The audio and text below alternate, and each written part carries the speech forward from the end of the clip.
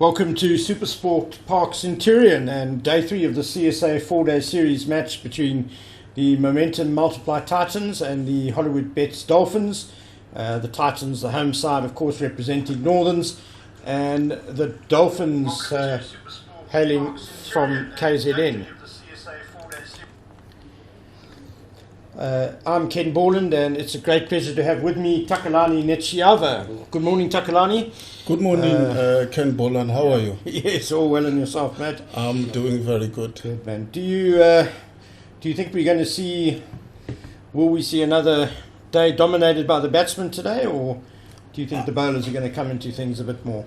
I think, being day 3 of the match, I think today we'll start seeing maybe some batsmen losing their wickets. I'm expecting a bit of cracks in the pitch, so maybe the bowlers can get some of the batsmen out today.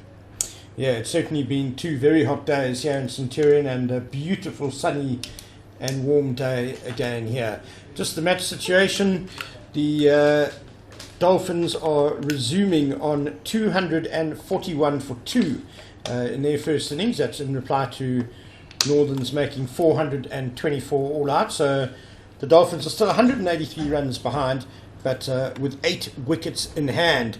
And Ervia, the opening batsman, who's on the fringes of the Proteas Test side, he's there on 103 not out, with Marcus Ackerman, the Dolphins skipper, on 7 not out. The men out: Bryce Parsons for 78 and Keegan Peterson for 41. We're about to get underway here at Centurion. It looks like it's going to be Junior Dala who is going... No, not Junior Dala. Komani bowling the first ball of the day to Marcus Ackerman.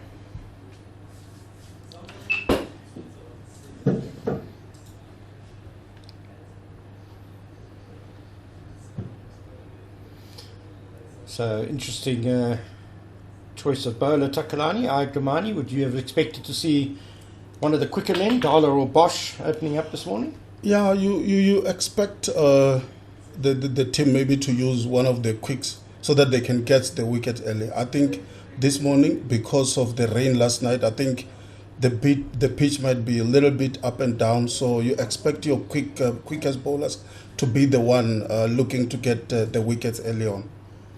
Yeah, Northerns will certainly be hoping that overnight rain has spruced up the pitch a bit. Marcus Ackerman getting back to ball for the first time today after leaving the first delivery.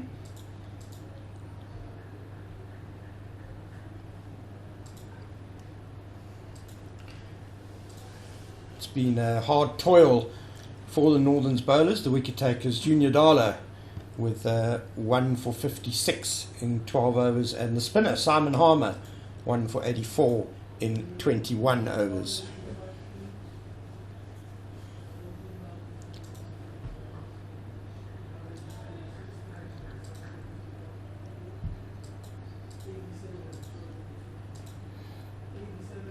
Komani, who is not out and out pace, but he's got zip to him.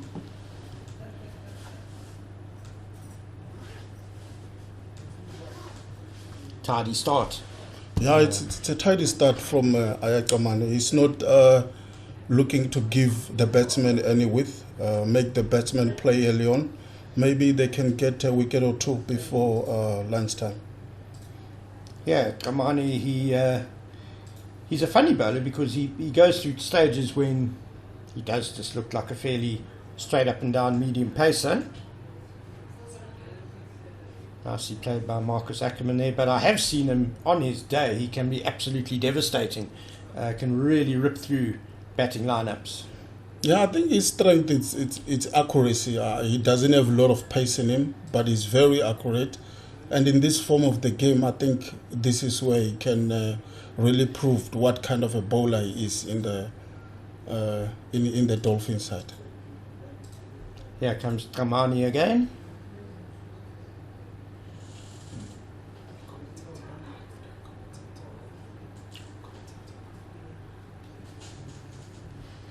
So, the end of the first over of the day. and made an over by Komani. 72 overs bowled now, so presumably the Titans are keeping Bosch and Dala back for the second new ball, which will be available in 8 overs.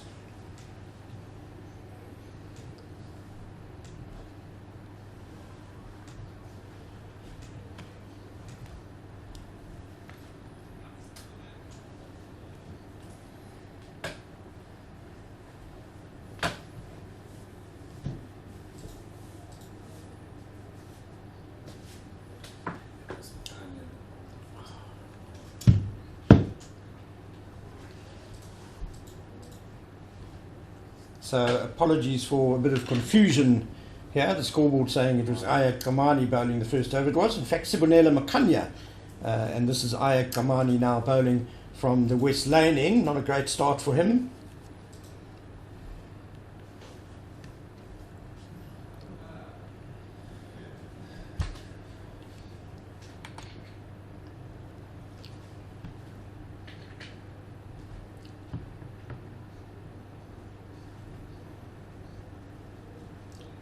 Just see the ball keeping pretty low there.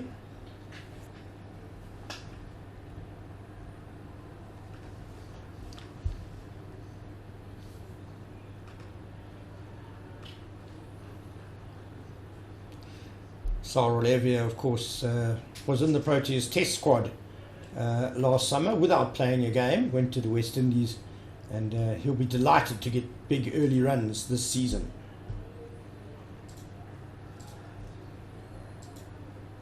Not going to be tempted early on to go for those wide deliveries from Komani.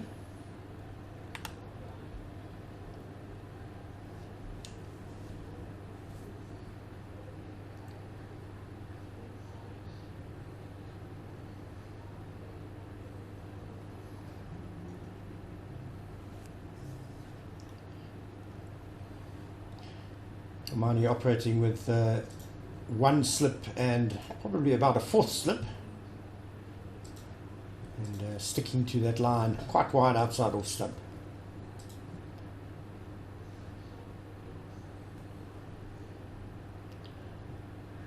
Of course, Northerns will be chasing wickets. Their lead at the moment is 182, and if they can maybe get a 70 or 80 run, be chasing wickets. Their lead at the moment is 182, and if they can maybe get a 70 or 80 run first innings lead, then Takalani, there might still be a bit of hope for a result in this game. Yeah, let's hope so. Let's hope we get the results in this game. A bit closer to the stumps this time from Komani.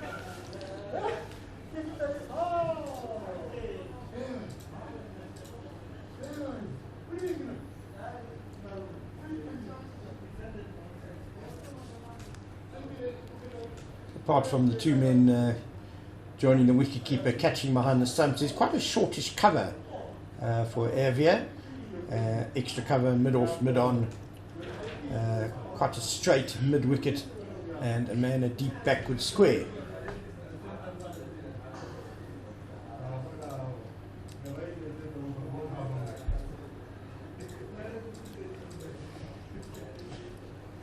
Ervia will be happy to get some bat on ball this morning.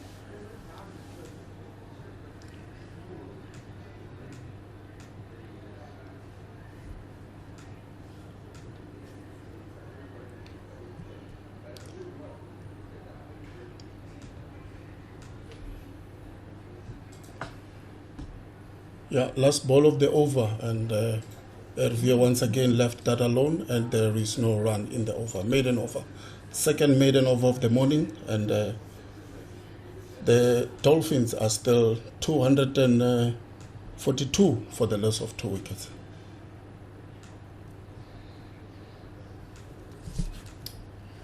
Yeah, so Ervia and Ackerman just playing themselves in, as you do in the morning. It's a clear skies day, pretty warm, not the sort of day when you would expect there to be much swing or movement off the pitch. But Takalani, you mentioned the possibility earlier of perhaps some cracks starting to open up on the pitch And Supersport Park, of course, known for a bit of inconsistent bounce as the game goes on.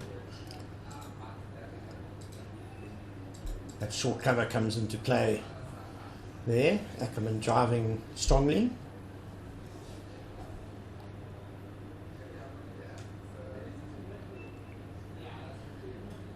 Sibonela Makanya began his career very much as an all-rounder, very talented batsman. His bowling has taken a little bit of a back seat lately.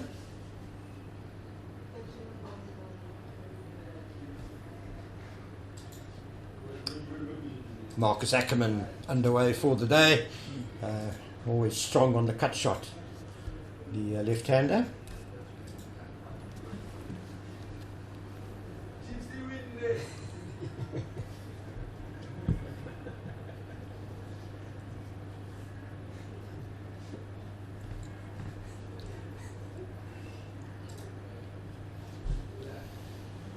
Of course, Northerns will enjoy having two left-handers at the crease, just makes it a bit easier for the bowlers.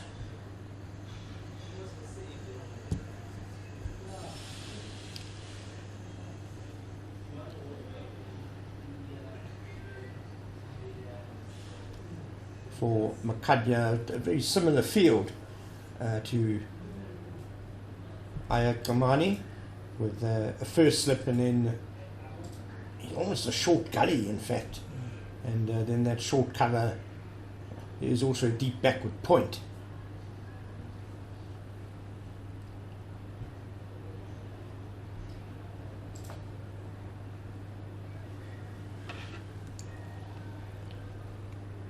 Yeah, once again, the batsmen not looking to take any risk earlier on, playing a very conservative cricket, trying to keep their wickets and see how the pitch plays as the day goes.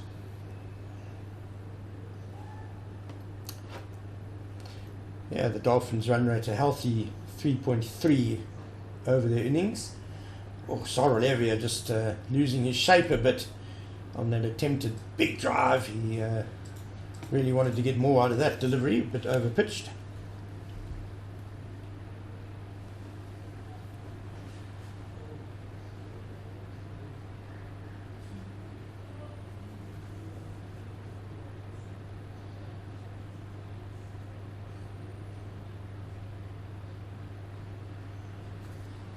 Better length by Makanya.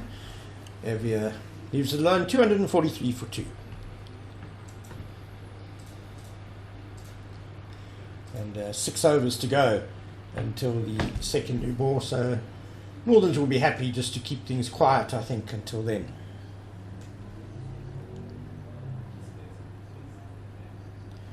It's going to be Komani continuing from the West Lane end, where there was a bit of extra bounce earlier in the game from this end for the bowlers.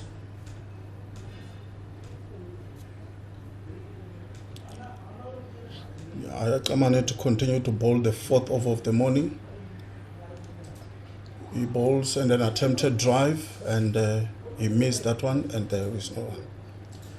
Oh, Ackerman will be angry with himself for being drawn into that shot. It was very wide. And Komani veered off in a bit of excitement there. I think he thought that was very close to getting the edge.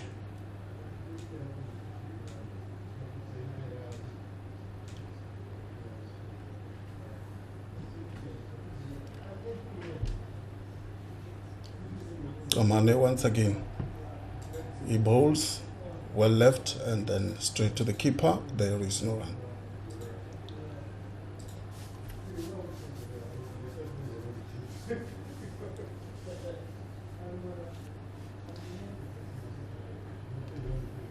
The presence of the short cover perhaps indicative of Northern's hoping for the pitch to be a little too paced, a bit of inconsistent bounce, maybe a ball stopping and a drive popping up to the man there at short cover.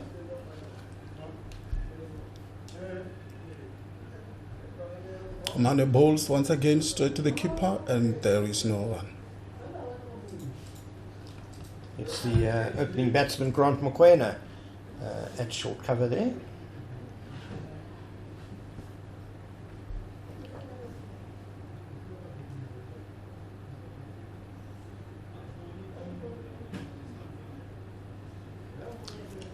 So we've mentioned from the Northern's point of view what they're going to be trying to do today. Takalani, the KZN side, what will they be aiming for today to try and force a result from this game? Yeah, I think they will love to deal with the deficit first, and while we do that, Komani got the wicket, the first wicket of the morning, and it's Marcus Ackerman who's out, bowl Komani this morning. Yeah, caught behind. The Northern's bowlers have been very disciplined with that line just outside off stump, and Ackerman eventually just couldn't resist. It wasn't the big drive this time, it was just a bit of a defensive push. But Komani, his perseverance paying off there. Marcus Ackerman caught wicketkeeper Klutter, bowled Komani for 8 off 26 balls, and the Dolphins are 243 for 3.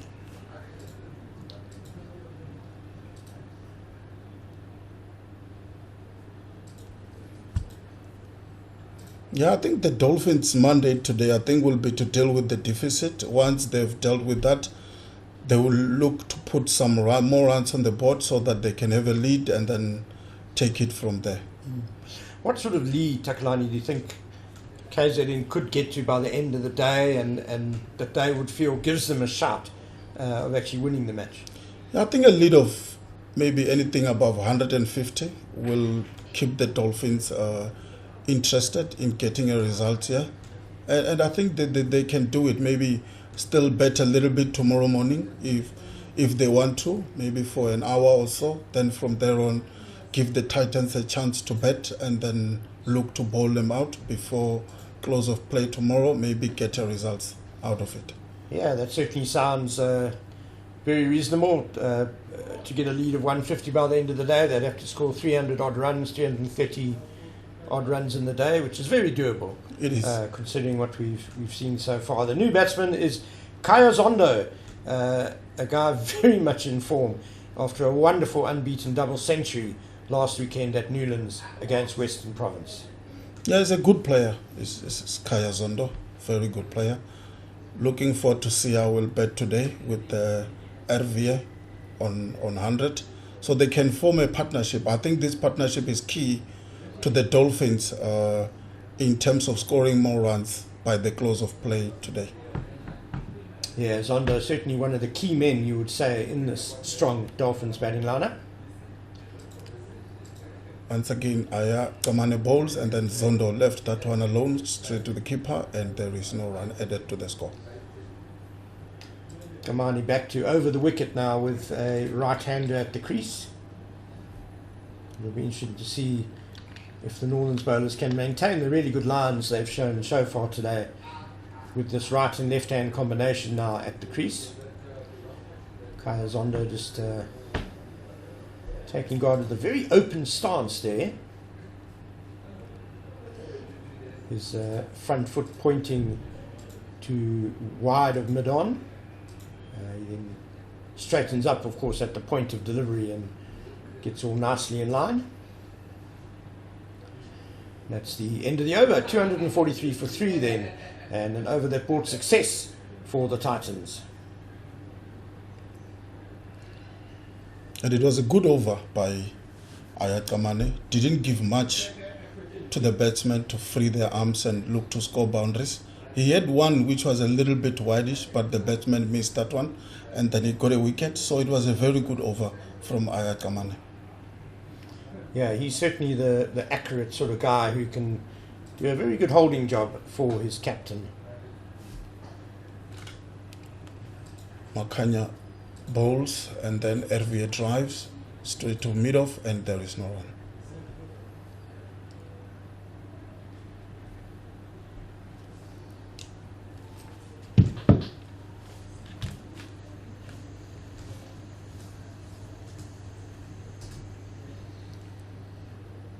Position from the Titans. Sanel Ervia is a very good driver of a cricket ball, and if he doesn't get it right, that's sort of a wicket taking positions that the Titans have there.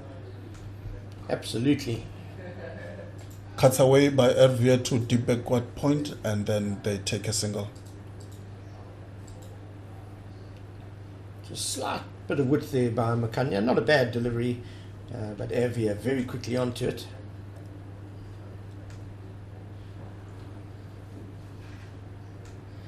Yeah, Sanel Ervia is an offside player. He will look to play his cut shot. He will look to drive on the offside. Yet he might score some runs on the leg side, but most of his runs comes on the offside. He's very good on the offside. Sanel Ervia. Yeah, he's sort of your classic opening batsman type.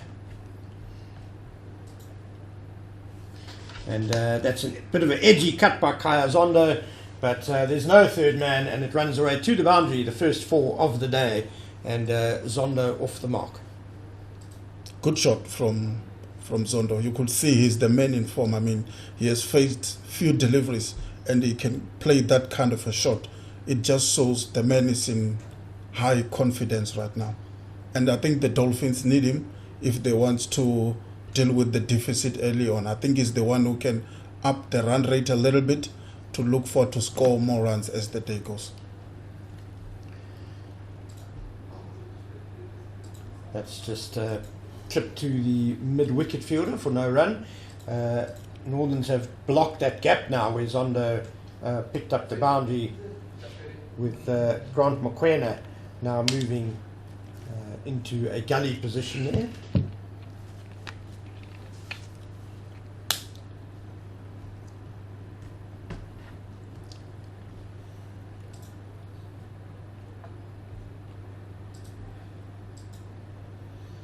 That's not the greatest delivery Sibonele Makanya has ever bowled in his career. Yeah, interesting that the Titans only have 2 fielders on the leg side for Zondo. That was a mid-on and mid-wicket. So if they bowl anything short, Zondo can just pull that onto the leg side and it's going to go to the boundary because there is nobody there, just an open field. Yeah, and he is strong on the pull shot, isn't he? Definitely. Shortish man, and as most shortish guys are, very good off the back foot. And Komani is going to continue from the West Lane end, wicket taker in the previous over, and he'll be bowling to Ervia on 104 not out.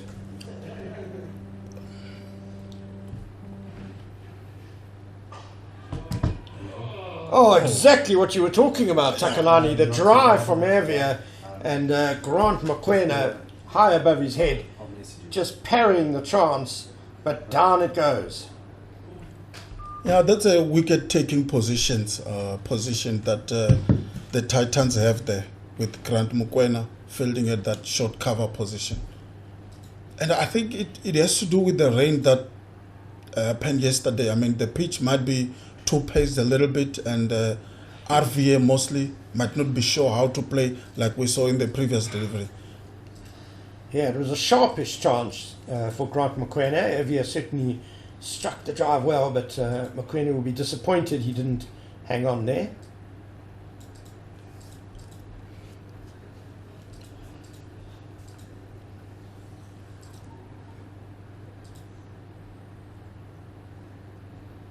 As you implied, Takalani, Ervia strong on the drive, and so he likes playing the shot, and a classic case sometimes of where your strengths can also sometimes be a weakness. 100%.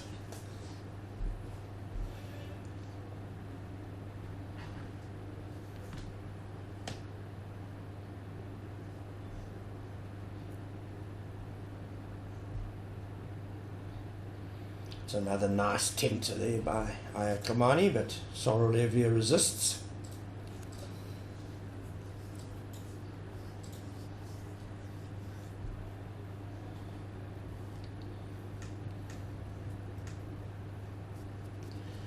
Dolphins still 176 runs behind.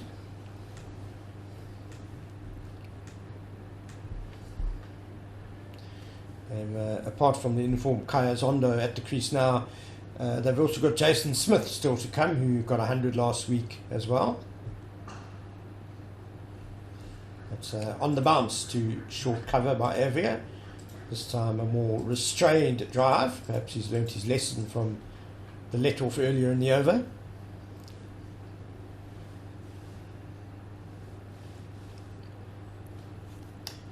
And just on that Dolphins batting lineup, also Ruan de Swart, who of course used to play for Northerns before going down to Durban, and really doing very well for himself as an all-rounder, and he's certainly a very useful batsman as well.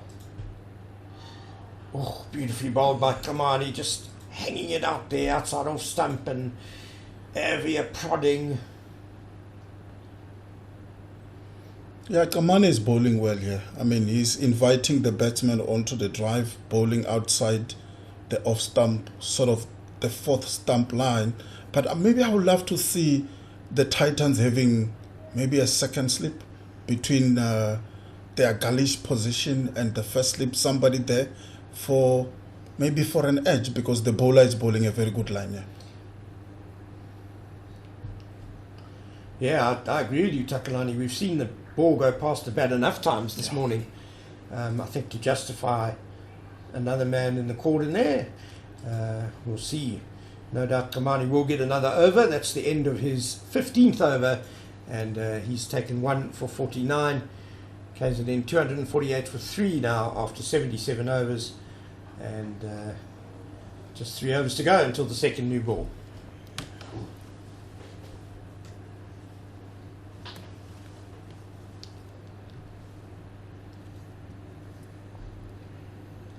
Sibonela Makanya is going to continue from the Henops River end.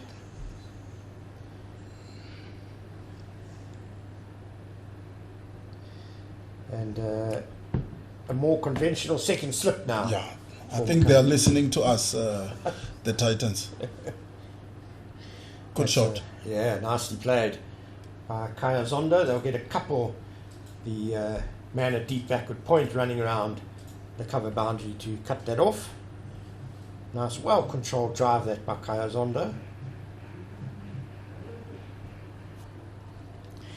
And the 250 up for KZN. It's taken 4 hours and 473 deliveries.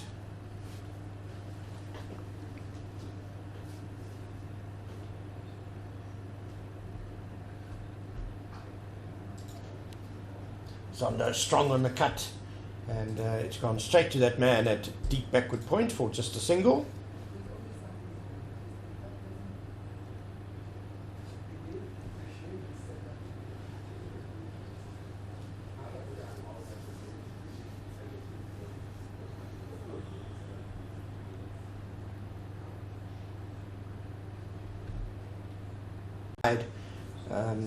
Gullish sort of short gully sort of position, and the short cover catching, a deep backward point, a cover mid off mid on, and a straight mid wicket, as well as a man on the fine leg boundary.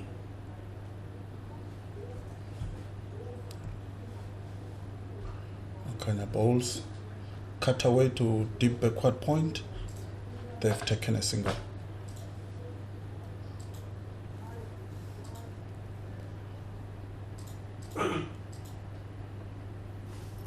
After a very conservative start, the Dolphins are looking to take the ones and twos more often to try and keep the scoreboard ticking. Yeah, they don't want to get bogged down, especially with the second new ball coming soon. But that being said, always important to play yourself in on a new day, even though Cyril Ervia was already past his 103 not out at the start today. He's experienced enough to know that he really is starting the day on 0 again.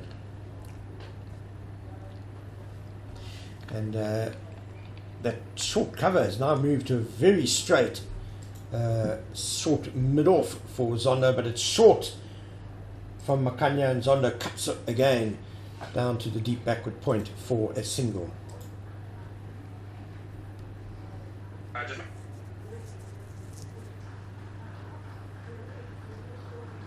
And Kaya Zondo, a milestone for him.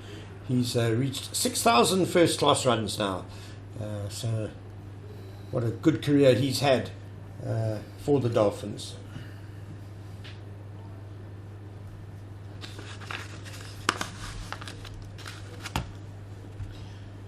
And that's going to run down towards the third man boundary. There is no third man. So that's 4 runs for Ervia.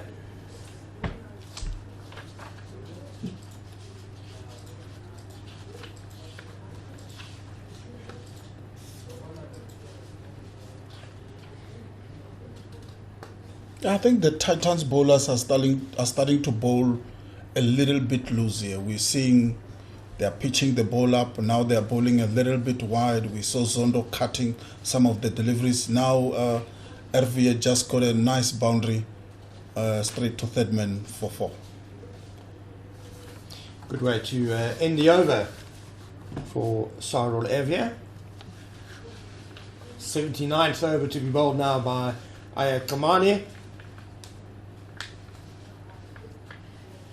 Just Zondo's first class career.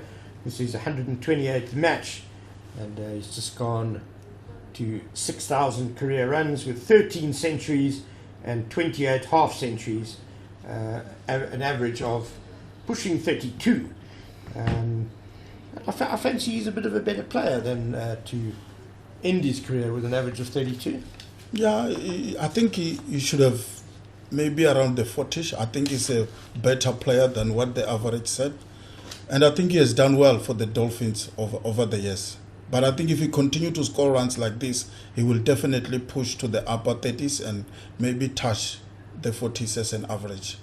Certainly got it in, yes. The delay is as Captain Neil Brand and Komani just adjusting the field, bringing in a traditional second slip. Beautifully bowled by Komani. There was a bit of late movement and totally deceiving the batsman, shouldering arms and losing his off stump. Yeah, it was a good delivery. Good delivery from Komani.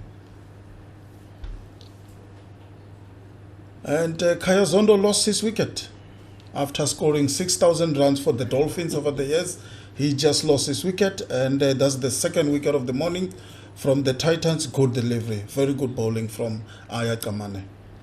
Yeah, Zondo gone for 8. And wow, that was a real misjudgment by the experienced batsman. I fancy it was just enough movement there by Komani. The batsman expecting it to pass harmlessly outside the off stump, but a misjudgment indeed. So, KZN 257 for 4. Yeah, I think Zondo there was trying to leave the ball on length, and we spoke about maybe the pitch being too paced because of the rain we have got last night, and he loses off stump. So Jason Smith, the all-rounder, is coming to the crease now for KZN, the former Cape Cobras man who moved to Durban, and also coming off a really good innings last week, a century against his former teammates down at Newlands. But what a great double strike this has been by Komani. Just what Northerns wanted just before the second new ball. And Ervia, of course, still there for the Dolphins on 109 not out, and very much the key man now. Yeah, I think when the new ball come, we're going to have a crack of a game here. You look at the guys like Junior Dalla coming to bowl. The Dolphins have lost 2 wickets already in the morning. So it looks like the Titans are on the charge here. And we thought the Dolphins are in a better place when you look at the Ervia batting very well, Zondo in form, but they've just lost 2 wickets already in the morning. Yeah, Northerns will be absolutely delighted with how things have gone today so far. In just over half an hour of play that we've had. Play, of course, starting half an hour earlier than scheduled today and yesterday due to a rather large thunder shower we had on the first afternoon. That's just turned to mid-wicket for no run.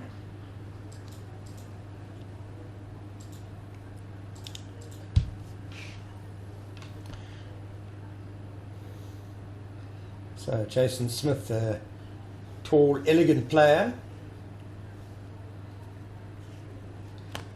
The field much the same for him. 2 slips, that short cover, a man at cover point, extra cover, mid off, mid on, mid wicket, and fine leg. Ooh, was there battle on that one? That's looping up behind square on the leg side. There's no one there to catch it though. And wicketkeeper Gian Klutter trots around to field. No signal from the umpire, so there was bat onto thigh pad there for Jason Smith, getting himself off the mark in slightly awkward fashion.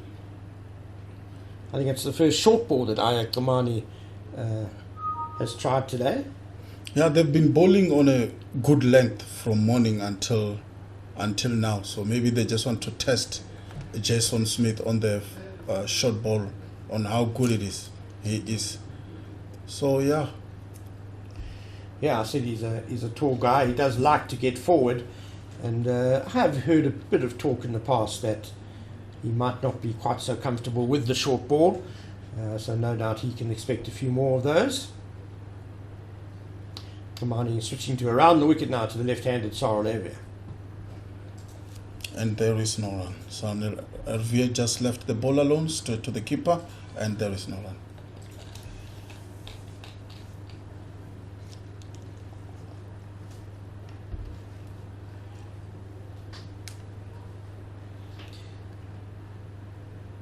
This potentially could be Komani's last over with the second new ball due.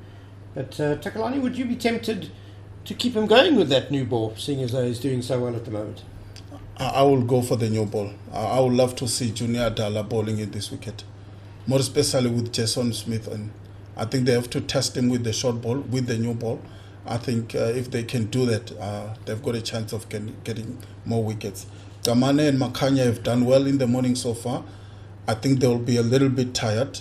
So get fresh bowlers in, get the fresh ball, and look to get this batsman out.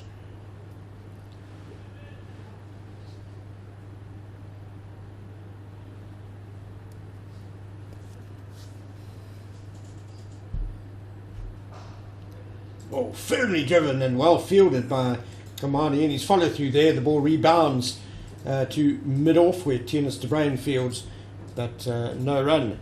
That was it will be Sibonela Makanya continuing from the Henops River end, and this is the 80th over, so the last over before Northerns can take the second new ball,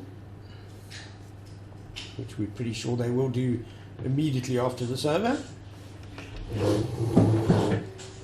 So just pushed towards mid-off for no run.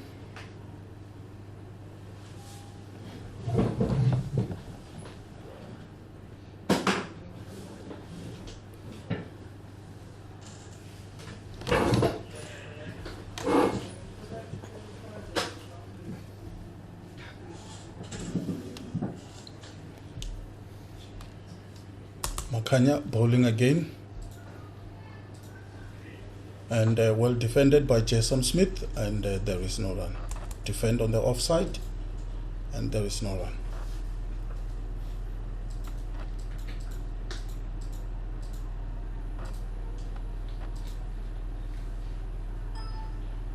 Two slips and a gully for Jason Smith. I think they're looking to get him out as early as possible.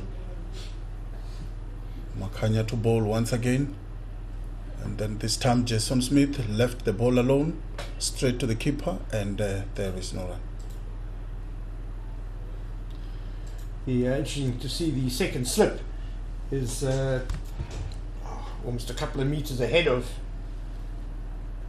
Tienus de Bruin at first slip Harmer, and it's quite a tightly it's quite a tight slip cordon. Yeah, I think they're quite close together. Yeah, I think the Titans think maybe the ball might not carry, so that's why they've got second slip there, very much sort of in front of first slip. So maybe they are worried the ball might not carry. Yeah, we certainly haven't seen too much pace and bounce on this third day pitch so far. Not much carry, it's generally keeping fairly low.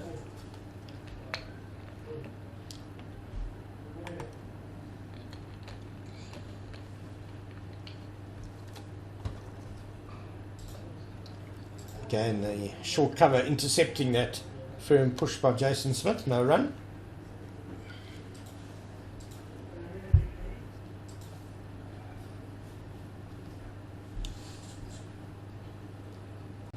6. Still the deficit for the Dolphins. Okay, and short cover coming into play, no run. And that is the end of the 80th over. 258 for 4, the Dolphins. The new ball is due. We'll just see who is going to get it.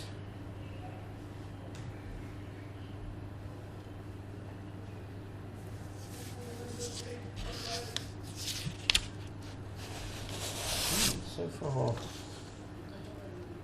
the old ball is still in hand, although Corbin Bosch is warming up quite vigorously below us. They're going to carry on with the old ball. This is interesting. Komani will continue. And, well, he's been going very well. 2 wickets this morning. So, obviously a case of keeping the form man on. 100%.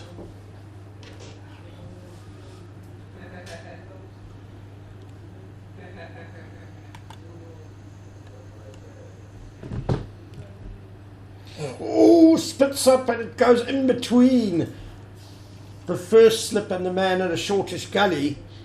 It went to ground quite quickly, but might have carried if there'd been a third slip. We spoke about maybe the second, third slip position there. I think they need a fielder there.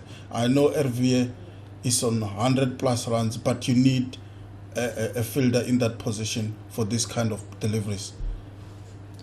Yeah, it certainly leapt a bit off a length there. A super delivery by Komani.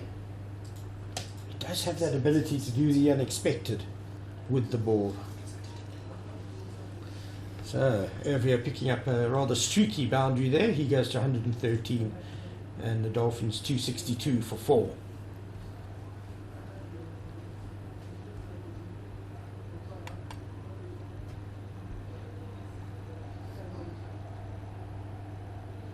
And they have now brought in second slip. Yes, and the short gully has moved into a traditional third slip as well. Is that a horse that has bolted? Oh no, it's just the cow train driving past.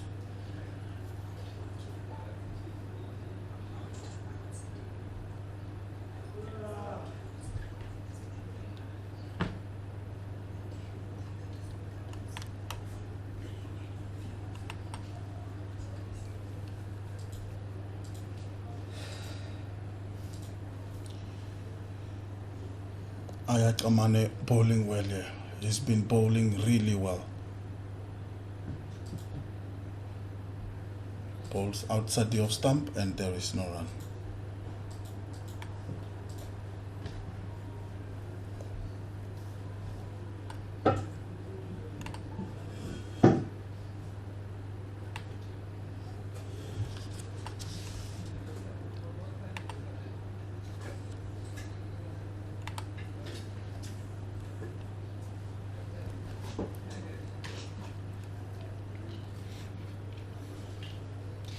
He's not the tallest man, Komani, but that allows him to be pretty skiddy, which poses dangers in itself. He's switched now to over the wicket to the left-handed Ervia. Just a change of angle, pushing the ball towards the slips, but well driven by Ervia. Straight though to mid-off, no run. Yeah, with 3 slips in, I think they're looking to bowl across the left-hander so that they can bring those 3 slips fielders into play.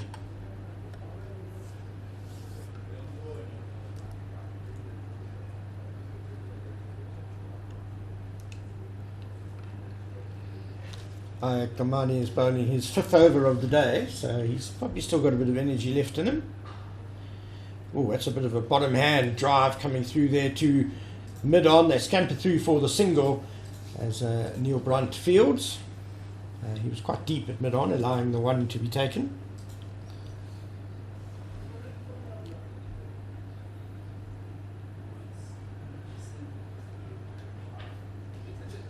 Yeah, bowling across the left-hander, anything straight. Cyril Ervia will look to play on the leg side like he did with the last delivery.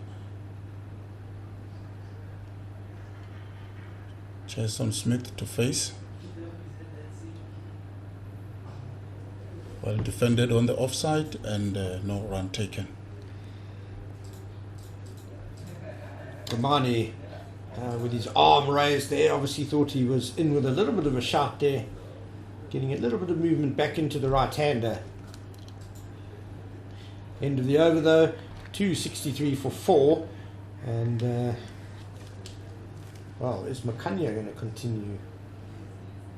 I suppose this old ball is keeping things quiet, and they've picked up a couple of wickets, so Northern's happy to keep going with what has worked so far. Makanya will be bowling his 6th over.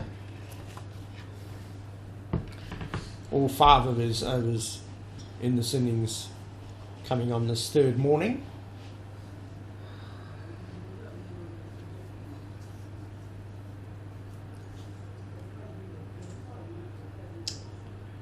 So Ervia to face with a first slip and a short gully and a short cover in place.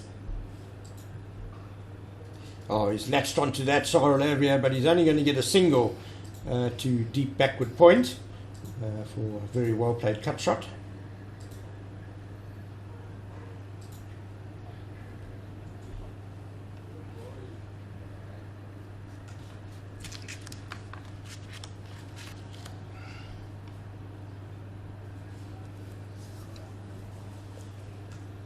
And now for Jason Smith, the short cover is still in place, and yeah, much the same field with that shortish gully. First slip is maybe more in a bit of a second slip position, Takalani? Yeah, I think it's a little bit wider from the wicket keeper. Short cover does the fielding, no run.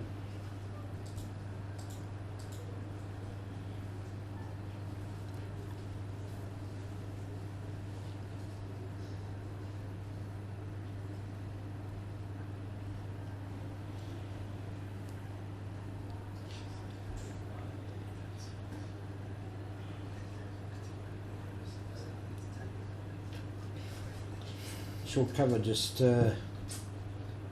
slightly changing position. Wicketkeeper Klutter being pretty precise with his instructions there. Edged and on the bounce to second slip, to that short gully rather. Smith got over the ball well though, that edge went pretty much straight to ground.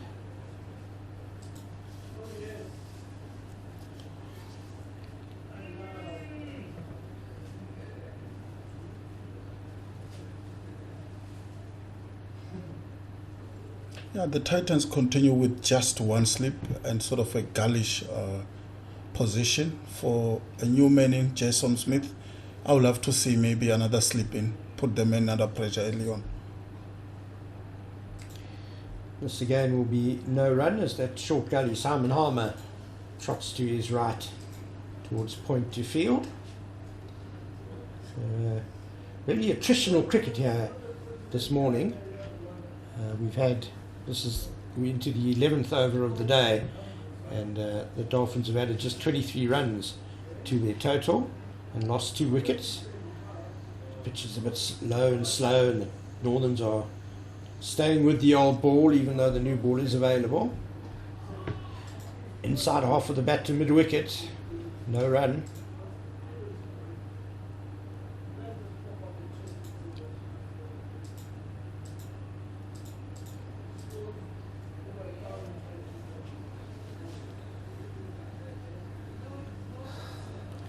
This gentle medium pace of Sibonela Makanya proving pretty effective in holding the game on this pitch.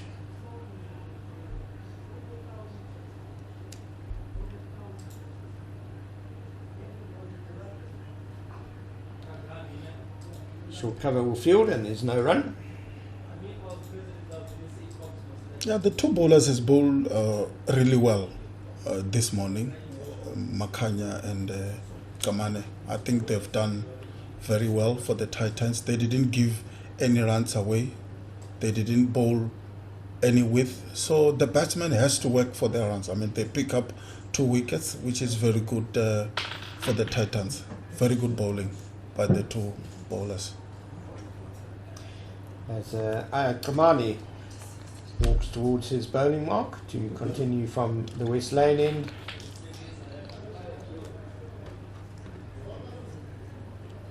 He'll be bowling to the left-handed Ervia, and it looks like he's going to go around the wicket. He's just making another adjustment to the slip cordon. It's almost like second, fourth and fifth slip that they've got in at the moment.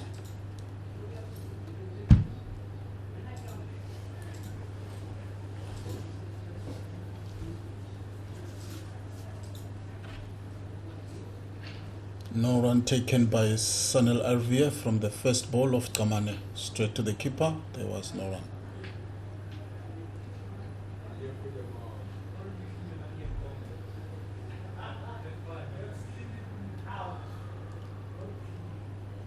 It's been a good plan this by Northerns this morning, and the field setting backing up the plan well. Once again, second ball left alone by Sanil Ervia, and he hasn't taken a run. With the deep backward point in place, it's giving the bowlers that protection, allowing them to keep a consistent line outside off stump. And of course, Ervia is strong on the cut shot, so it's also meaning that he's been restricted to singles when he does get hold of a cut so far this morning.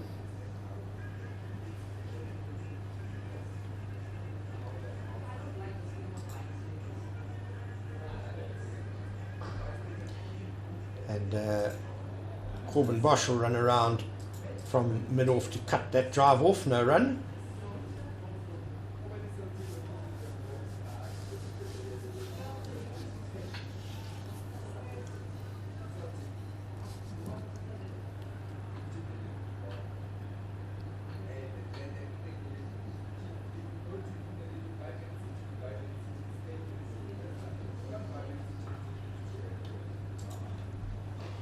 Lovely drive by Ervia, but he can't beat the man at short cover.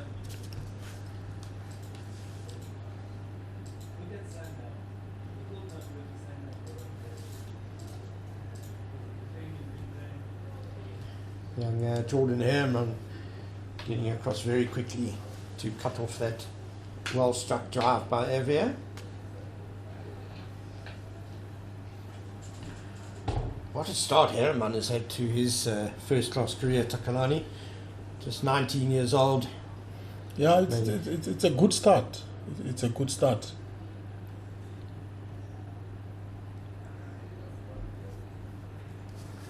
Yeah, Herman in just his third innings making his maiden first-class century on the first day. Yeah, and that comes after 2 half centuries in his debut match last weekend against the Eastern Province Warriors. So 3 decent attacks that he's making big runs off already.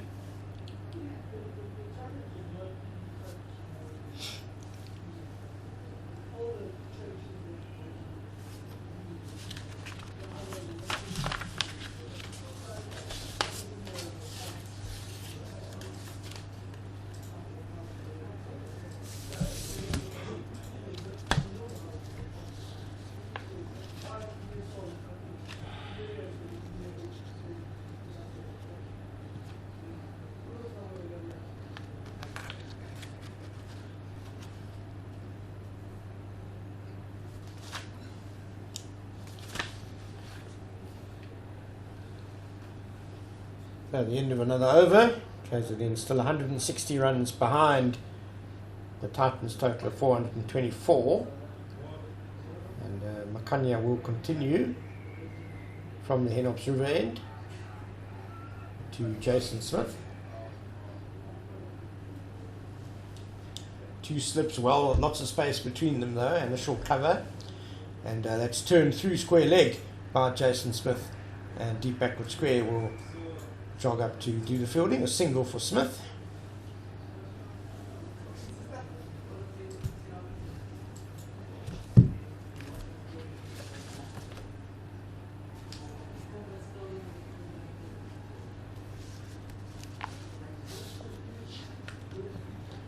Just talking about strong attacks, it looks like Titans will only come up against the Central Gauteng Lions in March next year, and that's beaten the bowler, but mid-on runs across to field and there will be no run.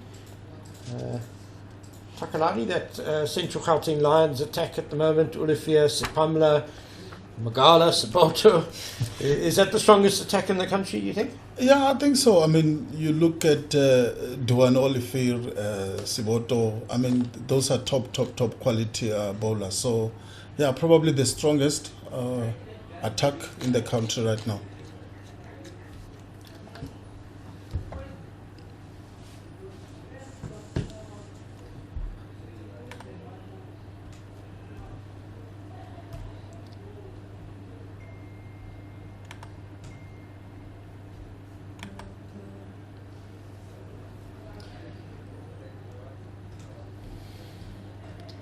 And speaking of those Lions and their strong attack, they are on the verge of wrapping up victory in Gqeberha. Oh, beautifully bowled by Makanya, just moving across the left-hander, so close to the edge of Ervia's bat there. Yeah, good delivery, Makanya. And the ball carried well to the keeper, really. It was a good delivery. And Sanel Ervia almost got an edge on that one, straight to the keeper. Yeah, so the Lions only scored 170 batting against the G-Bets Warriors, Eastern Province, as that's going to be fielded by mid-off for no run. But they're on the way to winning by an innings, would you believe, because the Warriors are 52 for 9. Yeah, it's pouring wickets. The 96 runs first innings, and then second innings you are 52 for 9. Really, it's pouring wickets. They, like we said, the bowling attack of the Lions, it's very good. That's nasty, tripped off the toes by Ervia, the man at deep backward square. Komani will run around and keep it down to just a single, though. Yeah, we saw Luto Sapamla take a career best 6 wickets in the first innings, and Sasanda Magala has got 6 for 28 at the moment down there in Gqeberha. And it looks like that's going to be a drinks break here at Supersport Park. So the Dolphins 266 for 4 after 84 overs. They're still 158 runs behind. They began the day on 241 for 2. So it's been a very good first hour for Northerns, who began by getting Marcus Ackerman, the Dolphins captain, caught behind by Gian Kluter by off the bowling of Ayat Komani for just 8. And Komani then claimed a big scalp of Kaya Zondo, shouldering arms, and bowled for 8. Opening batsman Cyril Ervia is still there on 116 not out, and Jason Smith on 2 not out. Takalani, that first hour, Northern's very happy. Yeah, I think it belongs to the Titans, really. They pick up Zondo, the key batsman in the Dolphins side. They also pick up the captain. And the Dolphins didn't score a lot of runs to threaten the deficit. So I would say really the first hour belongs to the Titans. They've been bowling well, no freebies. They're bowling good line and length. Anything that was pitched off was sort of a way to search for a wicket, because they were having a short cover in. So yeah, everything for the Titans has gone to plan so far. They've done very well for themselves. Yeah, as usual, if you stop the runs from coming, you create pressure, and that more often than not leads to wickets. So 13 overs bowled today, and KZN have managed to score just 25 runs in losing those 2 wickets. The bowling figures at the moment, well, we've only seen 2 bowlers bowling today, and that's Ayat Komani, 17 overs, 18 overs, and he's got 2 for 56. and Sibonela Makanya, who doesn't bowl that often anymore, but good to see him at it and doing a great job. 7 overs for just 18 runs.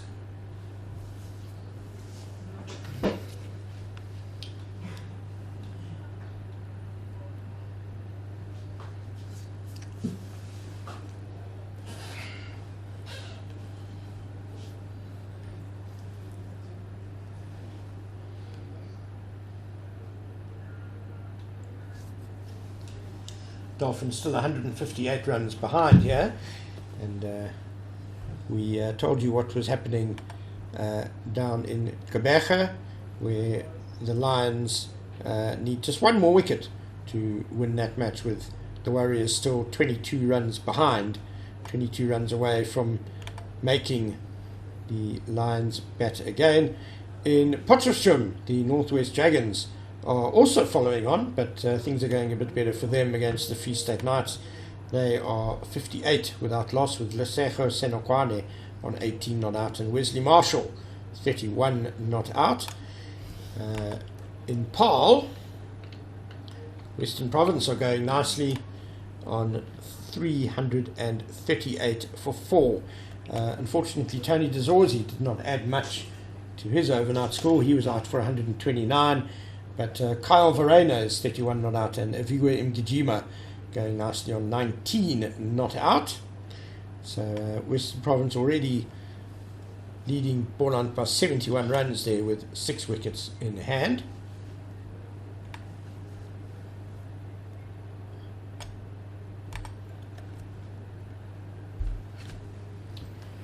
And here at Supersport Park, Komani is going to continue.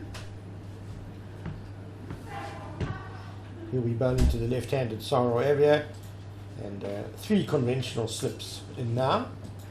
A short extra cover, mid-off, and a more conventional extra cover as well, mid-on, a straightish mid-wicket. Here's Komani. Again, that tempting line full outside the stump.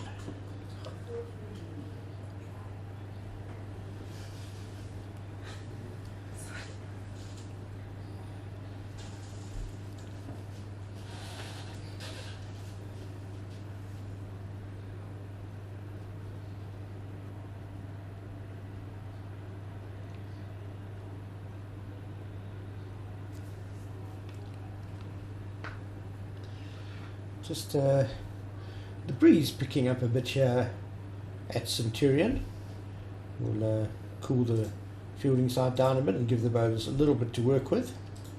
Komani pulling his length back there, but a very similar line.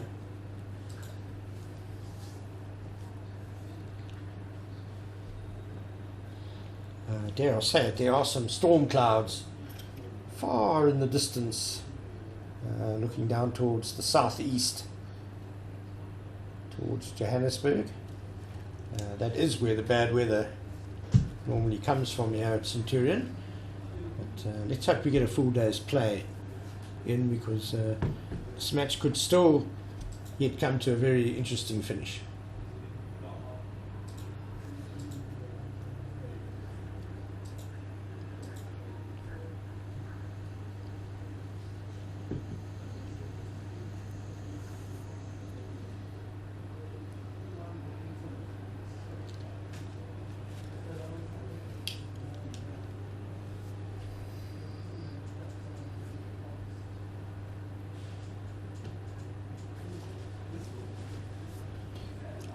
Komani to bowl the 4th over, the 4th ball of the over, coming around the wicket to Sarel Arvia. He bowls. Sarel Arvia drive, straight to extra cover, and there is no run. That was in the air for a long time and got to extra cover on the bounce. The Titans were certainly interested for a moment or two there at the possibilities of a catch.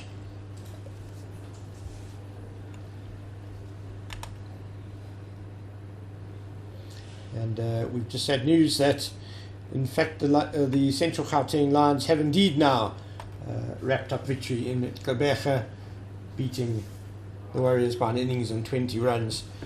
Eastern Province 96 and 56 all out in that game.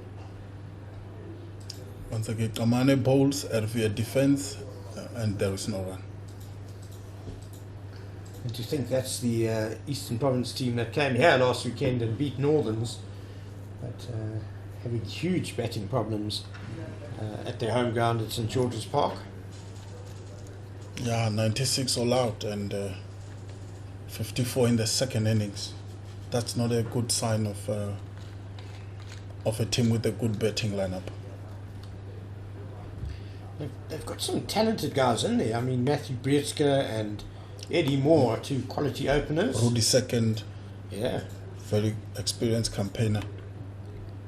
Sinatemba Tesile, young wicketkeeper. Yeah, very talented batsman, Kachile. Just short of a few runs so far this season. Let's hope that he comes right quickly. Diego Rosier, a very talented guy who played really well, getting 80 odd against the Titans last week, but a pretty miserable game this time out. In fact, he made a pair. He was bowled in the first innings by Luto Sapamla, and then bowled by Sasanda Magala in the second innings also for a duck.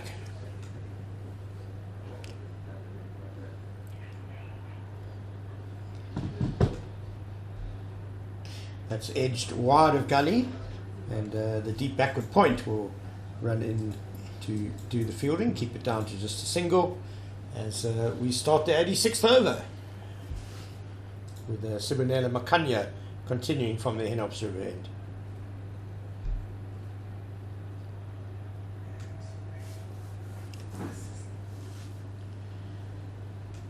Takalani, do you think that the Titans are maybe waiting to frustrate Sarul Ervia out, and then once he's gone, maybe they'll take the second new ball?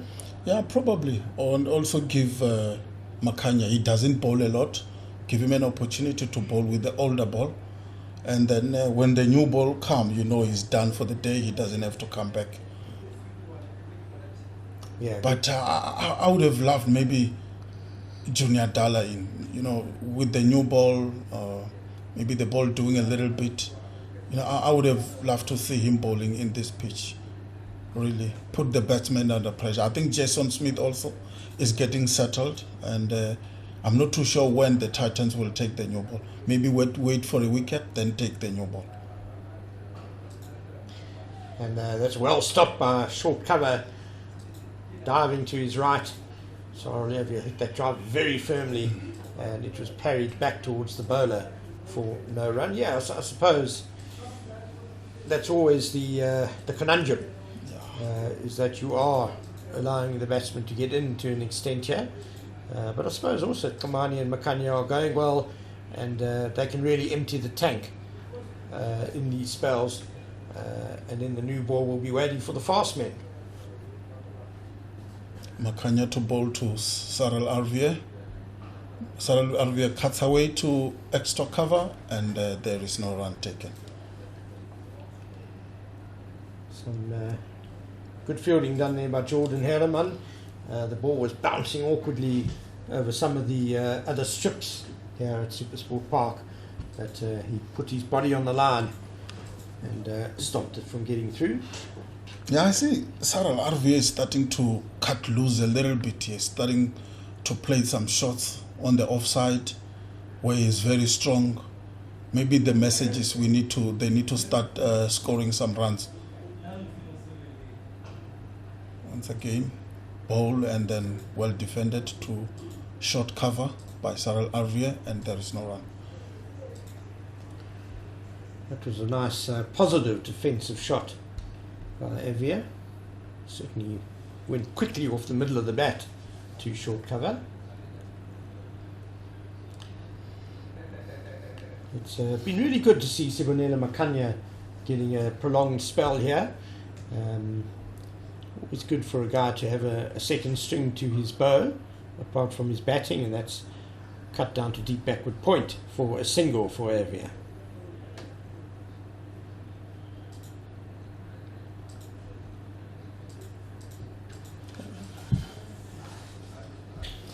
End of the over. 86 gone now, 268 for 4, and the Dolphins are still 156 runs behind.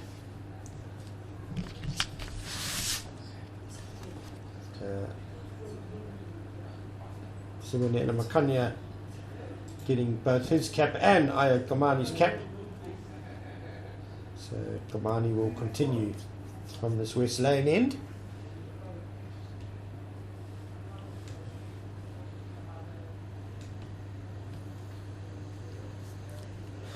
Bowling his 8th over, so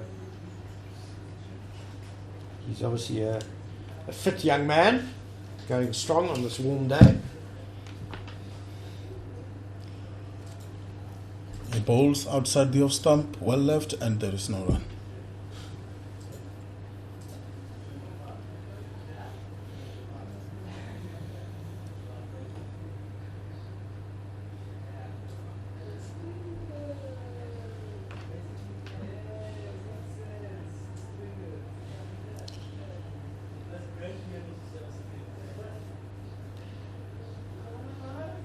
Komani with 3 conventional slips.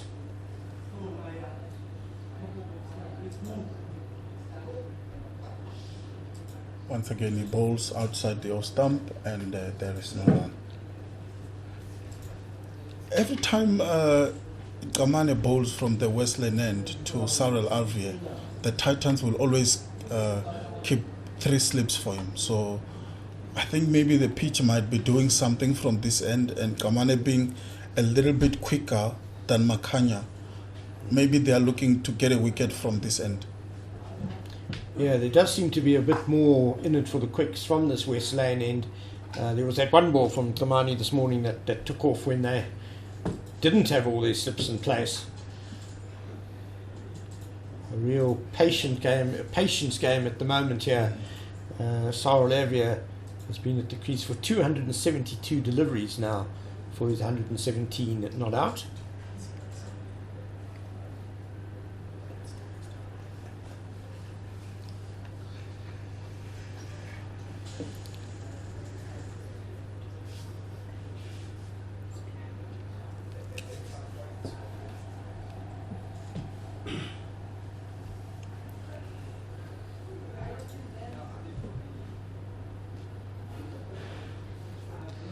Komani going wider and wider in this over, trying to draw Ervia into a false stroke.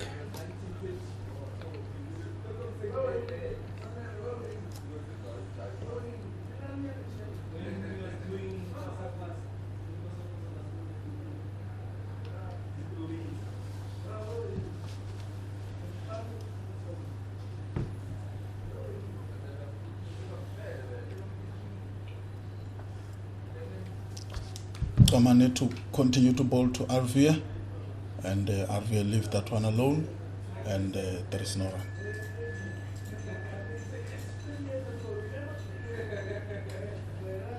Still 3 slips, short cover, extra cover, mid off, mid on, and mid wicket for Ervia.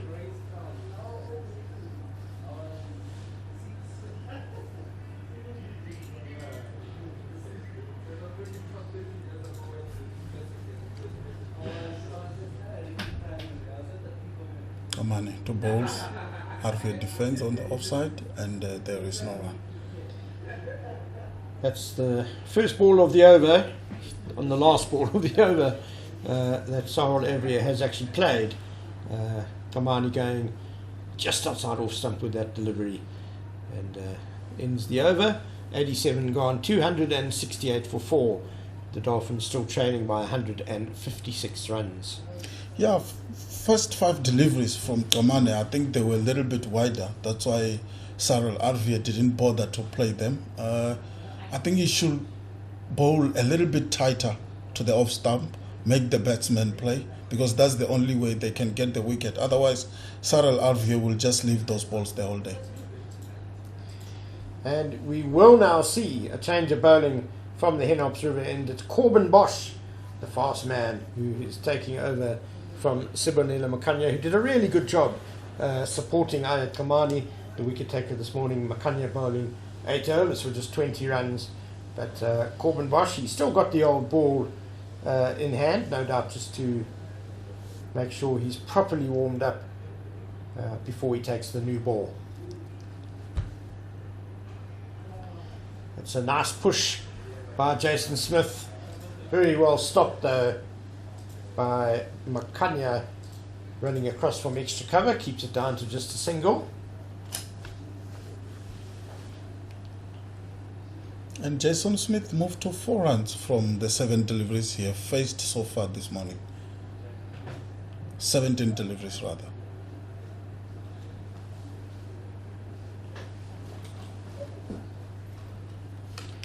So even with the extra pace of Bosch, with the old ball, it's much the same field as we've had for Makanya, with the first slip and then a shortish gully and a short cover. Turned away down to fine leg by Ervia for a single.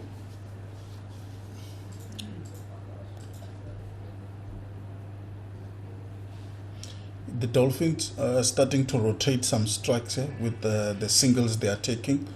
And with the left and right hand combination, I think it's going to mess with the bowler's line and length a little bit. So this is a good ploy by the Dolphins to take some singles and then continue with their scoreboard ticking.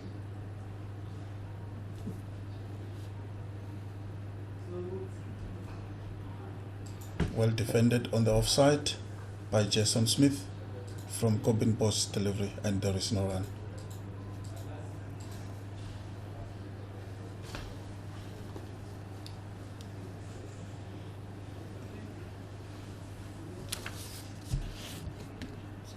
Bit of activity going on at Supersport Park today. Nice to see some people in the ground. There's obviously some function going on at the far end of the ground, the Henopsruwa end. Oh, that's nicely played by Jason Smith. Clipped off his toes, and that goes between mid-wicket and mid-on all the way to the boundary for his first 4 of the day. Takes him to 8 not out.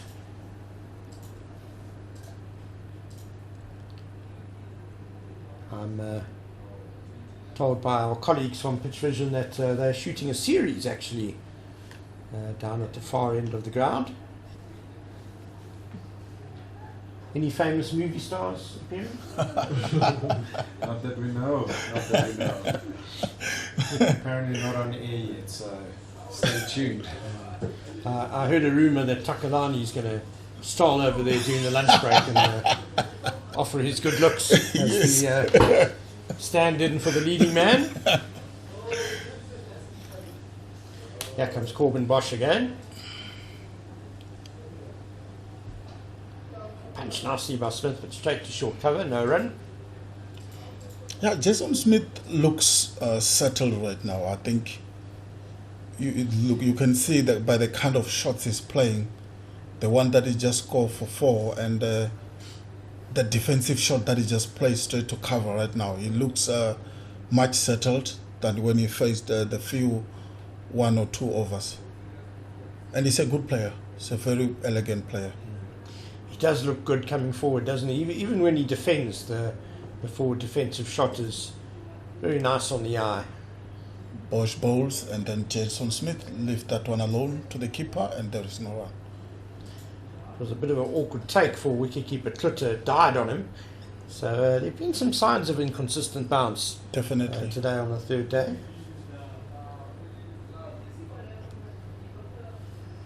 Dolphins still have to work hard here as the over comes to an end, because batting last, they don't want to have too much of a deficit on the first innings. It's 150 at the moment.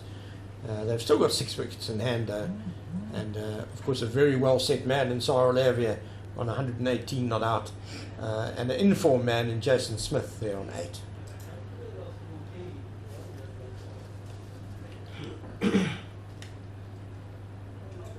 Komani is going to continue from the West Lane end. What a stout effort he's put in today. This is his 9th over on the trot.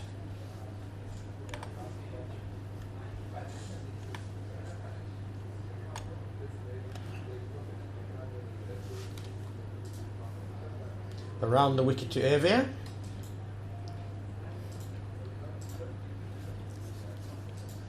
Komani, he's got a lovely long follow through.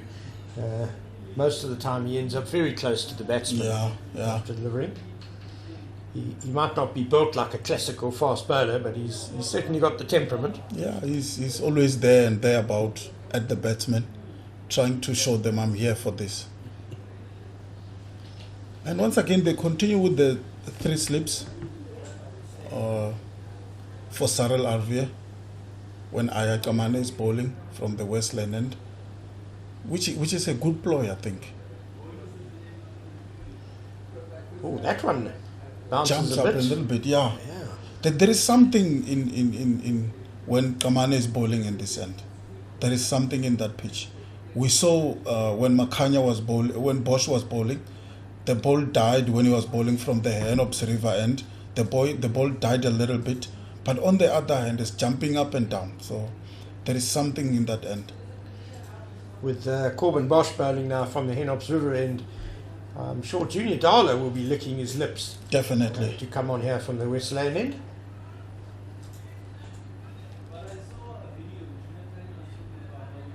Once again, Komani bowls straight to the keeper, and there is no run. So Junior Dala's out on the deep square leg boundary at the moment. Hasn't been involved at all this morning so far. I don't think he's fielded. But I think we're both really looking forward to when he comes on to bowl. Komani's second and third slips are both a good couple of metres in front of first slip, which just shows you that this is not the paciest of pitches. Solid defensive stroke by Ervia, straight to short cover, no run.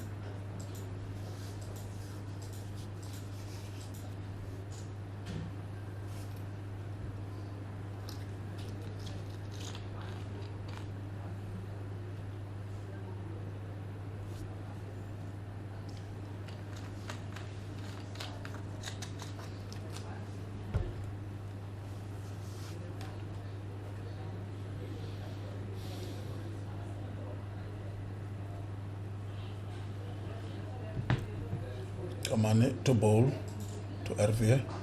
Ervia played a shot straight to mid-off, and there is no run.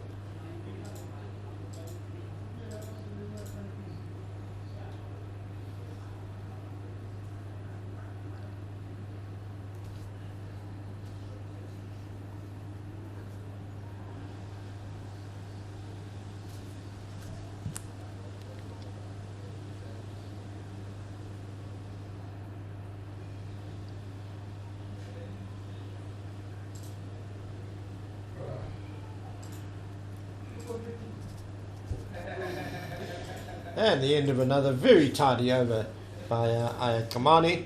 274 for 4 now after 89 overs. The Dolphins still 150 behind. Komani today has bowled 9 overs and taken 2 wickets for just 7 runs. It's an outstanding effort. Good bowling, very good bowling. He's not the quickest, but the line and the length that he's been bowling, it's been very good. Been troubling the batsmen. Some of the balls have been jumping up and down, more especially to Sarel Ervia. And Sarel Ervia couldn't get away. He was struggling against Komani. Yeah, Komani, he's quick enough. He's got that little, he's skiddy, he's just got that zip when his tail is up. Bosch now, nicely punched off the back foot by Jason Smith. The deep backward point will run to his right though and cut it off, keep it down to just a single.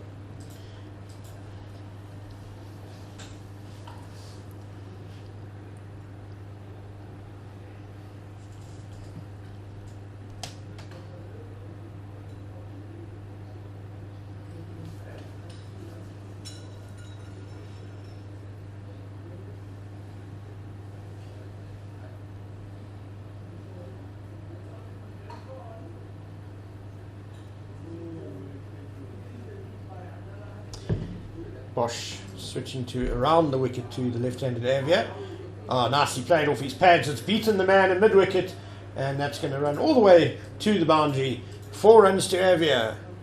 Yeah, that's a good shot. Good shot, Cyril Ervia. Corbin Bosch in the 8 deliveries he's bowled so far this morning just hasn't been able to settle on the right line, really, especially bowling both sides of the wicket.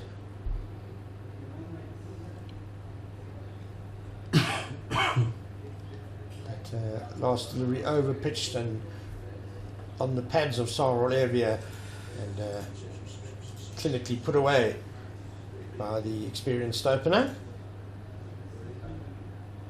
Oh, that one just squares Ervia up a bit off the outside edge. It goes along the ground to Gully. No run. Better length there from Bosch, pulling it back to back of a length and causing some problems for the batsman.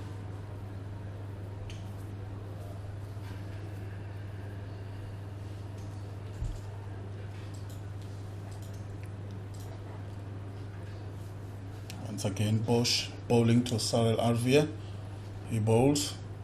Ervia left that one alone, straight to the keeper, and there is no run. That one bounced quite nicely. There was some decent carry there. Bosch probably warming up now.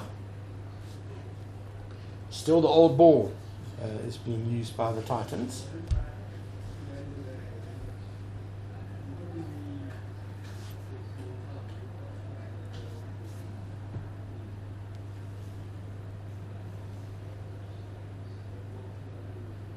Bosch to bowl to Ervia once again. He bowls. Ervia left that one alone and then straight to the keeper. There is no run taken.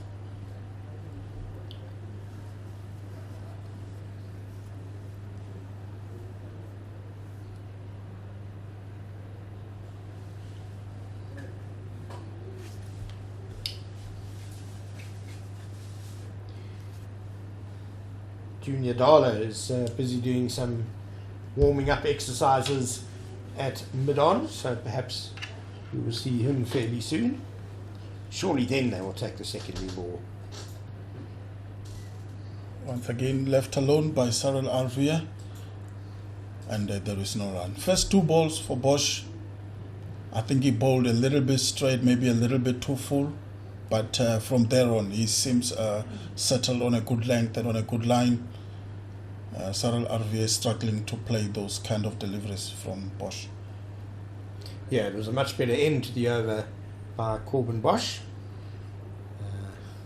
Rather an alarming sign has just come up on the scoreboard here at Supersport Park that the Titans are 7 overs behind, on 7 minutes over behind on the over rate. So that's something they'll need to keep an eye on. It looks like it's going to be improved immediately because we're going to have the spinner Simon Harmer coming on to bowl. So far he's bowled 21 overs, 4 maidens, 1 for 64. Not sure there's going to be too much in the pitch for him just yet. Not too much turn on the first 2 days. He's got Tennis de Brain in place at slip, and Grant McQueno's in fairly close at a short mid-on. There's a short fine leg, a straightish mid-wicket, a wide long on. Oh, met on the full by Jason Smith, and it is that wide long on who will run across and do the fielding. Just a single.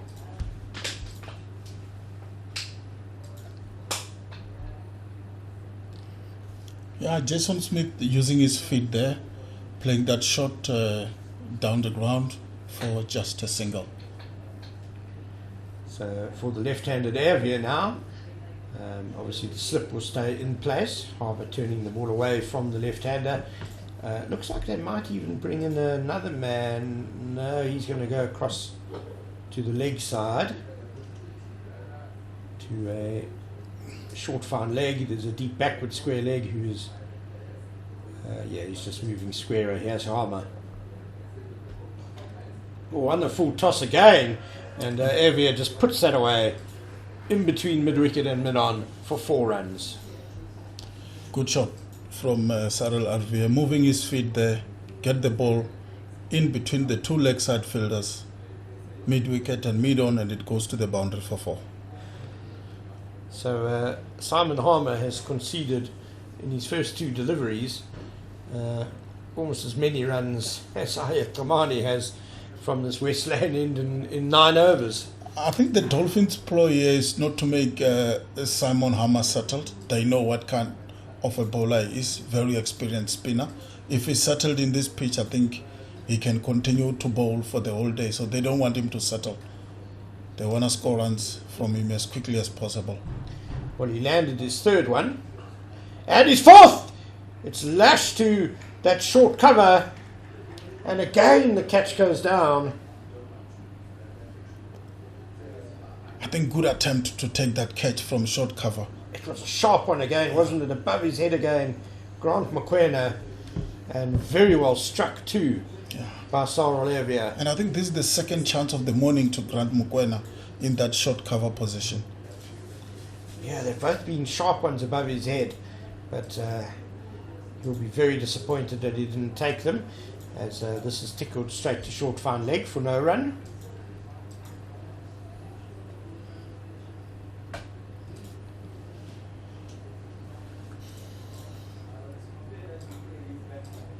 Jason Smith defends on the leg side, and there is no run. A little kick at the ground by Simon Harmer at the end of the over. The last ball of the over was the best ball. He found the right length and line there, but overall a disappointing over for the very experienced off-spinner. As the Dolphins cut the deficit to 139 now. They are 285 for 4. Corbin Bosch is going to continue from the Henops River end.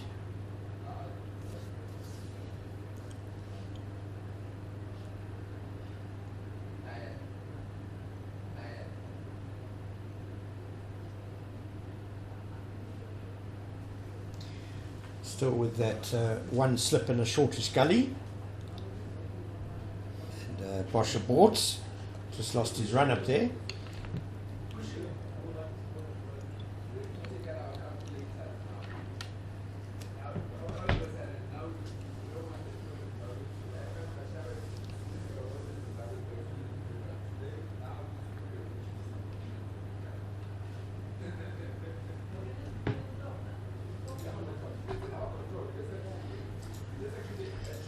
Good carry again there for Bosch. Well left by Cyril Ervia. It seems like Corbin Bosch is finding some gas in his bowling, finding a good carry to the wicket keeper. I still feel the Titans should have taken the new ball. With this bounce, Junior Dalla in, you expect some wickets. Once again left alone by Ervia, and there is no run. Yeah, I'm with you, Takalani. I think certainly when Komani stopped bowling, bit surprised they went to Harmer instead of Dala with the new ball available. Maybe they want to give themselves 2 bites of the cherry though, and with the lunch break just over an hour away, perhaps they want to have a little burst with the new ball before lunch, and then still have a relatively new ball after the lunch break as well.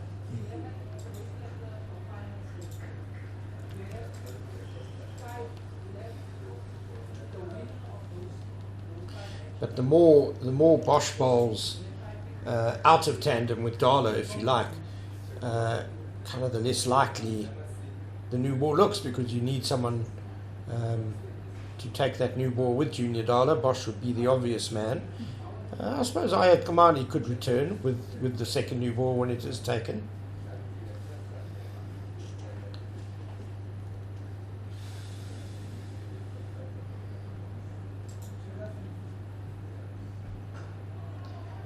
Pushed firmly to short cover, no run.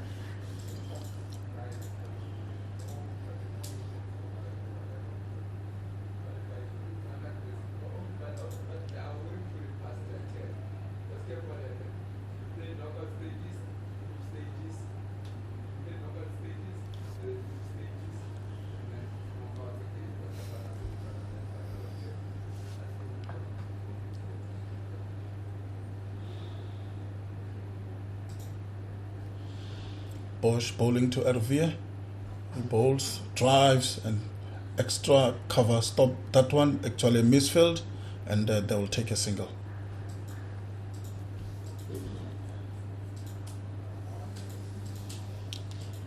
So Ervia certainly likes to drive, but he hasn't got much value out of the shot so far today. Yeah, he's not finding the gap. He's trying to drive between a short cover and extra cover, but those two field men are always cutting his shot off. And the two-pace nature of the pitch and not really coming on that well, also making it more difficult. That's Good shot on the leg side from Jason Smith. I think they will take 2 runs here. Yeah, they've taken 2 runs, and that was a good shot from Jason Smith on the leg side. So, end of the over, 288 for 4. The Dolphins now trailing by 136. Jason Smith has gone to 12 not out. Cyril Ervia is on 128. He will have strike now to the second over of the day from off-spinner Simon Harmer. He'll be hoping it is a bit better than his first over, which featured a couple of full tosses. There's a little conflab going on between Harmer, Captain Neil Brunt, and Siwunela Makanya.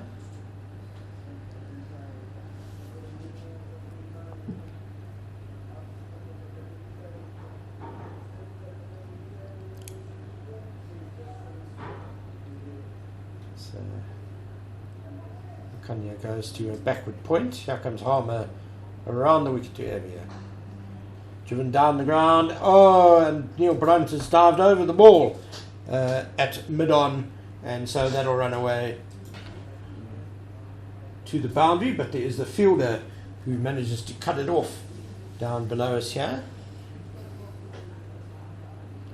So they managed to get back for 2.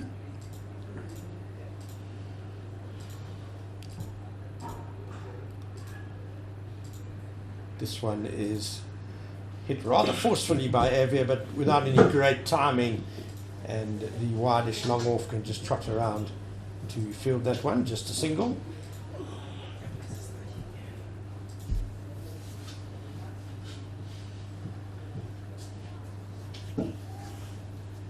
This partnership with 34 now between Ervia and Smith, who is on strike. That's the right line and length by Simon Harmer, bringing the batsman forward to defend. Harmer staying around the wicket to the right-hander as well. Smith down the wicket, but he can't beat the man at a straightish mid-wicket. No run.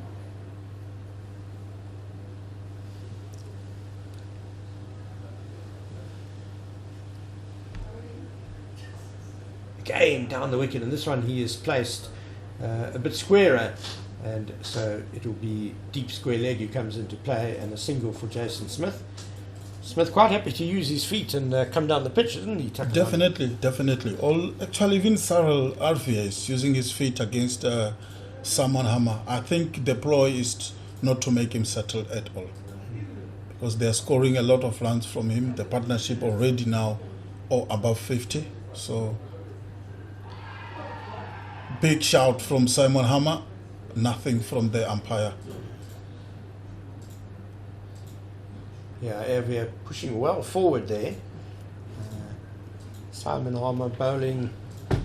It looks as if the wind is coming slightly into him and across, bringing the ball into the left-hander, from which the practice will be that, the plan will be that Harmer will then be trying to turn it away from the left-hander.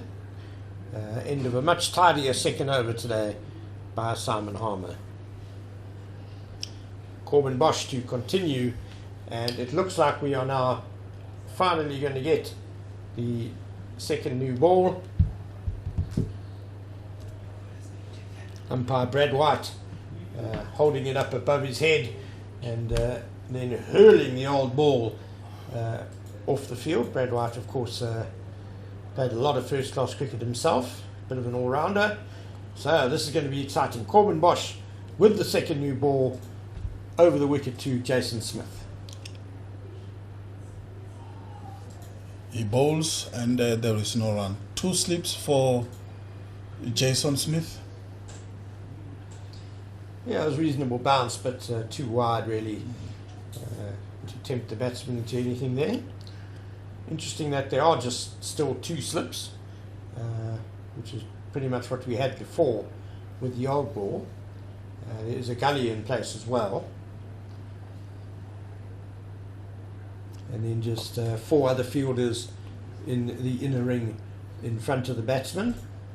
There's a deep backward point still. Oh, he's really reaching for that delivery, and he's edged it down to third man for 4. Really not in control of that shot, Jason Smith, and a streaky boundary for him.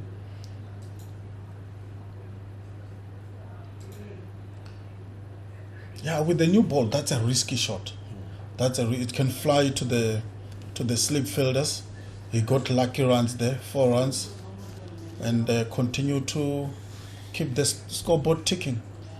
Yeah, he really had no business trying to play that delivery. It was well wide of him. Should have just left it. Here's Bosch again.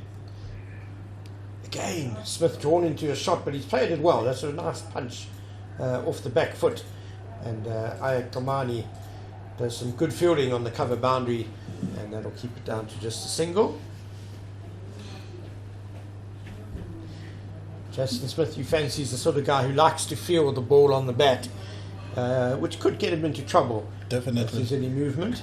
Yeah, I mean, he's playing on the back foot, trying to play the back foot punch, trying to reach the ball, trying to drive those kind of deliveries. And with the new ball, anything can happen. He can get an edge. But so far, so good. He has got a few runs off the new ball. Bosch over the wicket. Ervia cut over the slips. It was edgy, but no danger there by Sarel Ervia. It cleared the slips by a large margin and runs away for 4 runs. Yeah, he threw his bat onto that one, isn't it? Sarel Ervia. And he got his boundary. Yeah, the 40th 4 of the Dolphins innings, and takes them past 300 in the 94th over, and with 4 wickets down. So a solid batting display here by the Dolphins. They're still 123 behind, of course, but Sarel Ervia, their mainstay, he's on 135 not out now. That'll just run gently to mid-on for no run.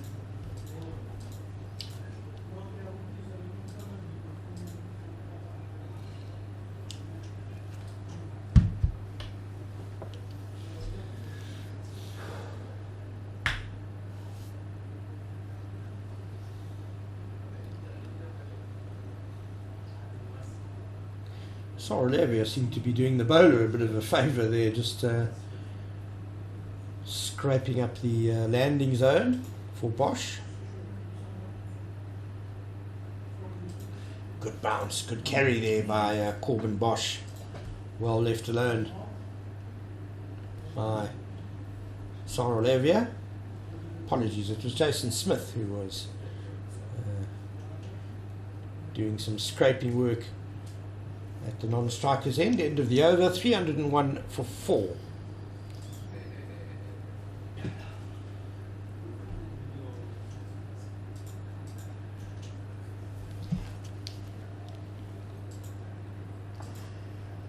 All right, Takalani, this is what we've been waiting for. Junior Dala into the attack.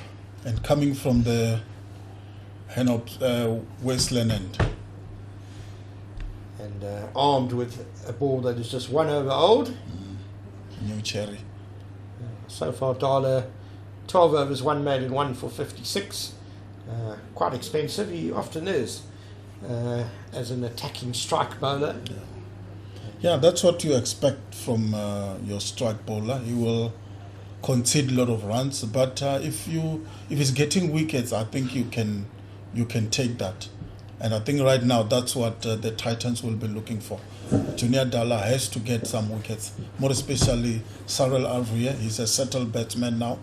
And Jason Smith also, he's been playing well. He's been playing well very quietly, but he's moving along very nicely. Yeah, this partnership, we're at 44, so the Titans will be feeling it's time for a breakthrough. And that's pushed square on the offside by Jason Smith. The deep backward point will field, and it'll just be a single.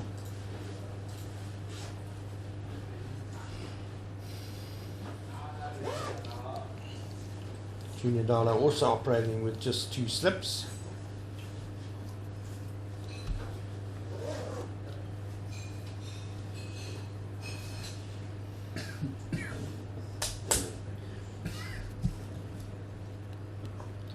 And they're 2 slips that are pretty well spaced. Probably in a second at a fourth. No, second slip is now moving a bit closer to the wicketkeeper. But the other catcher is very wide. He's almost a short gully. And Dala has switched to around the wicket to the left-handed Cyril area. Nicely driven, cover is running round. He makes a diving save, and that keeps it down to just a single for Ervia. Yeah, very interesting to see that first 2 balls Junior Dala has bowled with this new ball. He's been bowling a little bit fuller. I would love him to bowl maybe a little bit back of a length, top of off stump, no width, and then he can challenge those batsmen, bring the slips into play. Because on a fuller length, more especially on Cyril Ervia, he loves to drive, and it's going to be very difficult for him. That kind of a delivery, the one he bowls to Jason Smith. Yeah, if there is going to be some inconsistent bounce, then it's going to be most effective if you are back of a length. If you get too full, then it basically takes any variation out of the equation. Yeah.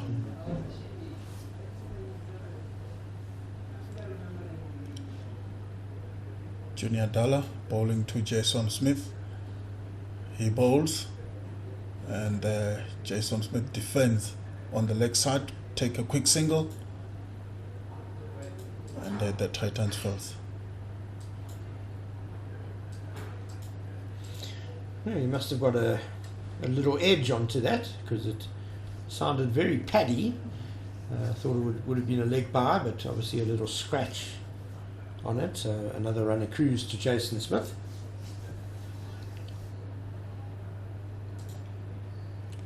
Now Junior Dala will be bowling to Cyril Ervia around the wicket to the left-hander.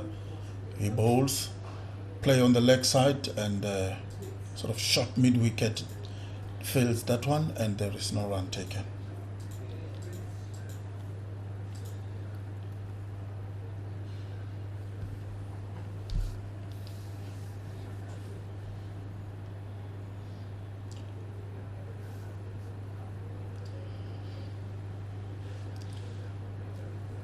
Coming around the wicket again to Cyril Ervia. Still 1 slip and maybe sort of a gullish position. He bowls back of a length. Cyril Ervia defends to cover, and there is no run taken. Well, that was a pretty tidy over by Junior Dala. Good start for him to the day.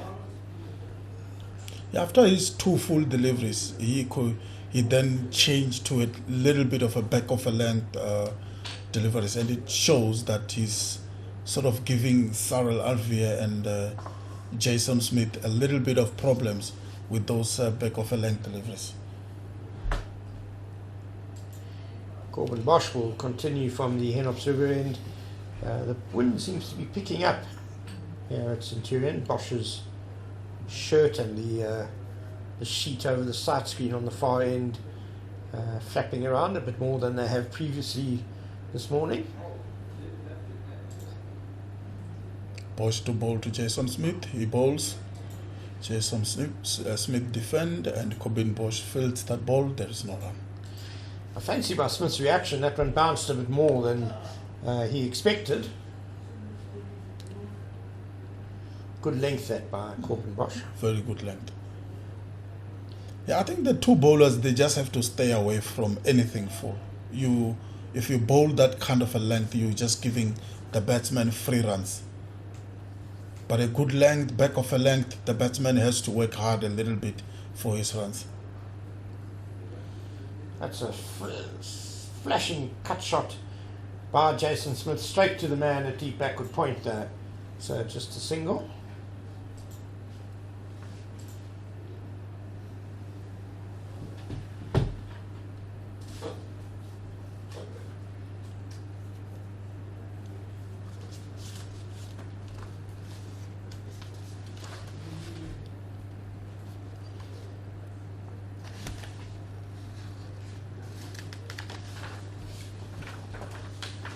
Corbin Bosch to bowl to Cyril Ervia from Henops River End.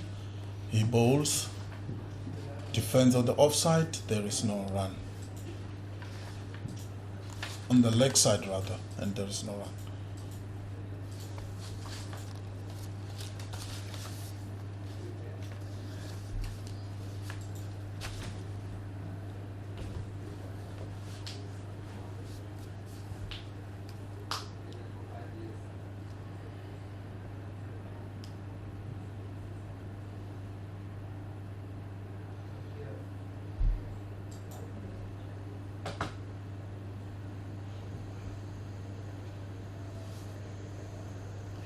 Good work by wicketkeeper Klutzer to save that one from going for any buys.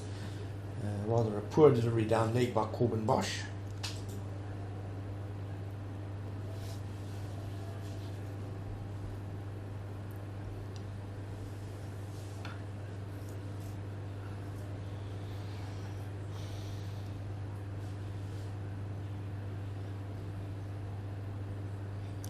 Corbin Bosch to continue to bowl to Cyril Ervia. He bowls. Cyril Ervia left that one alone to the wicketkeeper, and there is no run.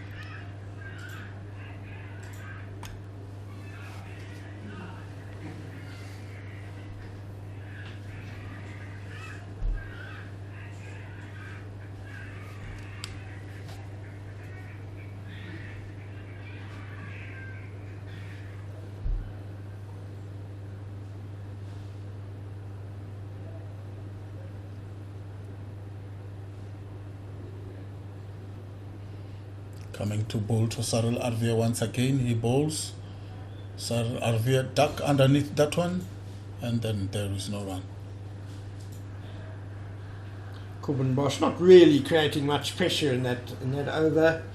A bit wayward, and it brings us to another drinks break here at Supersport Park, with the KZN Dolphins taking their first innings score to 305 for 4. With Cyril Ervia on 136 not out, Jason Smith on 21, and we'll take a short break during the drinks break.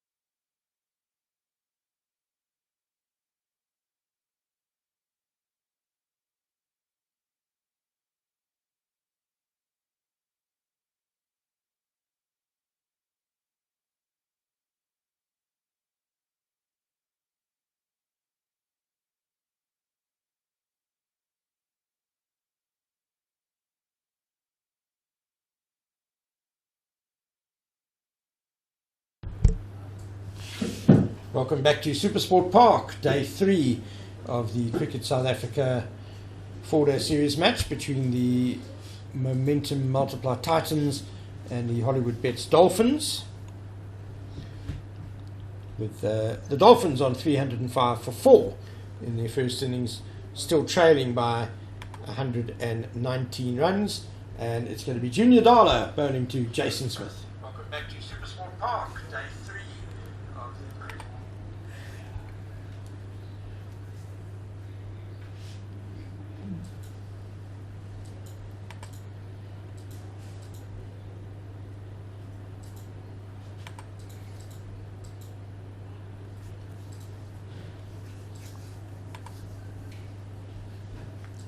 Junior Dala to bowl the second ball of the over, coming over the wicket to Jason Smith with 2 slips waiting. He bowls, and then Jason Smith plays on the offside, and it's fielded, and there is no run taken. So Smith and Ervia have really settled things down nicely for the Dolphins with this partnership of 48 runs after Northerns were the dominant side in the first hour of play, with Komani taking a couple of wickets, and the Dolphins really not managing to score very many runs at all in that opening hour. Junior Dala bowling to Jason Smith. Bowls, Smith defends, and there is no run on the offside. There's only one man in the ring in front of the batsman in the covers there, and Jordan Herman had to scoot across quite quickly to intercept that firm push by Jason Smith.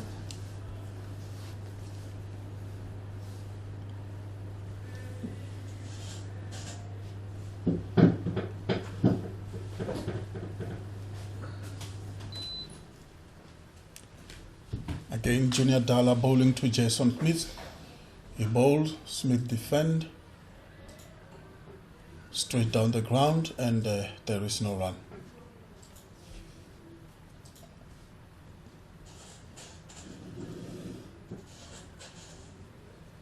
It looks like Komani will be coming to bowl very soon.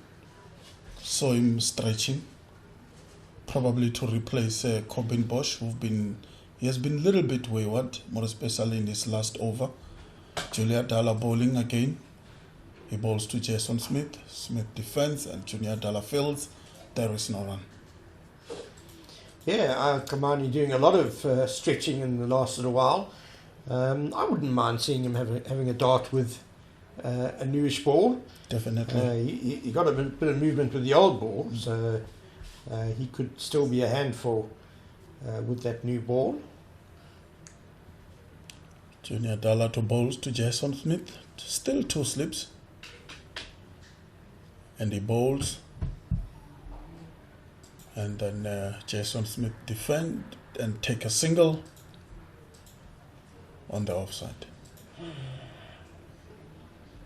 Yeah, lots of singles on offer at the moment. Yeah, more especially on the offside. They've got only one fieldsman in the inner ring for Jason Smith. And it's not as if they're loading the field with catches either, just 2 slips. Bit of a surprise the field for that over. It just seemed like it was really lessening the pressure on the batsman. Yeah, more especially because Junior Dala was bowling on the off stump and they packed the leg side. So it was very interesting to see that kind of a field from the Titans. So the change of bowling has come probably a little quicker than we expected. Komani is going to switch ends to the Henops River end, replacing Corbin Bosch, who didn't really make much of an impact in the few overs he bowled from that end.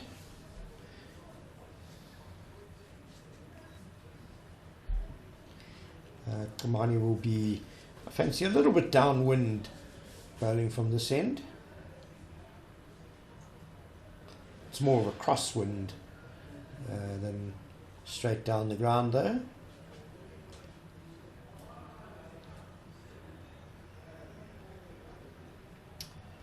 2 slips and a gully for Komani, the wicket taker today for the Titans. That's going to be intercepted by cover, and there will be no run. Komani starting with a full delivery from Jason Smith, who played on the offside, and they didn't take a single.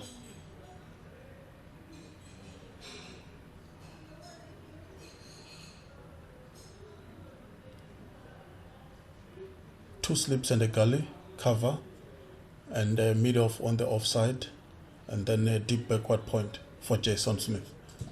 He bowls, Smith defends, and there is no run. There was a little bit of a shout from the bowler. He's having a few words with Jason Smith. Doesn't seem to be anything too untoward. Komani, he's a lively character though, isn't he? There's always something going on. Yeah, he's always Full of on to the beans. batsman, yeah. He's always on to the batsman. And it's good to see. I mean, that aggression, that's where you can get wickets from. Always in the game, I have Komani. And, that just didn't find the edge.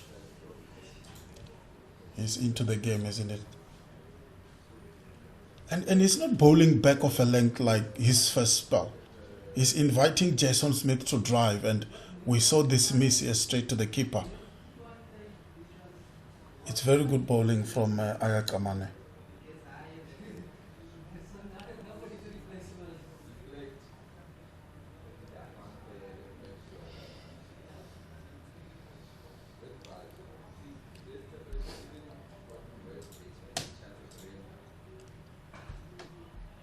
This one, Jason Smith defends, and there is no run.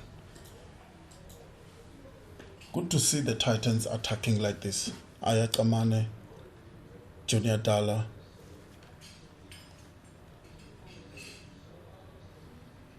And then we were hoping they will have more wickets before the lunch break, but it's still the first 2 wickets Komani got in his first spell early on in the morning. We thought maybe the new cherry will bring in more wickets, but it seems like Jason Smith and Ervia are settled here.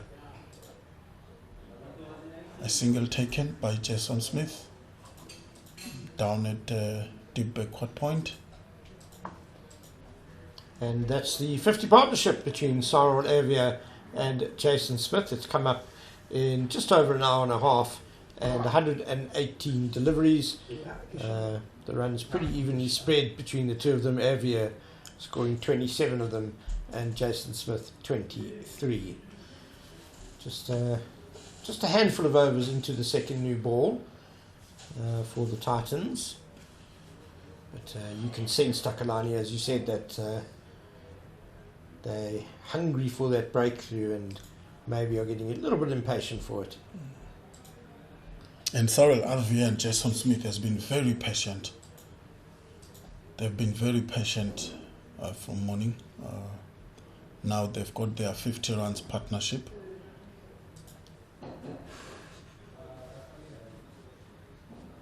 As that ends Komani's first over back, 307 for 4.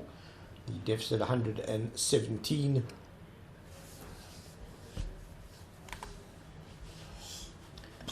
And Cyril Ervia, as you say, in particular, very, very patient. Classic opening batsman attitude.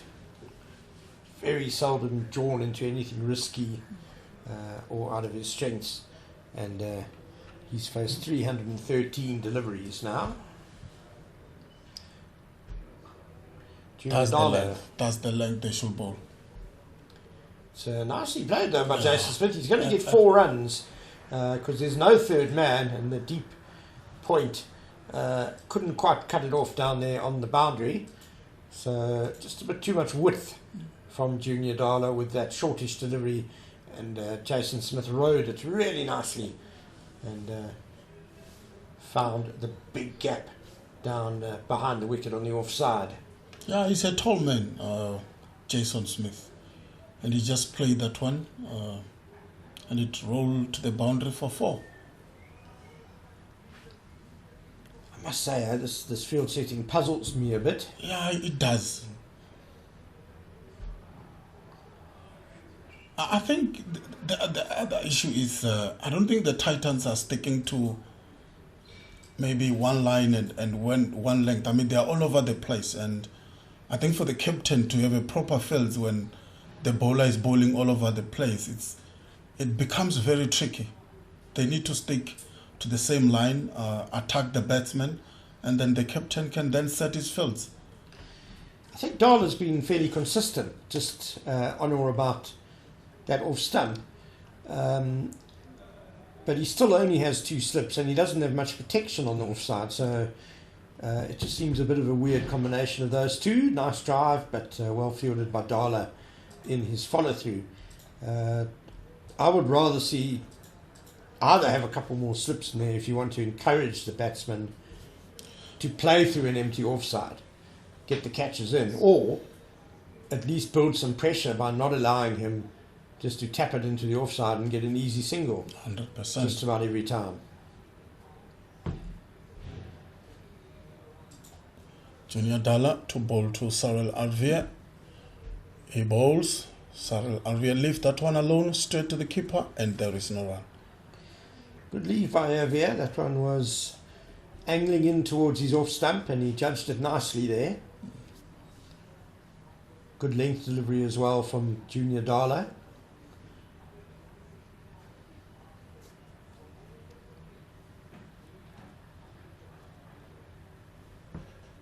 Yeah, we haven't seen much delivery top of off stump from the bowler so far.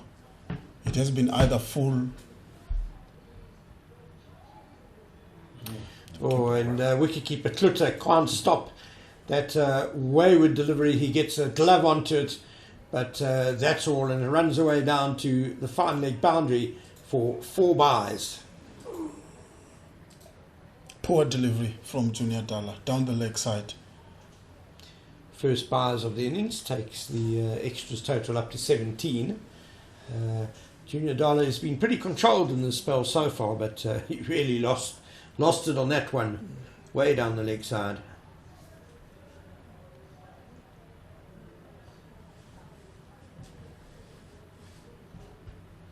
That's better. Yeah, good delivery. Back to just outside off stump, and the sort of length that if the batsman is going to play it, he's going to be a bit unsure whether to come forward 100%. or go back. And I think that's the length that Junior Dala has to continue to bowl. Don't give Cyril Ervia anything to drive. Don't bowl too short. Just outside the off stump, back of a length, and then you will be able to trouble this batsman. Bring the slips into play. Because I don't understand the reason why they've got a deep square leg for Cyril Ervia. We haven't seen any pull from him since morning. So I'd rather take the man from deep square leg, put him into slips, and then maybe you'll get an opportunity there. I think Junior Dala maybe just wants to put the thought in Ervia's head that there could be a bouncer coming, that they could test him out with the short ball, but we haven't seen one yet in the couple of overs that Dala has bowled. There's Komani edged. It's a controlled edge though, and Gully misfields, and Simon Harmer has to run from the slips down towards the vacant third man boundary to do the fielding, and they'll go through for 2 more runs to Jason Smith.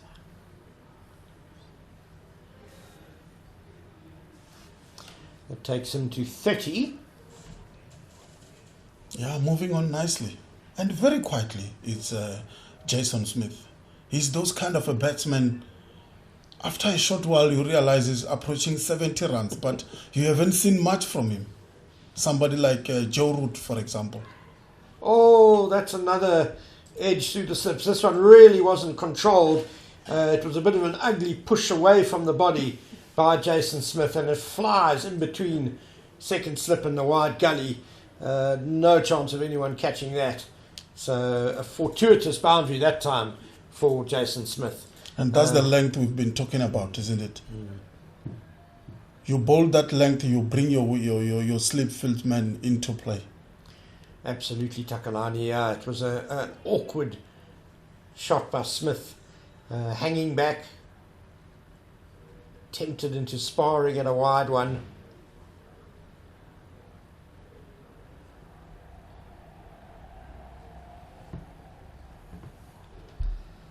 So Komani in the 100th over of the innings, and still causing problems for the batsman.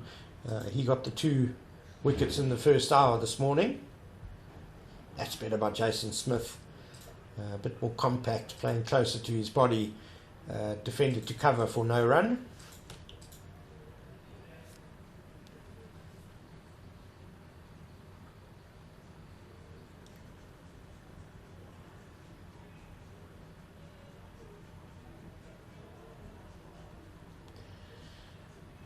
So Supersport Park looking a nice picture here on a lovely.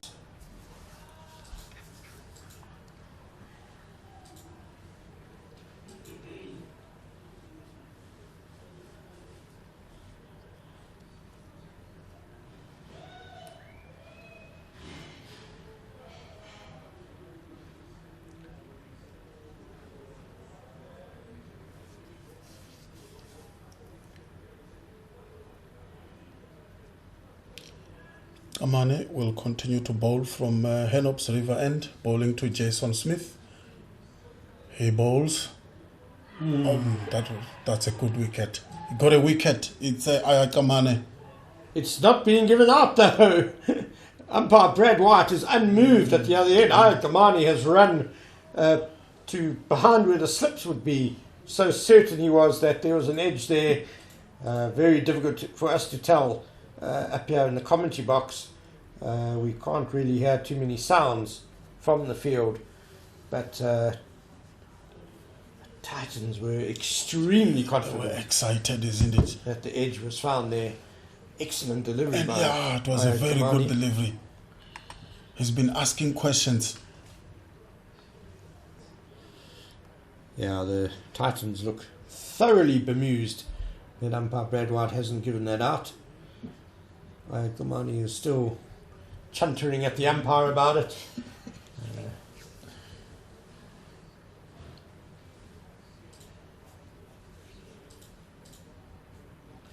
So, has Jason Smith been a lucky boy on 34 not out? The Titans certainly think so. Smith was unmoved. He showed no inclination to walk at all.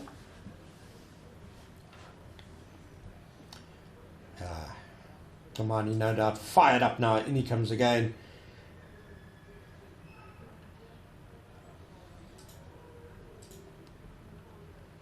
And that will be the end of the over, ending with that dot ball. 322 for 4. The Dolphins 102 behind. And the Titans adamant that they should have had their man caught behind in that over. Nevertheless, Smith survives. He's on 34 not out. Ervia 136 not out. And this partnership for the 5th wicket has rattled along now to 65.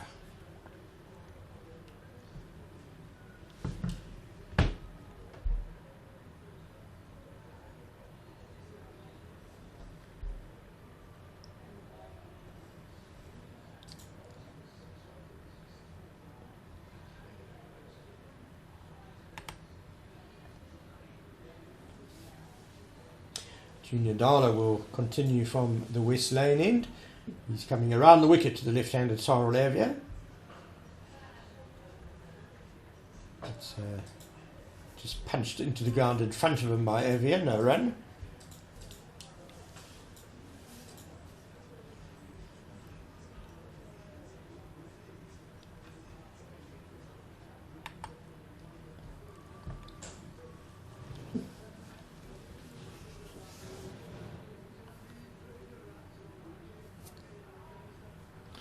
Junior Dala operating with a first slip and then pretty much a short gully.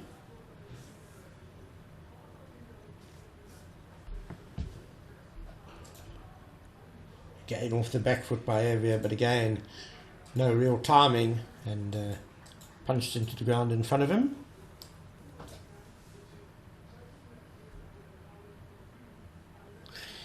I wonder if that Komani appeal, just watching the replay again, it certainly nipped back at the batsman who was prodding from the crease, but perhaps it just hit his back leg.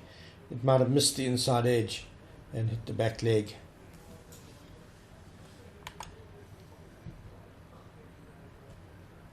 That's nicely played off the hip by Sarel Ervia. And a think of a second, but it's good fielding quickly to the ball by Jordan Herdeman, and that keeps it down to just a single.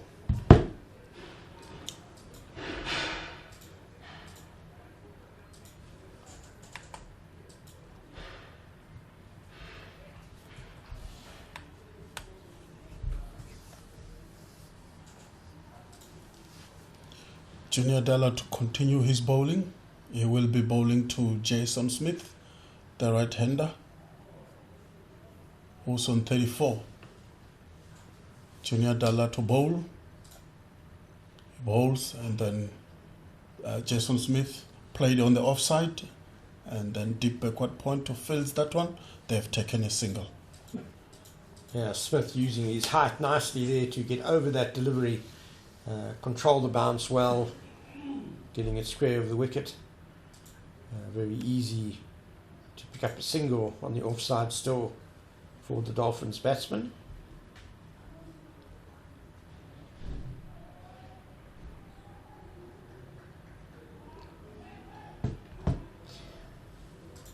Darlow staying around the wicket to Ervia. There's that back foot punch again. Good sound of the bat, isn't it? Yes. And a good delivery by Darlow. I think that's pretty much where he wants to be. Not too full, as you've been saying, Takalani. And if there's any sort of variation and bounce from that length, then the batsman could be in trouble. But that was a very solid defensive stroke by Ervia.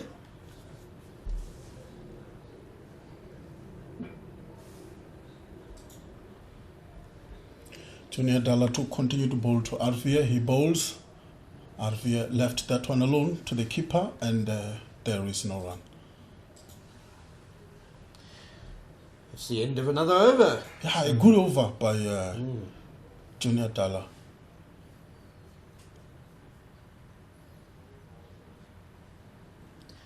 The deficit exactly 100 now for the Dolphins. So this partnership of 67 so far between Smith and Ervia is really doing a great job for them, and has put them back on course probably to get a first innings lead.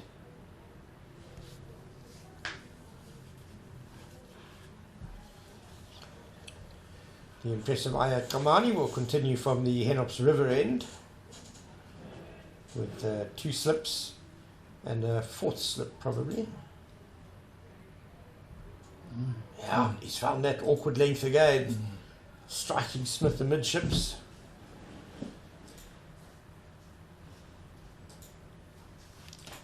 Komani continue to bowl well here for the Titans. Yeah, he's really been excellent today, Komani. Giving the Titans both control and taking a couple of wickets.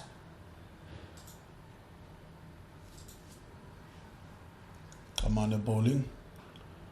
Played on the offside by Jason Smith, and backward point will field, and they have taken a single.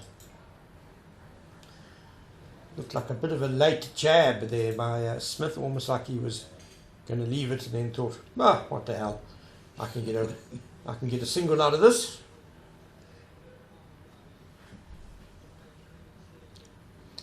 He's gone on to 38 now. He's been in very good form lately with the bat, and continuing that here at Chipsville Park. Ervia nicely worked off the pads down to fine leg for a single. The partnership is pushing on nicely from the Dolphins, rotating the strike, taking the singles, and keep the bowlers guessing with the right and left hand combination. Yeah, the Dolphins started the day with their overall run rate was around 3.3. They scored less than 2 runs an over in the first dozen overs, the first hour. But these two have now lifted the run rate overall back to 3.2. So picking up the pace well. And so there's going to be a change to the field now as the man who was at a straightish mid-wicket is coming across to the offside. Looks like he's going to bolster the slip cordon. That's what we want to see. And Komani now has 4 slips. Yeah. It's a good drive by Smith and good work though by extra cover to cut that ball off. No run.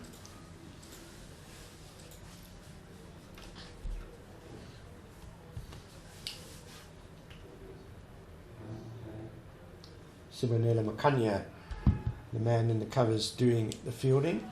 Apart from being a very talented batsman and a useful bowler, as he showed today, he's a fantastic fielder, Makanya, isn't he? Definitely. Very good fielder. Komani bowling. Played by Jason Smith on the offside, and deep backward point will cut that one just to a single to Jason Smith. It's good to see that the Titans now, they've put more fielders into catching position. They have to look for wickets if they want to see some results in this game. And it's good to see good captaincy, actually. More especially with Ayat Komani bowling good line and length like he's doing. You definitely need those slip fielders. Yeah, although Smith played that well, it was a nasty controlled shot. You could see that Komani was a little bit interested. That's obviously the plan that he's bowling to try and get Smith to play outside that off stump at back of a length deliveries and bring those slips into play. He's switching to around the wicket now to the left-handed Ervia. That one takes off a bit. It's very well played by Cyril Ervia, managing to ride that steep bounce off back of a length. And that's the end of another decent Ayat Komani over, 327 for 4. Northern Titans, of course, losing last weekend here against the Eastern Province Warriors. And so the pressure is on them, really, that you start the 4-day campaign with 2 home games. You really want to be winning one of those games. Definitely. You have to win your home games. And losing the first one, that's why I said they need to push for results here. They need to get those slip fielders in catching positions and try to dismiss the Dolphins as soon as possible so that they can then continue to bat again and try to get our results. And of course the Central Gauteng Lions have gone streaking ahead at the top of the log, having hammered the Eastern Province Warriors by an innings and 20 runs earlier this morning. So the Lions, 2 out of 2, have got a very decent head start for themselves in the 4-day competition so far. So Sunda Magala taking 6 for 30 earlier today as the Warriors were bowled out for 96 in the first innings and just 54 in their second innings. With those batsmen, I mean, the likes of Rudy Second, you don't expect them to be bowled out for 54. It's nicely driven by Smith, but straight to cover, no run. Just we'll do a catch-up of the other 4-day games around the country shortly. Actually, it was a change of bowling. Corbin Bosch is the one who's bowling now. I think Junior Dalla has been replaced.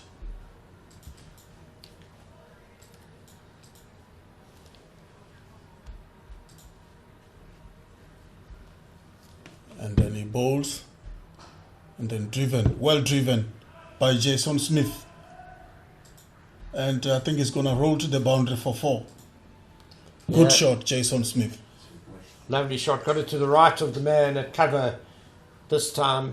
And Jason Smith, very handsome when he's driving off the front foot.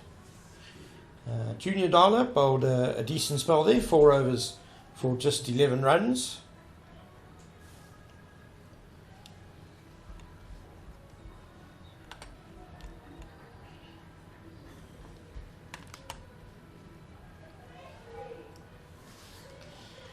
Just looking at what's happening elsewhere in the country, Western Province have gone to 378 for 7 against the Boland Rocks. So Western Province leading by 111 runs on first innings already.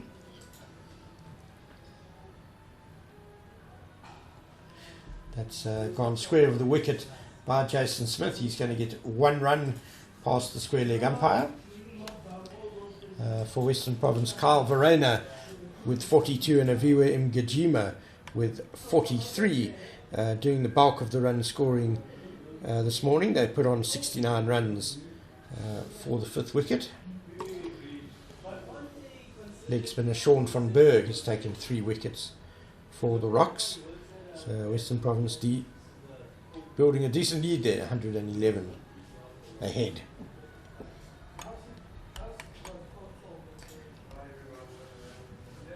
Bosch again around the wicket to Ervia. That's a very tidy back foot defensive stroke. Sar on Ervia. And then he shadow practices a pull shot. Perhaps if he was playing a limited overs game, he might have pulled that, but this is 4-day cricket and he's grinding it out. Doing a great job for the Dolphins, 138 not out. Bosch bowling to Ervia around the wicket. He bowls and then Ervia left that one alone to the keeper and there is no run. In Potchefstroom, the Northwest Dragons have gone to 100 for 3 wickets.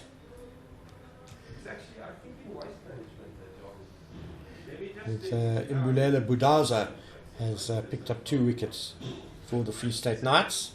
So Northwest are still 81 runs behind with 7 wickets remaining. So the Knights still in a very strong position there in Potchefstroom.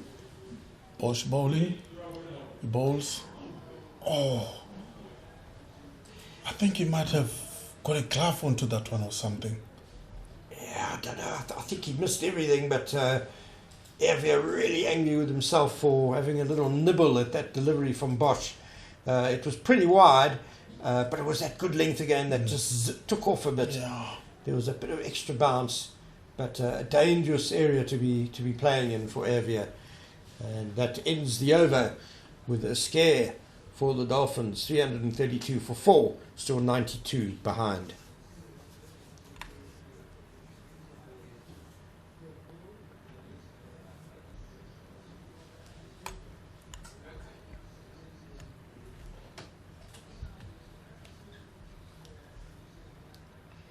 So Sibanela Makanya is now going to come on to bowl. With just 10 minutes to go before the lunch break. So no doubt the Titans are going to end the morning session the way they began it, with Makanya from the Henops River end. He bowled a very decent spell of 8 overs for 20 runs, helping to build pressure by slowing the run rate. 2 maidens in those 8 overs as well. And he'll be bowling to Jason Smith from over the wicket. Straight away settling on a very tidy line and length there.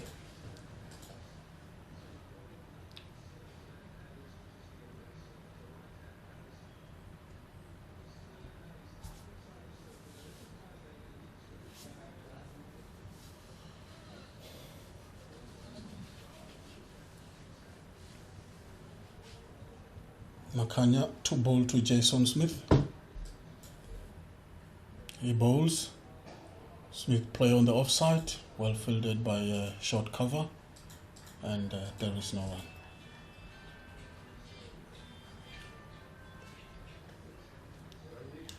Yeah, it tells you a lot about the pitch that practically the whole day so far there's always been a short cover in play, and as you pointed out, Takalani pretty much in a catching position as well. It's a wicket-taking plan by the Titans. And that's flashed over the slips by Jason Smith. There's no third man, so that'll be 4 more runs for the all-rounder. And that he looked pretty much in control of. Well played by him.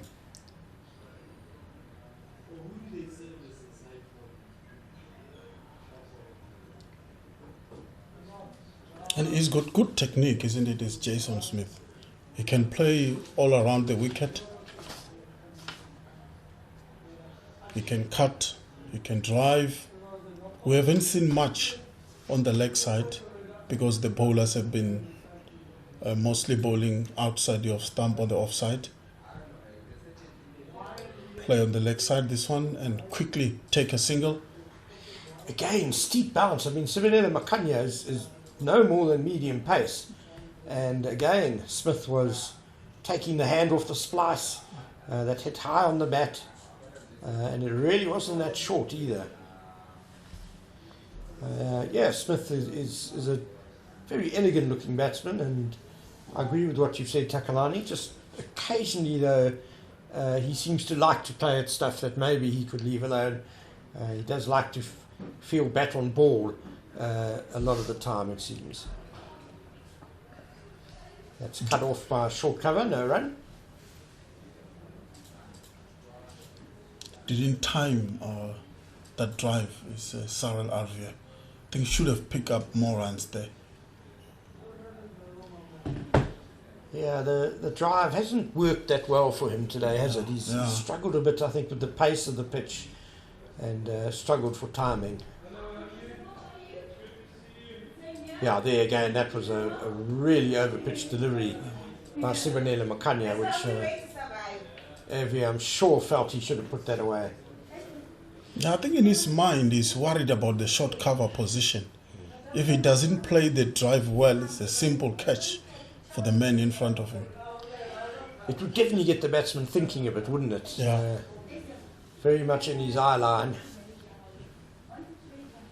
And he was dropped there earlier, so continue from I fancy we will.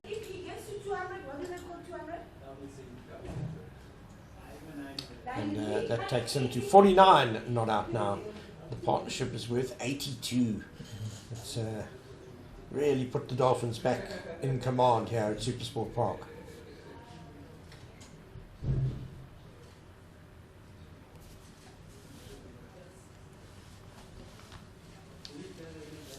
Komani getting in the game again, just having a word with bowler Corbin Bosch. Let's see what comes of it.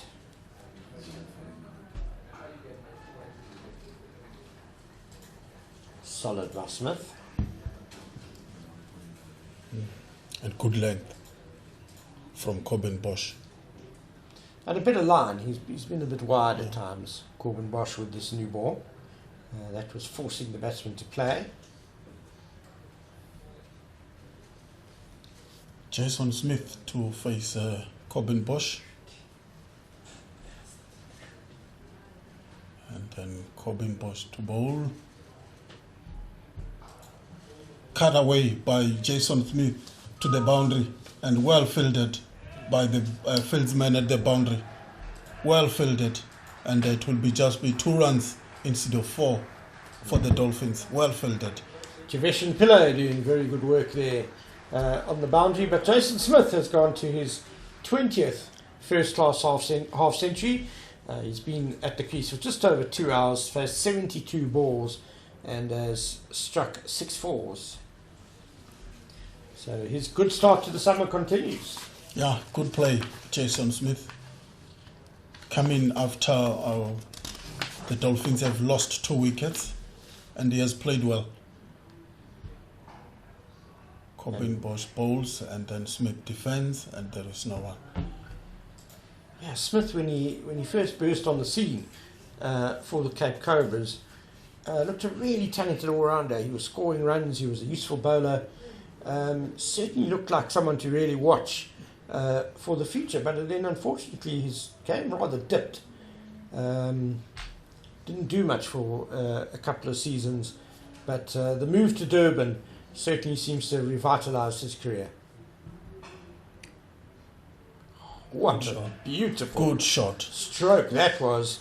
On the shot of the day for me. Yeah, I'm with you, Takalani. That was a beauty. And for Bosch, that offside field, there's a short cover he had to beat.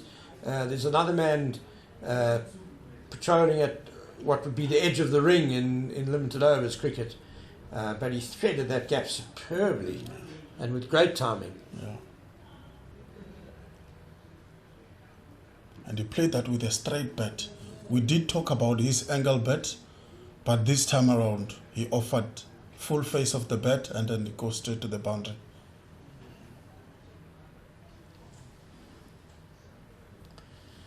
Growing in confidence, Jason Smith, 55 not out, off just 74 balls, which in terms of scoring rate is certainly one of the quicker innings we've had on this fairly slow pitch. I think this will be the last over before lunch. Yeah, Sibonela Makanya to bowl it from the Henops River end. The scoreboard clock showing that it's just 1 minute to the lunch break. That's going to squeeze out to short cover for no run. Ervia again, really mistiming the drive on the offside. Makanya is coming around the wicket now to the left-hander. I think for the first time he's been sticking to over the wicket generally.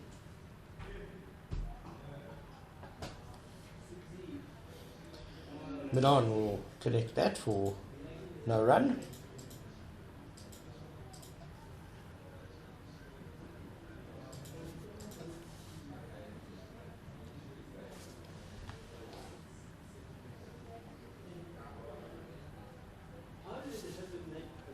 And we have a Chris Morris sighting.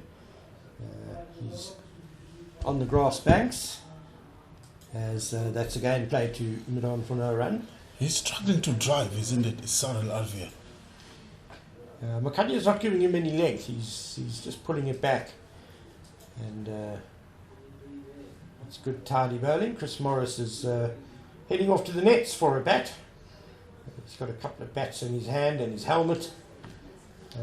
With a colleague in tow who is, it actually looks like a Dolphins player who is with it. That's very nicely put away through mid-wicket by Ervia, and that'll bring him 4 more runs.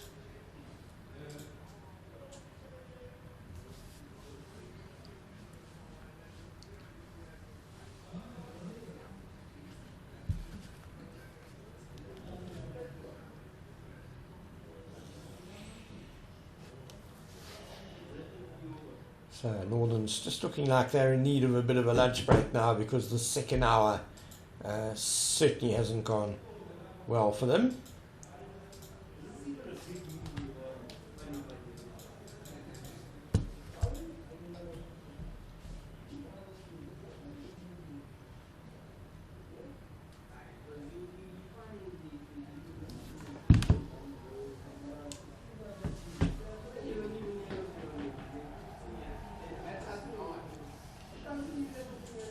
This will probably be the last ball before lunch now. Makanya to Ervia. Oh, beautifully bowled. Nipping away from the left-hander, who didn't really get a big stride in there. Bit of a prod. And Makanya just not finding the edge. Of course, Ervia was a teammate of his for a long time when he played for the Dolphins. And off they go for the lunch break. And what an interesting morning session it's been here at Supersport Park. The Dolphins resuming on 242 for 2 in reply to the momentum multiply Titans' first innings of 424. And the first hour belonged to the Titans as Komani removed Marcus Ackerman, caught behind Magia and Clitter for 8. He then bowled Zondo, shouldering arms for 8. But the second hour has very much belonged to the Dolphins, with Ervia going to 142 not out, and Jason Smith is going along really well on 55 not out. They've added 92 for the 5th wicket, and so the Dolphins go into lunch just 75 runs behind. Takanani, engrossing first session there. What were your highlights from those couple of hours? Bit more than a couple of hours. I think it's Komani's bowling. I thought he bowled well in his first spell, picking up 2 wickets. Marcus Ackerman and Zondo, he did bowl very well. And then Jason Smith, I think he picked up the run rate a little bit. So I can say the last part of the morning belongs to the Dolphins, and then the first hour or so belongs to the Titans. I still feel both sides might be pretty much happy of the proceedings in the first session of the day. So, yeah, it's been a very good day of cricket. It's a good day where patience was key. Cyril Ervia, he was not rushed into any strokes, and then when he got Jason Smith on, they pick up the run rate, score runs quickly. And then in terms of the bowling, I thought Corbin Bosch disappointed a little bit. Junior Dalla also, maybe he didn't threaten the batsman that much, but the pick of the bowlers for me has been Komani. From a Northern Titans point of view, is there anything you think they should be doing differently after lunch? Yeah, I think maybe look to bring Simon Hammer in. He's a very good spinner, even though the ball is not that old. See what he can get from this pitch, and then maybe threaten the bowling. And then I would love to see Junior Dalla maybe bowling a longer spell, not only 4 overs, because I don't think that's enough. And then take it from there and see how it happens. Yeah, I suspect we're going to see a lot of Simon Harmer in the afternoon. So do join us back right here on SuperSport's YouTube channel for commentary of the afternoon session here on the third day at SuperSport Park. Goodbye for now.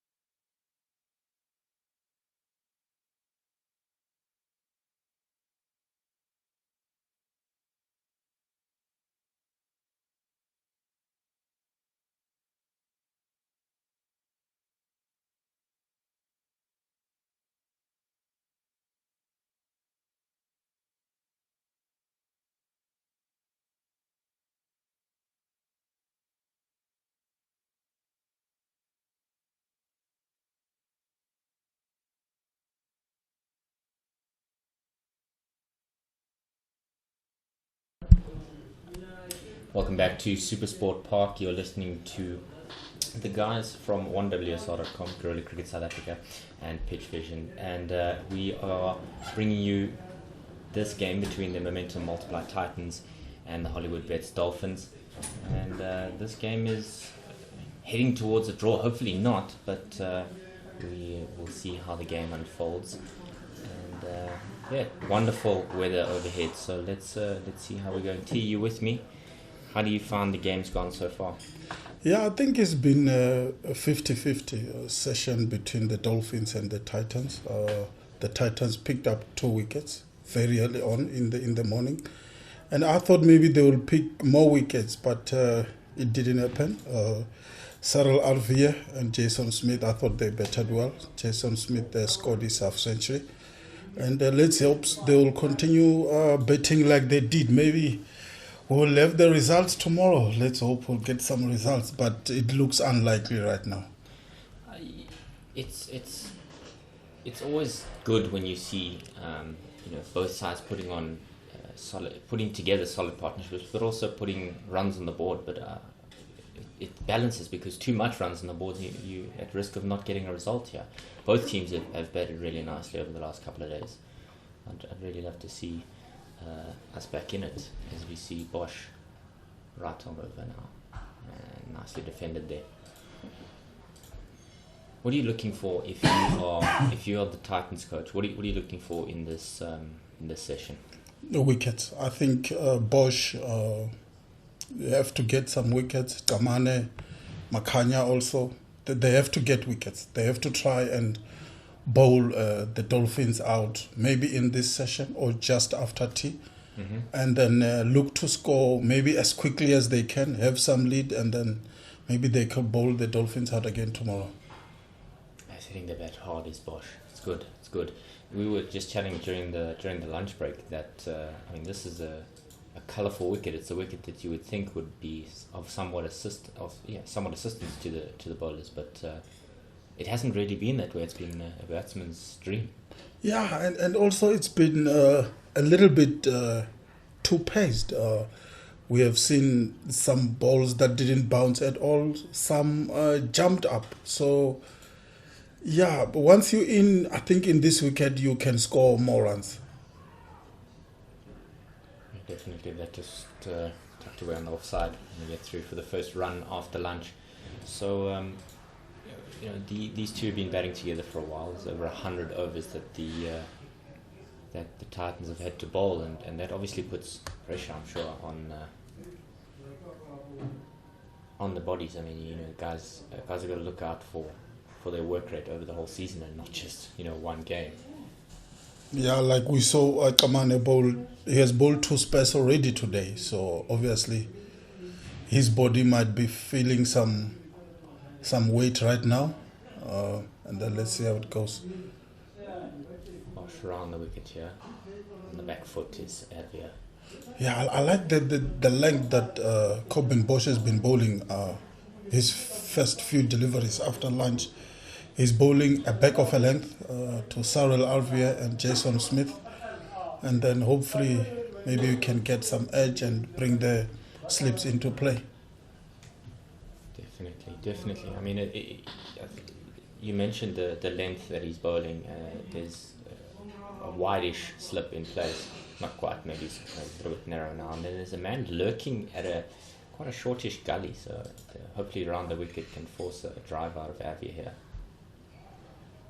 I think it's going to be a challenge because, when a man is set, he's on 142. He's less likely to give you an opportunity to pick up a scalp. You've almost got to build pressure over a number of overs. Yeah, definitely. And Cyril Ervia hasn't really tried to attack that much. He's been playing to his strength. Anything on the offside that he can drive or cut, he's been playing that. But he's not going to throw his wicket away. He's been very conservative today. That's exactly what you want from a 4-day batsman who's going to score you big hundreds like that. Precisely what you would ask for as a coach. Don't take risks. Spend some time at the crease and really work hard. End of that one. not much from it. 354. And let's give you a couple of updates from some the other games. The Northwest Dragons are playing the iTech Knights, and they are 105 for 4. So I know they struggled against the Imperial Lions in the last game, so hopefully they can have a better showing in this one. The game between the GBS Rocks and the Six Gun Grill Western Province is underway at the moment, and Western Province 390 for 8, so they've got a decent score here. The key is making sure they squeeze every little ounce out of that those final two wickets. And Northern Cape Heat a 33 without loss against the Hollywoodbets. Sort of what you were asking for, T, because in the previous over we saw Corbin Bosch bowling a lot shorter than that, but you can't, it's almost a whole volley. Yeah, anything full, the batsman has been scoring some runs, so Komani have to bowl back of a length, top of off stump, and bring the slips into play. They've got 2 slips and a gully for him, so. But I'm hoping that they're maybe they're maybe wishing for a false shot here to get him to play early with a bit of hard hands. Maybe the ball holds up a little bit, and that's where those catching men are going to come into it. Yeah, Sarah Ervia is the one who's been struggling with full deliveries. He hasn't got any drive right. He's normally pushing it to short cover or extra cover, sometimes also mid-off. So he's been struggling with the full delivery. But with Jason Smith, he's an elegant player. So anything full, probably straight as well, he'll probably play on the leg side. And you can see there is only a mid-wicket and a mid-on the leg side for him. So the bowler has to be precise here. That's a good delivery. Very good delivery from Komani. That is so good. But you see, I think that's maybe what they're hoping for, is that you full, and then you pull that one that's slightly back. He's waiting on the front foot, and then found wanting there. Tied on the way to the wicketkeeper, though. That's not ideal for your wicketkeeper, because he puts his knee down on the ground and then he gets bashed on the side of it. Ow, I think he's feeling that one. 2 slips and a gully. There's a man at almost a wideish mid-on. He's not quite your generic mid-wicket. He's very straight, and then you've got mid-on, mid-off, and 2 men in the cover region. Nobody square on the offside or the leg side, so there's very little margin for error. He's got to get that right, and he's got to bowl a line that also feeds into his field here.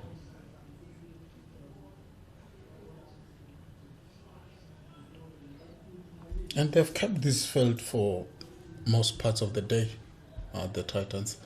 Well left there by Jason Smith from Komani. You spoke about it being too paced. It's not even getting through to the keeper. I mean that one bounced quite significantly before it got to the keeper.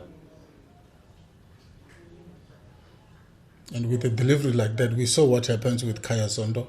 He left it and hit it. It's off stump. So Jason Smith, when he leaves the ball, he shouldn't leave on length. Probably. That's exactly what Komani will want. He's just punched at that one. It's got straight to the man. Because if he gets it to just a little bit of nip, he's going to catch the edge. No problem. End of that over. 3-5-2 for 4. My heart breaks for Bryce Parsons. I mean, he was so close to getting his 178, and you would think that he would probably be desperately disappointed for himself. Definitely. He's moved from the Imperial Line setup and has found a home at Hollywoodbets Dolphins, and that's the great thing, is that he's found a home. I think so many players with the previous structure were found wanting, I think, without a home. Yeah, even Jason Smith also used to play for the Cape Cobras. Yes. Didn't make it there by the Western Cape, but he looks in good touch here, and hopefully this move will help his career. He's a very good all-rounder. He's been batting well. For me, the great thing about this new structure shows how deep South African the Talent. the talent Pool goes. of talent. Sure, the talent pool is very deep. And I think I like it. Jeez, he's hitting the bat hard. You can hear it quite loudly. I mean, the talent pool has always been a good thing for South African cricket, but I don't think we truly realised, with the number of players that went overseas and numbers of players that. I mean, if we look at Bryce Parsons, he's a cricketer that is good enough. He's good enough to play for a franchise team, but he couldn't really crack a nod there as a permanent fixture in that Lions team. It's well left there. And this new structure allows him to go into a system where he has his place and he's not just trying to fight his way into a squad. Yeah, what it does is all your best players in the country got an opportunity to play consistently. Their position in the team is not at risk because there are so many teams across the country, and it gives the national team a big pool of players to choose from.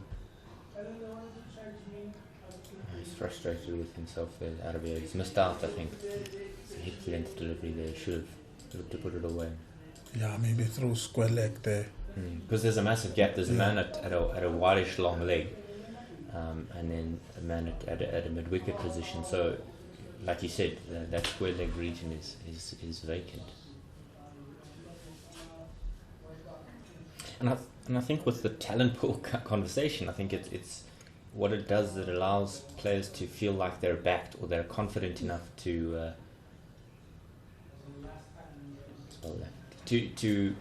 spend some time in a position where they're not constantly under pressure to perform, and hopefully they can grow into that position and then flourish. I think with the previous structure, all too often you had a player who would come in maybe as an injury substitution or even as a replacement for somebody whose form has dipped, and then if he doesn't perform within 2 or 3 games, he's out. Here he's able to play 5-6 games without really stressing about his place.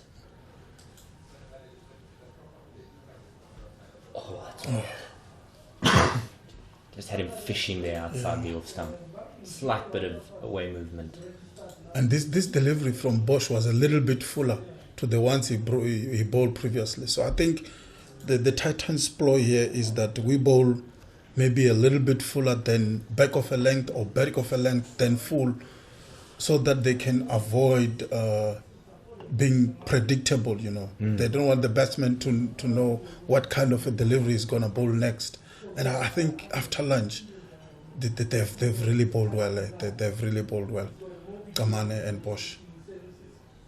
Yeah, I mean, back to the pool of players. I mean, you've got the Kolpak experienced guys back now, which I think is going to be very helpful to some of the younger players in the squad. I mean, Simon Hammer, Chris Morris, and so Tennis Heino Kone as well. So another one at the so it's good. It's good for cricket. It's really good.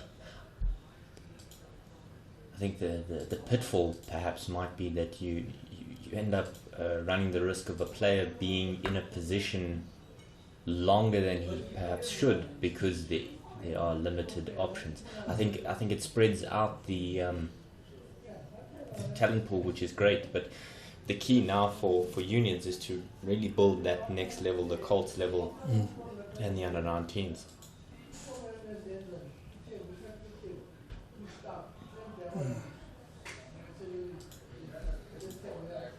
A couple of words in the ear here of Jason Smith. They know he's not necessarily feeling at ease. He's got a half century already to his name, but you have to reboot after lunch. Yeah, Komani is that kind of a bowler. He's always into you, saying few words, trying to disturb your concentration. He has been doing that since morning to Sarah Ervia and Jason Smith, and credit to the two batsmen. I think they've done really well.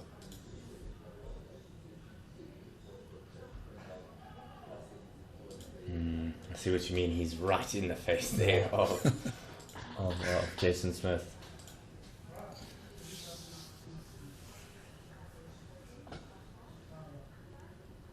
It's not such a simple notion with the restructure. It's not just only the spreading of players, but unions really have to look at their pipeline structures and how they're working. Yeah, I mean, if you look at the team, for example, from Limpopo, I mean, it's for some of the players from the region or the province, it's difficult to be recognized. Maybe in Gauteng, for example, now they've got a franchise team there. There is definitely a lot of talent from Limpopo. Dale Steyn is from there, so it's an opportunity for those guys from the province to be seen. Also, I think it also helps that. Whereas previously, they can only be realized by maybe a team here in Gauteng, and then move to Gauteng, then they can start looking at playing for the national team. But now they've got a chance to show what they can do, and I'm very happy being somebody from the region, Limpopo, to have my own team there. That's actually very good. Yeah, you're not forced to hang on to somebody some out of team. Sure. You don't feel like you're playing a second fiddle. Yeah. Like an extended family member that they're not quite sure where you're supposed to be. 100%. Where you belong. Yes, yeah. You must feel like a lost soul. But yeah. I think it's also an important thing you mentioned about having your own team from your region, because obviously this is the structure that predates the franchise system. It's a system that we've had in the past. But the great thing about it is that he's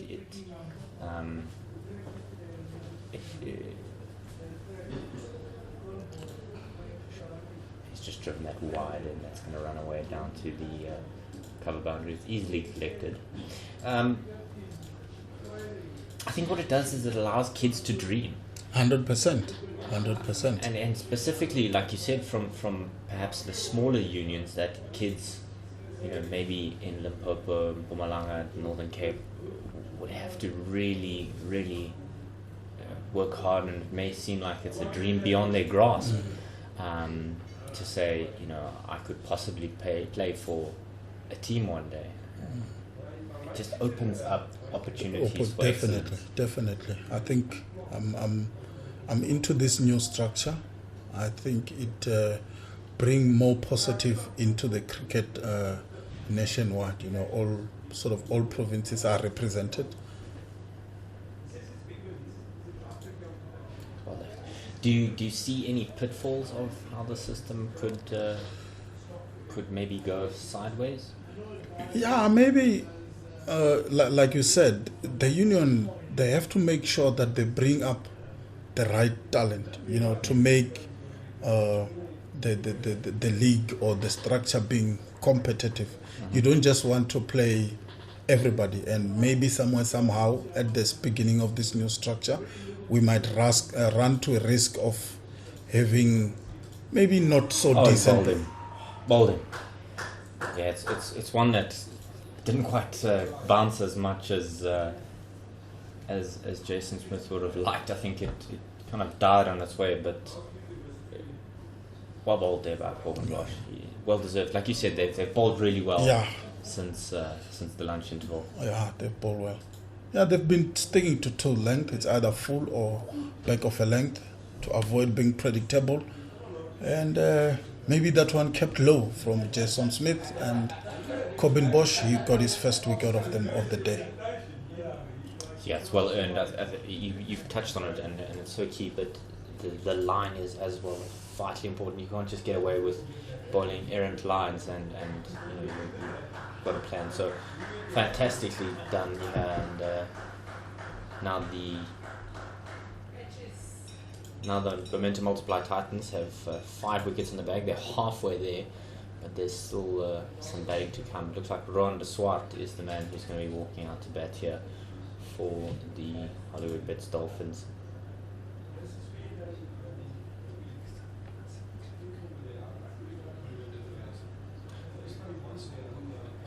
"21 matches, 917 runs, and he's got a high of 124 versus Border 2018-2019. He averages 51 for 50.9 for 21 games. It's not a. It's nothing to sniff at. I think it's something that hopefully we'll see a little bit more of De Swart and to see how he can contribute to this Dolphins setup.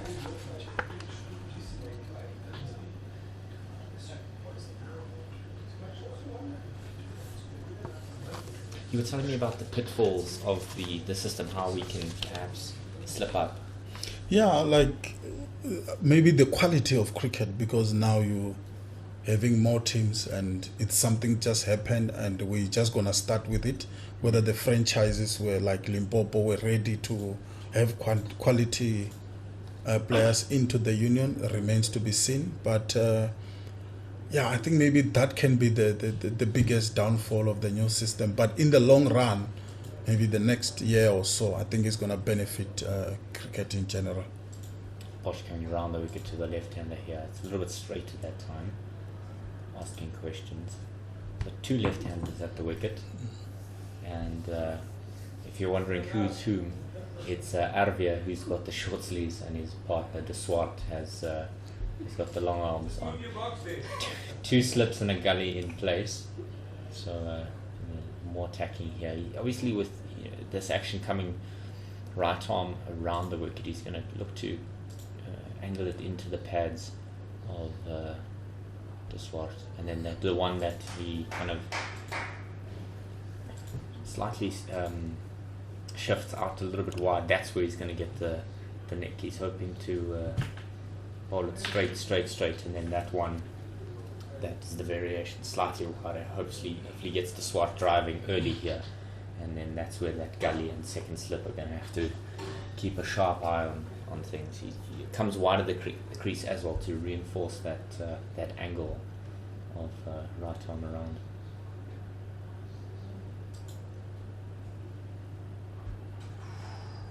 That was a close one. There's an inhale of breath here as we watch that delivery. But I think that's the key. Is De Swart has to be aware of his off stump. I think if even for a moment he errs, that off stump is going to go cartwheeling back. And Bosch has been bowling well here. His second spell is very good. He was a little bit wayward in the morning, his first spell. Maybe a little bit too wide, maybe too short. But here he's bowling well. It's so well bowled. Yeah. So well bowled. The length and the line is exactly what he wants. End of that over. 111 gone. Nelson, lift your feet. 353 for 5. And Bosch is going to meander his way down to a fine leg position. Lovely day for cricket. Lovely day for cricket. I think with the weather we've had in the last couple of weeks, it's both in Johannesburg and in Tshwane, it's been heavy rains, it's that traditional high-felt summer. Thunderstorms late in the afternoon, but this is a glorious day for cricket. And for batting, I think as well, with the heat, it's going to be feeding into their plans. Ervia is not far away from another milestone. If you're a Dolphins fan, you're not going to jinx it too much. Komani is going to come around the wicket here to Ervia. Again, there's that one slip and a gully in place. Maybe trap him in front here. Well, that reared up. That was an ugly delivery. Gully fielding well though. He's had to work hard there to get that. Looks like Bryce Parsons. No, I can be Bryce Parsons because Bryce Parsons is batting. My apologies. It's that youthful talent, the youthful exuberance. That's what I was excited by. Slip in a gully in place. There's two men in the covers, mid-off, mid-on, and a man at mid-wicket. There's a man at deep point, so clearly the plan is, bowl straight and maybe the short one. Hopefully, it's down the throat there. Again, another one that Ervia doesn't look too comfortable from Komani. He's obviously looking to bowl a little bit of a spell of short bowling here. He's looking to cramp the left-hander.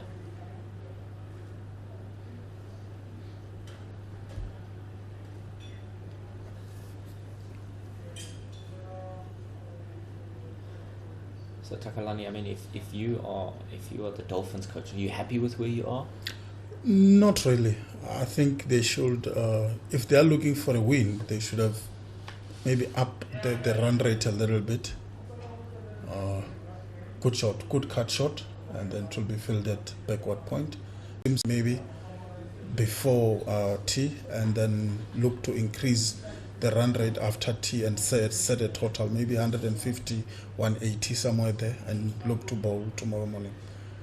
Another one dying on the way through to the keeper there. It's an uncomfortable one as a wicket keeper, because if it hits a small divot or a foot mark of some kind, these fast bowlers, he's obviously standing outside the batsman's off stump, and that's also where the right arm over the wicket bowlers come from. So if he gets one that just hits a foot mark, it could go very wrong for him. But it's good work here.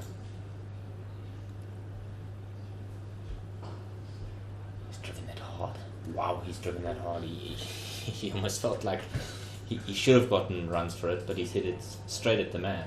And I think, as coaches, there's often the discussion about, this is a great player. He's absolutely dominating the lower structures, and he gets into under 19s and then Colts, and then you say to him, but why doesn't he perform at this level? And more often than not, the answer is, well, if you smash it at somebody at the lower levels, it's whipped away with the pads there, and they'll just get one.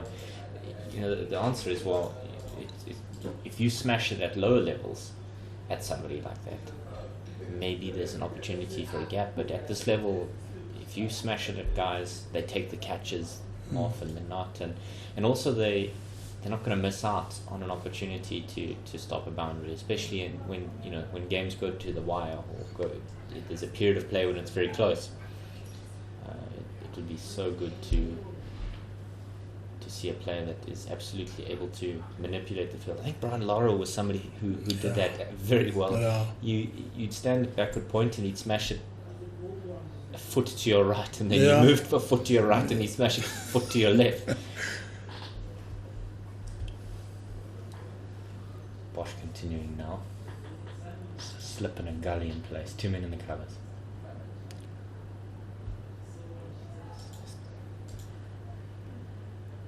Oh, there's a word. There's a word. There's a word. Corn Bosch. Fast bowler. He's not even turned his back yet. He's backtracking to his mark here. He's not interested in losing that stare down. I think there's a word here from the Swart. Just deep breaths, lad. I think they're trying to get under Ervia's skin here. They know he's close to a milestone.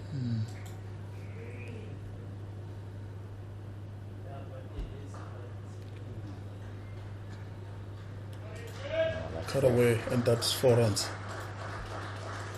It's a wonderful shot, though. He knew that there was a man at a very straight point, but he just guided that to the right hand of the man fielding out there in the deep. And that's exactly what he would want, and exactly what Corbin Bosch wouldn't want. Yeah, that's a good release shot. Of pressure. Good shot.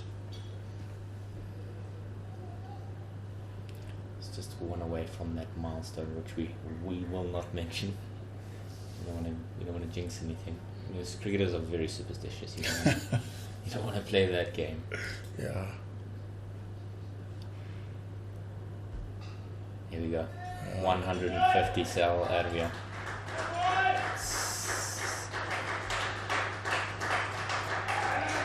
The board here is betraying Sarel Ervia here. It says Jason Smith, but it is Sarel Ervia. He's batted really well. Can you talk us through what you've seen in this innings from him?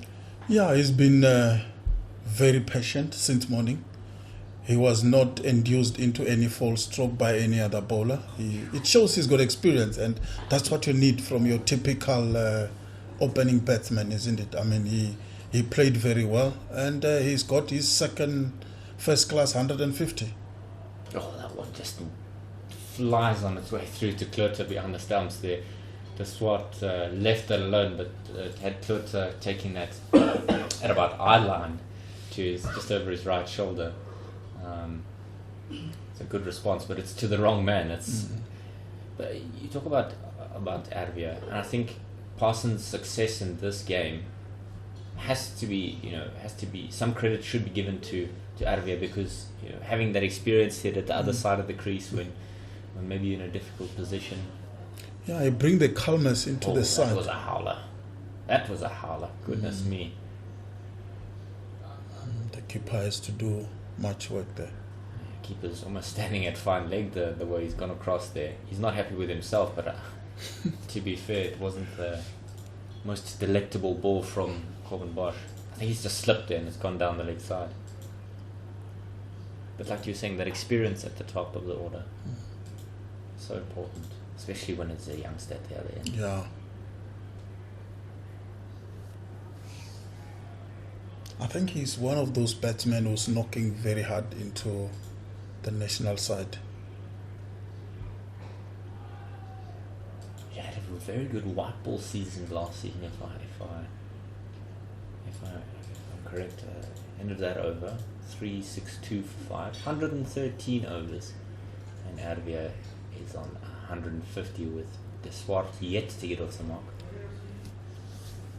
But the question is, you're obviously referring to red ball cricket, but where does he fit into a South African squad? That's the thing. I mean, you've got Aiden Makram, he's playing very well. You've got Dinel Guys, our rock, in the national side, and it's going to be very difficult for him to get, because he has to open if he's, or maybe top 3, but preferably he has to open the batting. Sure. And right now it seems like Aiden Makram and Dinel are not going anywhere.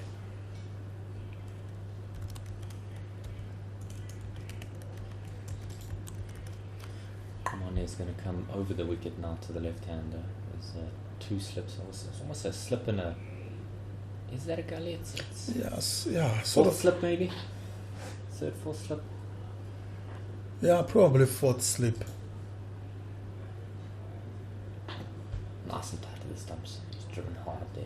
Deswart yet to get off the mark, so they're going to build pressure on Deswart. I think they must go 2 slips there, maybe with that 4th slipish, and then have another slip in place. Do you think it's better if he comes slightly wide of the crease and tries to angle it across, if you're going to put that second slip in place? Definitely. Yeah, the question around Sarel Ervia is also, age. With guys like Dom Hendricks is also another one who's of a similar age bracket, and he's also done well for a number of years. He's just defended that one nicely there. Komani is going to have a walk to his mid-wicket partner to have a bit of a chat, but I don't think he can be too upset with that delivery, so bowled. And well played also. Moved forward and defended that on the offside from Deswart for no run.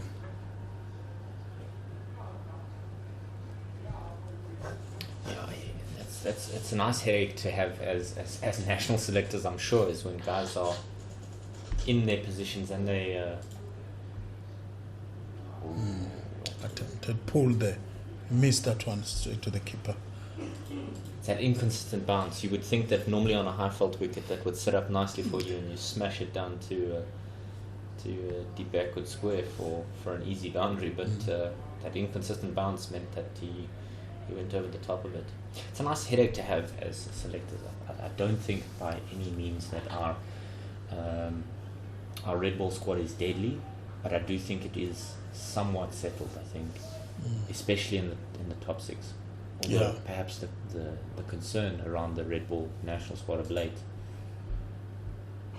is that the bowlers are putting in the hard work and the batsmen haven't really been coming to the party.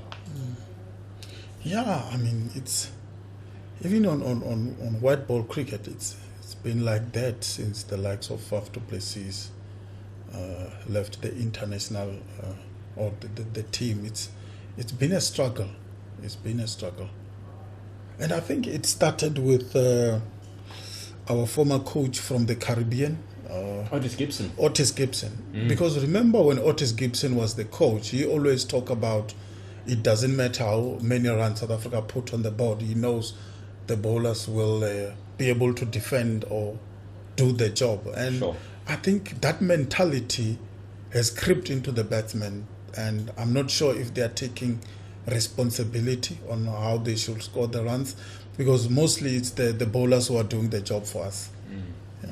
And we should have both the bowlers and the batsmen doing the job so that we can be a winning side and go to the top ranking. Yeah, well, the performance in the last World Test Championship left a lot to be desired, and I think South Africa will want to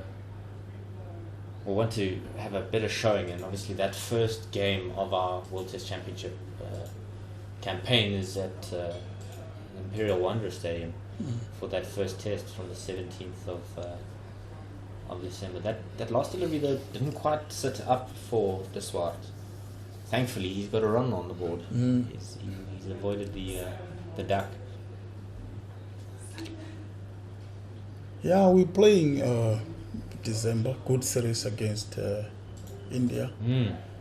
And India, they've improved. They're improved side in terms of playing pace. I mean, the last time we played in Johannesburg, they gave us hard time. Jasprit Bumrah, Ishan Sharma, Mohammad Shami, those fast bowlers can bowl in any conditions right now, unlike the old Indian side that will depend on spin. I mean, Anil Kumble, Harbhajan Singh, etc., etc.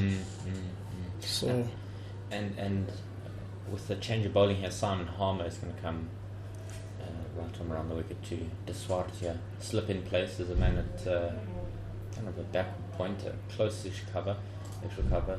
Man down at 3/4 long off, and long on is up. There's a man at mid-wicket and deep backward square, so we're going to look to attack the stumps here by the looks of it. But you make an important point about how the mentality of it's cut away nicely. There's a man down there at deep point to collect that one. The mentality of a coach or the culture of a coach can permeate beyond just one team or his era at the helm. It can kind of flow down very quickly, and that can be a positive thing, but also a negative thing. Driven away, it's a quick single there. The throw comes in quickly, but not good enough. Palmer probably thinking there shouldn't have been a run there. So what do you think is the solution? I mean, South Africa won yesterday's game against the English in their World Cup encounter, but falling short in terms of net run rate. And it's another tournament, another disappointing performance. You may say that there are some positives from it. Yeah, I think even the time when Graham Smith was still the captain, we always talk about brave cricket. And in terms of betting, I haven't seen the brave cricket that we talk about. And you look at England, obviously it's probably going to be the benchmark for everybody right now. You look how they play their cricket, more especially on white ball cricket. They are just going in and throw their bat and take risks. And when you look at us when we bat, we've got a very good bowling lineup, very good. But betting has always let us down, and I don't think we take the risks enough. I think against Bangladesh, we should have done more, knowing that the net run rate will come into play. I think we should have maybe tried to achieve the score with less than 10 overs. That would have pushed our run rate up, and then we maybe would have a chance to go through. But in terms of what they've done, I didn't expect them, to beat maybe England. I thought we were not going to be that good in this World Cup. And we did exceptionally well in terms of results. But in terms of how we play, I'm not too sure if we've got a defined system or tactics on how we're going to play our cricket. Like, for example, during the lunch break, we were talking about Kagiso Rabada struggling in white ball cricket. But when you look at his performance in the IPL, it's much, much better compared to his own country. So you ask yourself, are we using the right tactics for the right player? Are we having any plan on how we're going to bat, how we're going to bowl, etc., etc.? And at this point, I'm not too sure. I see a team where we're depending too much on individual brilliance, and that's where we're struggling. I mean, even our positioning of the players. You've got a guy like Aiden Makram in white ball cricket who has been playing well. I thought he was supposed to be opening the batting. Then you've got a Rasif van der Dussen. His style of play is he will use maybe 10, 15 balls, and then from there on cash in. He should be up the order a little bit, maybe a 3. And then you can have your Miller coming in, and then maybe Bavuma is your 5 or 6 just to guard in case we lose some wickets. But it's really not happening. So I'm not sure if we know our player strength, and also we know what kind of cricket we want to play. So if we can get that one right, I think we can have a solid team. You look at England, that's what they did. They set on how or what kind of cricket they want to play, go look for the players to fit into the system. I think that's what South Africa needs to do. Spin from both ends as Neil Brown continues here. 115 and a half overs gone, 369 for 5. This deficit is only 55, and so these two seem quite content to just knock it around. They're not looking for the acceleration that you were talking about, Takalani, and this one's just worked away nicely down to fine leg. Do you think they're just nursing the score? Do they look like there's some intent, or do you think they're building towards a massive release? Yeah, let's see what's going to happen after lunch. Maybe they don't want to take risk too early, knowing that they still have about 54 runs deficit. They just want to deal with the deficit first, and then maybe take it from there. I think they've got to look to rebuild. I think, with the wicket of Smith. Although you have Ervia who's comfortable, it's the Swart at the other end that's also got to look to contribute. This one's just driven. There's a man at a shortish mid-on position. He's right there next to the non-striking batsman. Obviously, for perhaps a mistime shot, a slightly slower delivery, but he's bowling very quick. Is Grant? He's obviously looking to rush the Swart. End of that one, 370 for 5. Ervia 152, and the Swart on 5. 54 runs in arrears, and the Titans had 424 in their first innings. But we're on day 3, and we're not even complete with each side batting once.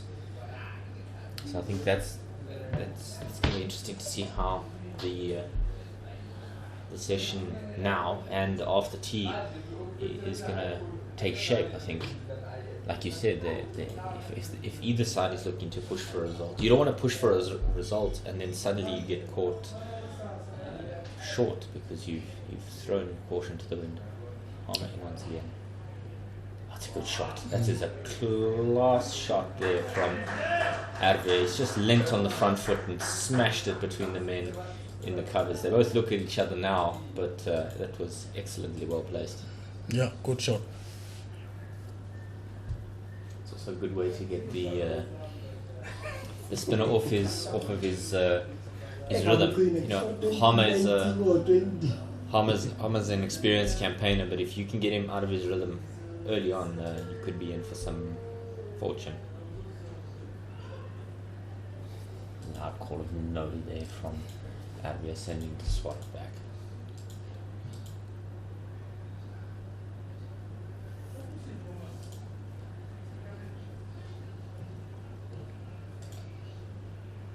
Sweet shot there.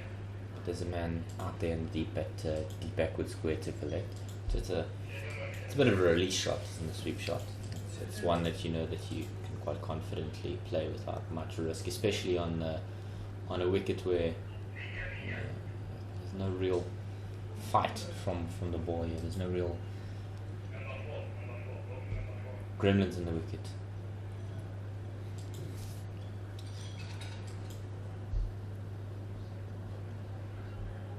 It's a bit of a breeze blowing across the field from left to right if you're facing the bowler. It's well bowled. It's well bowled by Harmer. You talk about the experience. I mean, Simon Harmer is a man who played in South Africa for the Warriors back in the day, and then went to the UK and got bucket loads of wickets there, and then has come back now when the opportunity arose to play for the Titans, and he's really he's really a valuable voice in the change room, as much as you've got the experience of a Tennis de Bruin in the squad who's been around for plenty of time. It just has so much gravitas when somebody like that can help with the experience, Yeah, even with Chris Morris now back into the side, Simon Harmer, he was getting wickets for fun in the UK.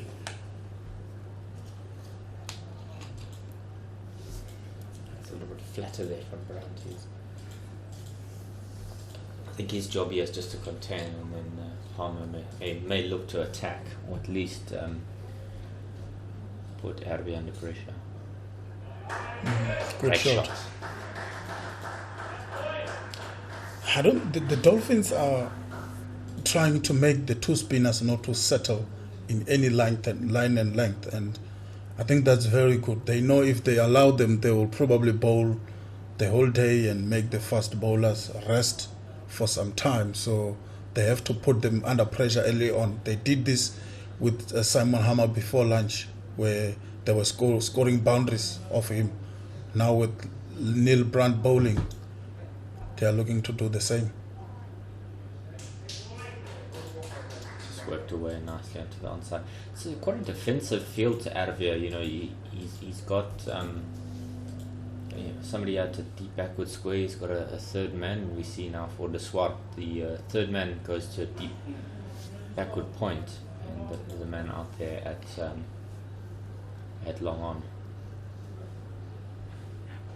He's driven again into that cover region. Just the one this time. They're able to cut that off.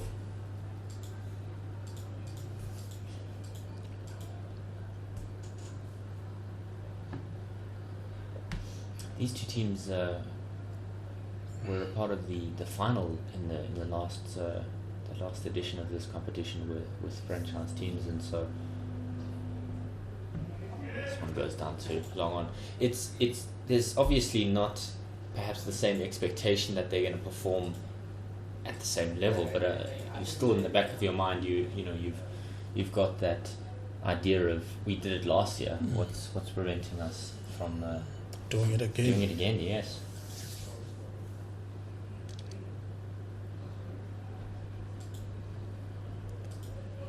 I think what definitely helped the Momentum Multiplied Titans in the last edition of the competition was having their Proteas back. Hayden Markram scoring nearly 1,000 runs, and he didn't even play the entire season. I think that shows how much of an injection the national players put into these squads, and also you can see the gap sometimes between the provincial and the national level. You guys think, the smash runs here, and then they're going to smash runs in international cricket. It's very different. Yeah, it is. Remember, in international cricket, with all this video analysis, they get your numbers very early. I mean, you look at there was a guy called Achinta Mendes from Sri Lanka. Yes. Everybody was excited. But then the batsmen started picking him up, and he's nowhere to be seen right now. So the difference is, once you are in the international stage, you have to keep improving. You have to be ahead of yourself. Try to learn more shots. Try to learn more things. More bowling, for example, and then it can work well. But if you just stick to what you know while you were playing domestic cricket, it might be difficult at the international stage, because they will block your scoring areas, and then from there on you're gonna struggle. Yeah, there's always that conversation where you you may be playing at a schoolboy level, at first team, at these quality schools. Some of them with their various blue chip statuses. Oh, he's bowled him through the gate there. I think has he bowled him or stumped him? I think he stumped him. That's lightning quick hands there from Klota. It looked like he got him through the gate there, but well done by Klota. Young man that has really changed how... the scorecard says he's been bowled. This is an interesting one. We'll just get confirmation for you in a moment. Looked like he bowled him through the gate was my initial thing. But they've stumped him, yes. Yeah. So definitely we just checked with our TV crew here. They've given him out stump. But Gian Klota, really a good guy. He's come from the Warriors, and that brings to the end Sarel Ervia's mammoth innings, 163 from 370 deliveries, 21 falls. You almost think, Takalani, it had to be through a moment of magic that they were going to get the wicket of Ervia. Yeah, and I'm surprised. It looks like they were playing Simon Hammer very well.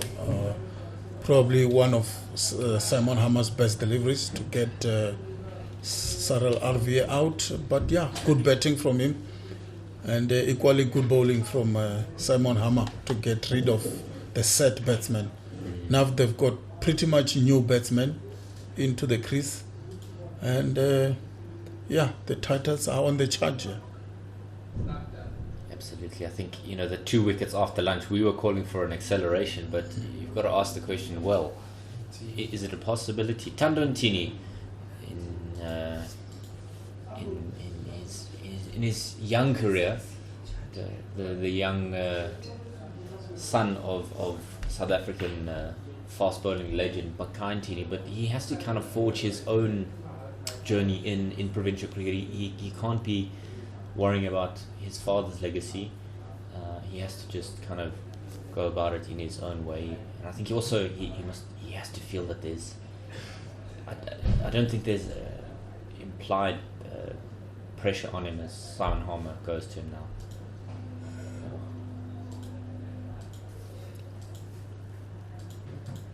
Although I don't think I'd like to be in his shoes. He's played well over 100 tests, one of the leading wicket takers of all time. It's difficult for him, isn't it? I mean, sure. His father played well for the country, and probably almost everybody expect him to follow his father's shoes and do well also. And I think that's put a lot of pressure on him. He's still a young guy, still a lot to learn from his cricketing side. And let's hope we will do well for the Dolphins. I suppose it's a similar situation for Corbin Bosch. His father Tertius was part of cricket instructors for a number of years, and especially Corbin being the same as we see Brandt continue here. Corbin was the same age group as Andile Petlekwayo, as Aiden Markram, as Kagiso Rabada, and I think that also comes with its own pressures, because everybody else seems to be succeeding. The question is what did you miss? Excuse me. But it's so key that you forge your own path as a cricketer. There's no set way to success. So there's a man at 45. The non-striking batsman's actually taken a walk quite far away from the crease here. Obviously not interested in getting a word from the man at short Manon there, but there's a man at a wide-ish mid-wicket here towards straight to mid-wicket, shall we put it that way. How was that? No, nothing. No interest there from the umpire, but the question is still asked by Brandt. Squared him up a little bit there. 383 for 6, and we're halfway through the 120th over. Brandt's gone for 35 without picking up a wicket here in his 13 and a half overs. Yes, well defended there. Tandantini, not necessarily an out-and-out batsman, but certainly handy with the bat. Yeah, he can hold the bat. Very good lower order batsman. He reminds me a small amount, and maybe I don't know if this is a fair comparison, but Malusi Siboto, very similar type, not necessarily your thunderbolt bowler or a swashbuckling batsman, but he's definitely somebody that will contribute to that. I mean, we saw Malusi Siboto pick up a 50 in the last game for the Imperial Lions, and I think Tando could very well be that. He could be that low order all-rounder, that Andrew Hall type. Yeah, and we need those kind of bowlers in the national side, isn't it? We saw what Rabada can do with the bat. I think he's doing well. Yes, he absolutely came to the fore with David Miller, but we need somebody who can do that as well. He's attacking the stumps here from Harmer. He's clearly got a plan here. He's not going to give that much width to De Swart. This plan of a spin from both ends rather is clearly to try and catch up with the overrate. They're 15 behind. It's driven out nicely to the man at Bangor and hit through for one. The plan is clearly he's going to attack the stumps here, and perhaps the variety ball is going to be maybe the one that grips and turns, a slightly slower delivery, or the quicker one that goes through the gate. So well bowled, and I think that's the pressure that a good spinner can put on a young batsman, especially a right-arm offie to a left-handed batsman. Slip is going to be licking his chops very soon. Yeah, Simon Hammer asking a lot of questions here to the two left-handers. I think De Swart's got to take the more of the strike. Yes, yeah. He's got to look to farm things more. And if I'm De Swart, I'm thinking, well, maybe I need to be facing a lot more of Simon Harmer's deliveries and let Tandon Tini face Neil Brandt's bowling, as we see a silly point make his way into the eye line there of Ntini. Oh goodness. Just defended there and there's nothing from it. A good over from Simon Harmer. 121 gone, 384 for 6.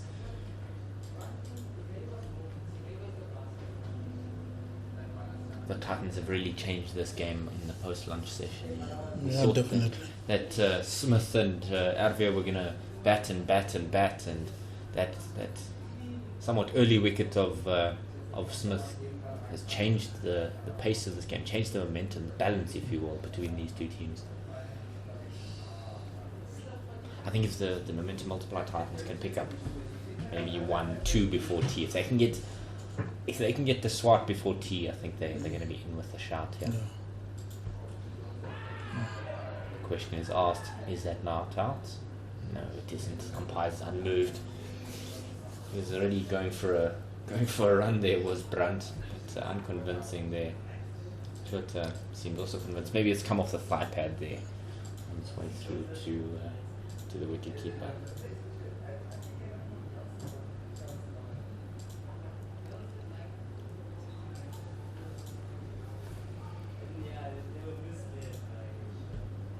Oh, that was an uncomfortable shot. What happened there?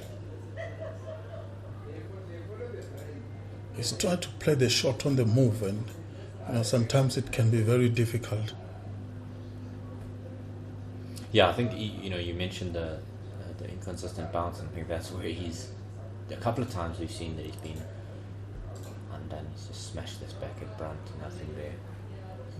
Yeah, Brandt also bowling well now. I think the 2 wickets has helped the 2 spinners, and now they are more attacking and they are looking for wickets. Yeah, I'm sure they want to wrap this up before the end of the day's play, get a good time at the wickets before they change things up. If they're going to get a result, they're going to have to bowl the Dolphins out here. The Dolphins are 40 runs behind, but 6 down. So with only De Swart as somewhat of a recognised batsman, you would think that he's really got to look to guide the structures here. That's the right idea. Just get one, get to the other end. Five deliveries gone, and you only give Ntini 1 to face from Brandt here. And I think he will be comfortable, Tandon Dini, with Neil Brandt bowling, being the left bowler. I think Dini will be much comfortable than facing Simon Hammer, an experienced campaigner, very experienced bowler.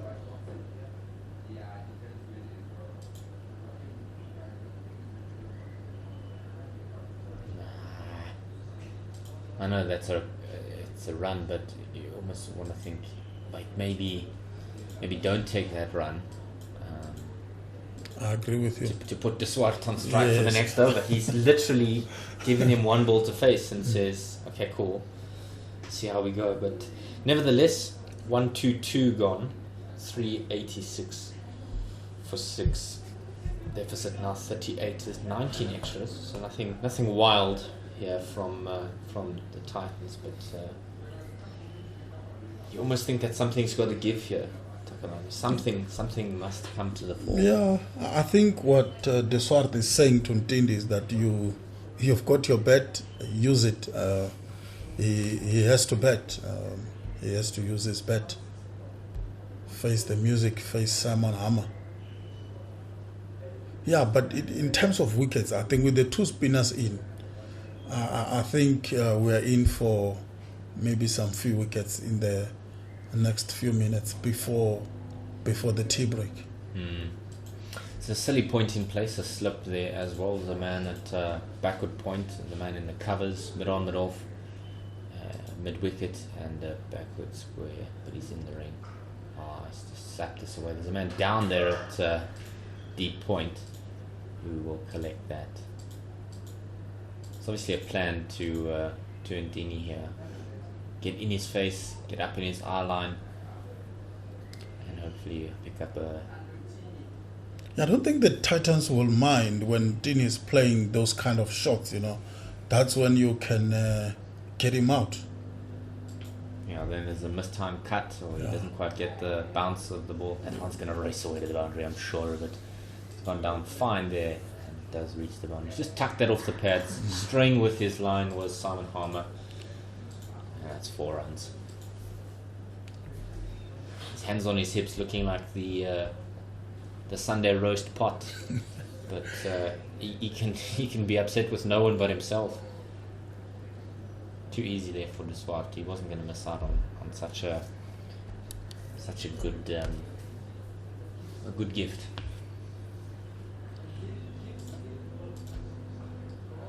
Better line there. Much better line from Simon Harmer.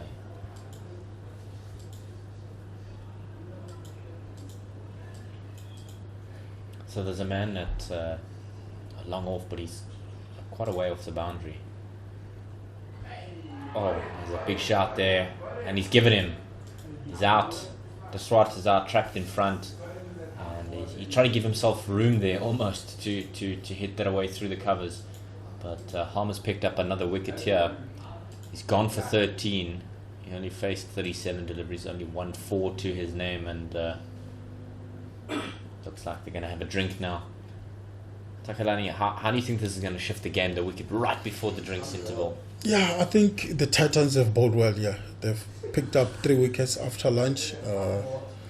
They are putting the batsmen under pressure with now Ruan De Swart out. You've got Tandon Dini and the bowlers in. So I think the Titans will be smelling an opportunity maybe to bowl the Dolphins out before the tea break and look to bat after the tea break, score maybe 100 plus, and then see what can happen tomorrow first session. Maybe we can have a result here. But it's been good bowling from the Titans. Yes, there have been some very poor deliveries from Simon Hammer, Neil Brandt, but the guys like Corbin Posh, Komani, they've been bowling really well.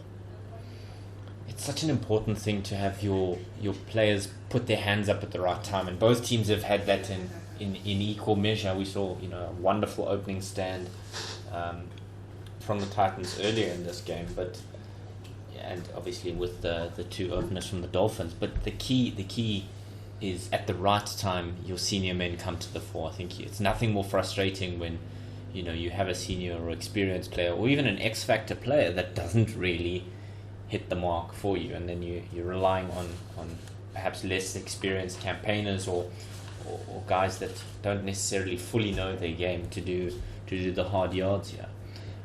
Yeah, Simon Hammer is very important to this side. If he start picking wickets like this, I think it's to the benefit of the Titans, more especially in this game. If he can pick wickets on the other hand, and then Neil Brandt continue to bowl the way he's bowling, and I mean the Dolphins are already under a lot of pressure here, huge pressure. There is chances that they can be bowled out before they can even reach their deficit score, and it's good that Simon Hammer is bowling like this. And it's not necessarily a wicket that's gonna upend your whole plan, because it's not a one that's turning prodigiously. Normally you expect spin from St George's in Gqeberha or in Cape Town. There's a bit of turn here and there, but not the case that you would expect from Highveld wickets. It's normally the guys who bowl tight and quick that are able to pick up sticks here. But Simon Harmer, with the experience that he has, is not going to miss out here. So there's a fielder coming in under the helmet here at a forward short leg, slip in place, 45, backward point, man in the covers, mid off, long on, and mid wicket. And Harmer's just a thing. There's a man at deep mid wicket as well. That's the end of the 123rd over. 1, 2, 3 overs gone. 391 for 7. Excuse me. So the deficit is 33, but it can seem like an Everest when you're batting at 9, 10, 11. Darren De Palma, you understand, new man at the wicket. And I think Darrell Pavilion, he can hold the bat also. It's not a mug with the bat. I think he can, maybe with Tandon Dini, maybe they can push on. But with the way these two spinners are bowling, it's going to be very difficult. Oh, he's at an absolute heave at that one as Tandon Dini. He's trying to smash that through the covers because there's no real protection there other than the single man. So if you could get that away, he's guaranteed a boundary. This field is quite heavily leg side, of course. Yeah, so they give him the offside to say, here's the space, you can hit the ball to that region. They've got Tennis De Bruyne waiting at first slip for an opportunity to catch the ball. So I think this is very good field placing by the Titans. They are setting a trap here on Tandon Dini. Just get into the head of the youngster. Get in his head. There's a slip and a forward short leg in place, which means you're almost certain to have a couple of words in the ear of the youngster there. The wicketkeeper Kloot is also, I'm sure, not going to be quiet about things. He's only got 2 runs to his name so far, so this is real pressure for the youngster, and it's great to see a proving ground here for creators like this. There's a thought of a run, but not a chance there. Overs are 1, 2, 3, 4 at the moment. Midway through the 124. It's good breeze blowing across the ground, which will allow the spinners to maybe give it a little bit more flight, and hopefully that'll give them some drift. Because you just need one to grip and turn, and then that's when you pick up the wickets. And I think that's what we saw from the stumping of Ervia. It's just one that slightly turns.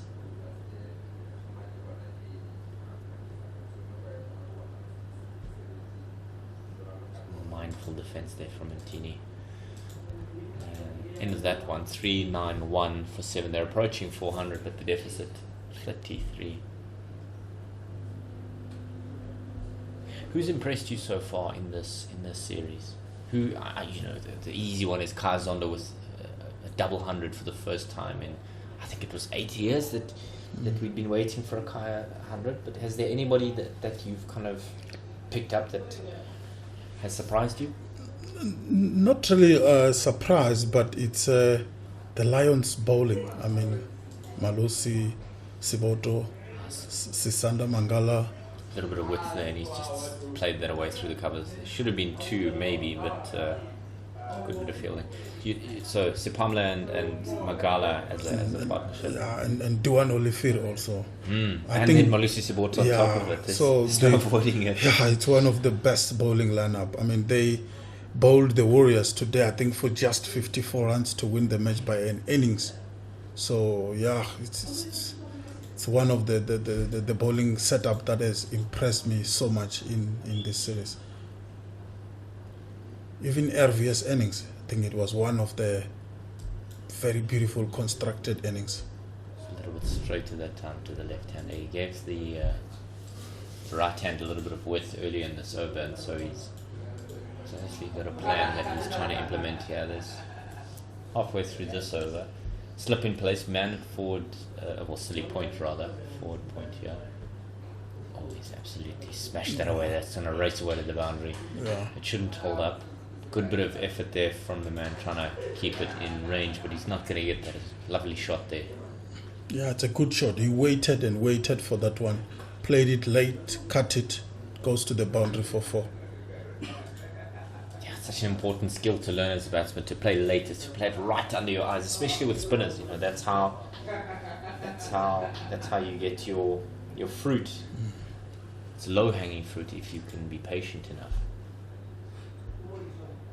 Smash that at the man right in front of him there. I think he's obviously going to have a word with him, Will Silly Point, because there's a couple of the deliveries that have been hit. Is that it's different bowlers, It's not a cut and paste Yes. of generic bowlers. I mean, Sure. Duan Olifir is totally different to Sisanda Mangala, who will probably depend on hitting the deck hard, bowling a good line and length. But Olifir is much quicker, and Malusi Siboto is also different to Olifir. So you've got a very good bowling lineup there. Very good bowling lineup. Plant coming around the wicket here. Oh, he's just pushed at that one, has the pavilion. He's got a good stride out there and lent on that one, but no run there.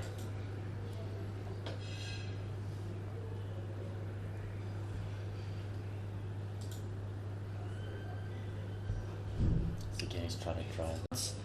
How good were they in that T20 competition? The Knights it's been a while since they've picked up a trophy, and all credit to them. That squad he's just trying to carve this away, but doesn't quite get it. I mean that Knight squad is actually full of youth and experience, and I'd love to see them perform a little bit more. They are solid mid-table at the moment, but there's only one game gone here. But they've just got options to do that. He's carved that away down to a deep point, but the man who's sweeping there on the offside will collect that quite comfortably. And end is that over. 397 for 3, just 3 away from the 400 mark, but the deficit is still 27 for these Dolphins batsmen. I know we'll all be keenly watching the second division teams that will get promotion, not necessarily straight away, because there's been a hold on promotion and relegation for the first season at least. So I think we'll be keeping an eye on that, but also the players who may be in the shadows. Salma's in again to the pavilion.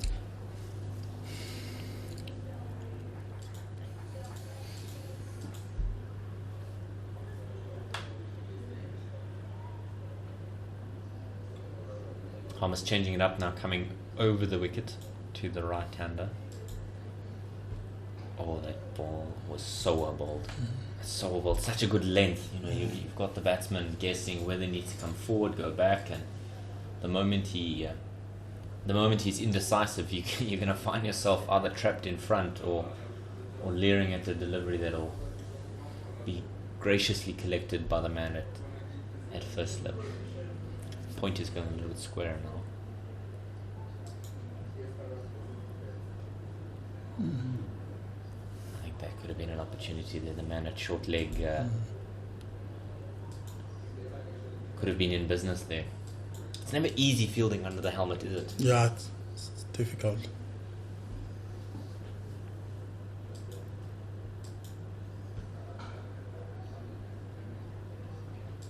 You've got to fight that urge when you're under the helmet to come up sooner. And I know it's a common theme for wicket keepers, but when you're not quite used to it as a traditional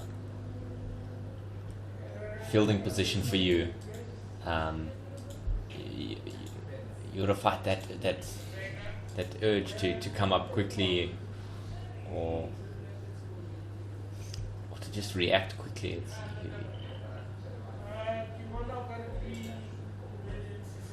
You see what I'm saying about that last delivery? Yeah. He wasn't quite sure to come forward or back, and he's just prodded at that and kept it out. So 127 gone, 397 for 7. Harmer's bowling well here. Yeah.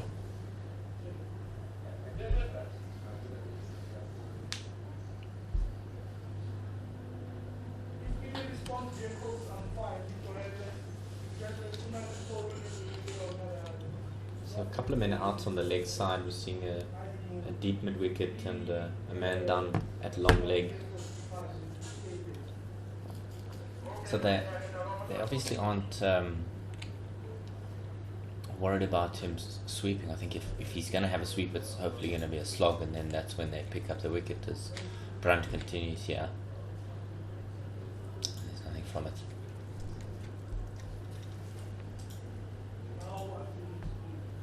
Yeah, Brunt is bowling well to Tandon here. Oh, there's a little bit of width, and he's that so could have easily gone to the man at first slip. Tennis Brain's going to have to do a bit of work here. Oh, I don't know if he's gotten that. I don't think he has. Yeah, I think it's a boundary. The umpire signalling 4 runs. He's had to do a lot of work as Tennis Brain's raced from first slip all the way down to third man, and that's the 400 for the Dolphins. Across the 400 mark. 52 fours in that, 700 balls, 317 minutes.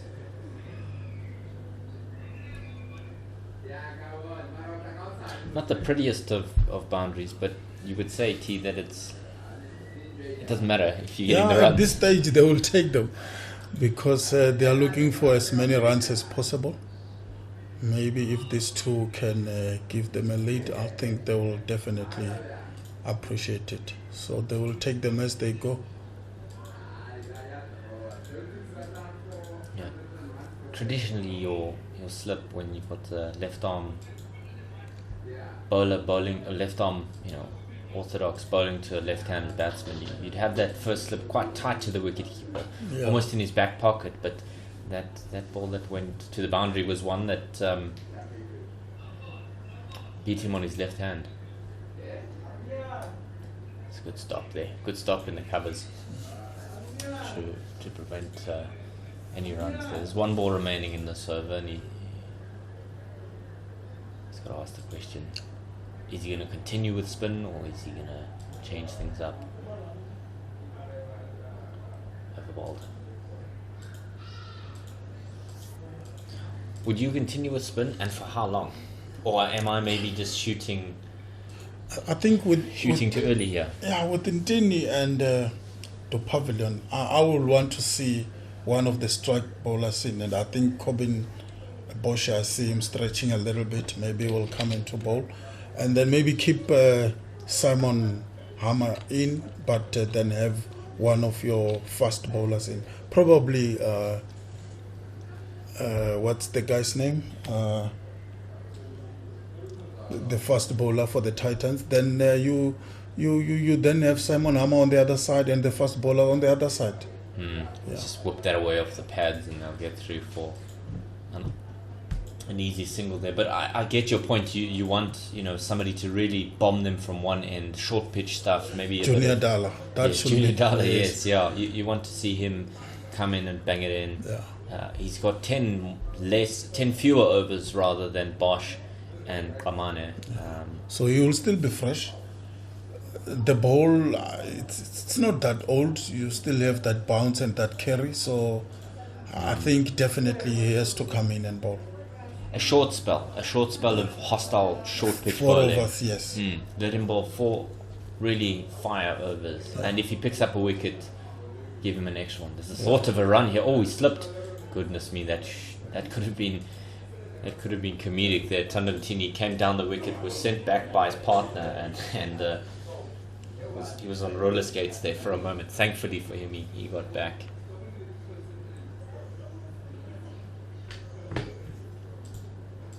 Cut away. There's a man down there sweeping. He's got all the shots, Tandantini, isn't it? He looks like he can bat.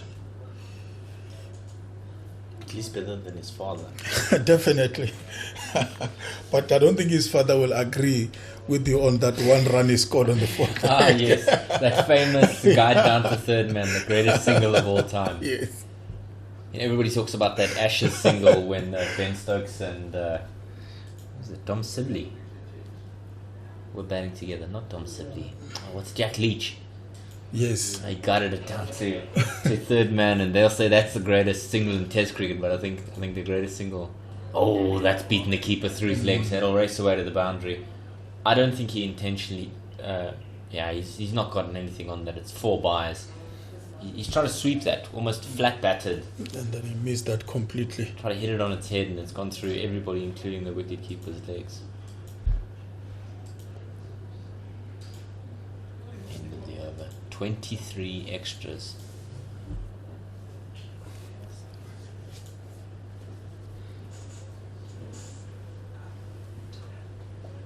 Serious conversation here, I think, whether or not I think they're going to continue with spin. The way they're setting up here, the short leg, the forward short leg under the helmet slip in place.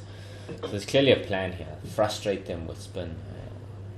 But I agree with you. I'd love to see a short, hostile spell from one of the fast bowlers. And I suppose Junior Dal is the right man for it. So just to give you the feel, there's a man, like we said, at first slip, Tennis de Bruin, there's a man under the helmet at forward short leg. There's a man at deep backward square or a fine leg position. Not necessarily as fine, but he's kind of in between there. There's a man out sweeping on the mid-wicket boundary. There's a man at long on. And there's a man at I suppose you'd describe him as cow corner, but he's quite close in. There's a man at mid-off and in the covers, and then a sweeper on the deep backward square region. He's kind of at deep backward point, rather. He's just lurking there. But other than the men on the leg side, excluding long on, guys are on the boundary. So that long on is not all the way on the boundary, and neither is the deep backward point here. It's obviously for the mistimed shot. Yeah, they know Tandantini likes to play his shots. That's why they've got 3 fielders on the boundary. Yeah, I think so. I think they're hoping that he frees his arms, and the man either he mistimes and top edges it down to long Like leg. that. And that's exactly what we were talking about. He's hit that quite hard, but he's not timed it well enough to get the result that he wanted, as the man can collect quite comfortably there.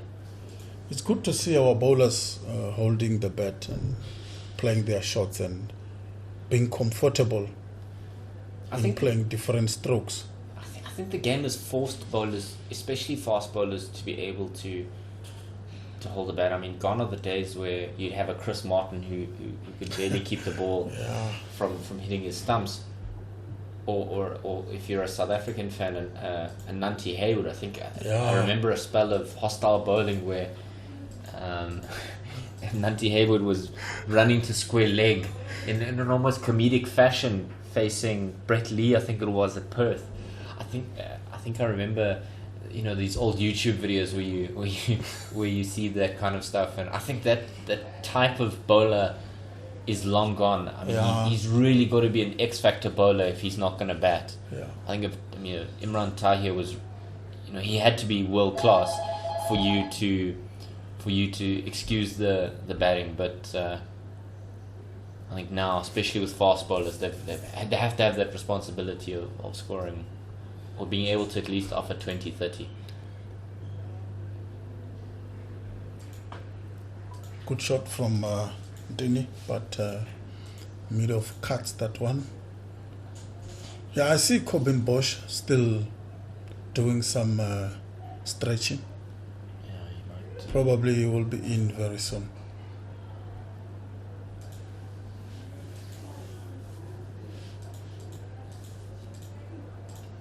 You know what I'd love to see is a time cricket festival for school level. Maybe I suppose the school calendar is already jam-packed with so much, and to give the boys time off. I know they play the Cubs week at the end of the year, and the Coca-Cola Under-19 week, but it's all 50 over stuff. It's not really time games. Oh, that's an opportunity, one begging, one would think. It's a difficult one, the man at short leg. It's not really for those ones straight off the bat, and something that loops off is there for those, But I'd love to see, maybe in the winter you have a T20 tournament for the schools. No, I know there is a T20 tournament. There definitely is one, but I'd love to see a time competition, or a multi-day, multi-inning tournament. The boys come and they go to wherever the venue is, or they're at a couple of venues, and you say, okay, cool, the 5 best schools from each province. You go and play in a competition, a time competition. It'd just be lovely to see from that, because I think it's sorely lacking. You point to the T20. It's a lot of what primary school cricket these days is all short format stuff. Yeah. And high school, I know they play, traditionally the boys' schools will play that Saturday fixture, that's 50 overs, but it's such a massive jump for players who will, they come in and they're suddenly playing 3-day games for Colts or the under-19s, and it's a massive jump. I mean, the patience that's required when batting, and also captaining. You can get too excited when things aren't going well. You've called it Takalani. It's Corbin Bosch who's gonna replace Neil Brandt. Yeah, maybe there is a niggle on the first stopper, Junior Dalla. His name keeps running away from me, Junior Dalla, because he hasn't bowled more overs today, and you expect him to bowl more overs. Yeah, but Bosch has bowled well. His second spell was good. He comes in again, 2 slips in place. It's well driven, but if you're a fast bowler, you're reading into that, because if he's pushing at it hard like that, he's going to push at something hard again. You get something to hold its line, and that gully fielder is going to be licking his chops there. It's going to be the proverbial Sunday lunch if he can cash in here. 2 slips and a gully. The man at deep point. Man in the covers, mid-off, mid-on, square leg. Oh, he's wafted at that one. And there's a man at long leg. So he's thrown the bat at that, and I think that's exactly what you want, is as a fast bowler, if he's wafting at it. That's the only way they can get them out. Let them play their shots. But also the bowler doesn't have to be too excited and start to bang it too much, He still have to keep his proper line and length, and he will get his chance.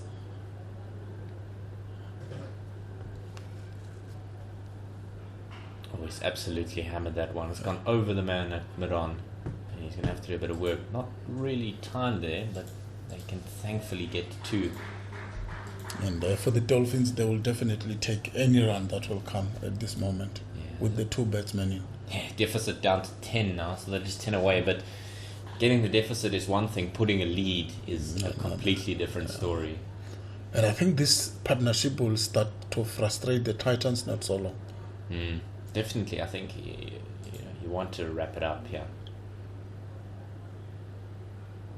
That's exactly what you want. Exactly what you want. You follow up that rash shot with something that he can waft at, and he's missed that completely as De Balvio. I know there's going to be a conversation between, as we can see, the conversation between De Bruyne and Kloot, the wicketkeeper, to see how their plans can come into it. I think that's also the thing, coming back to the impatience. I think you play so much T20 cricket, and then when something doesn't come right after 3 or 4 overs, you start panicking and you want to change it 100-fold. But the value of the basics. Yeah, with patience. With Test cricket being the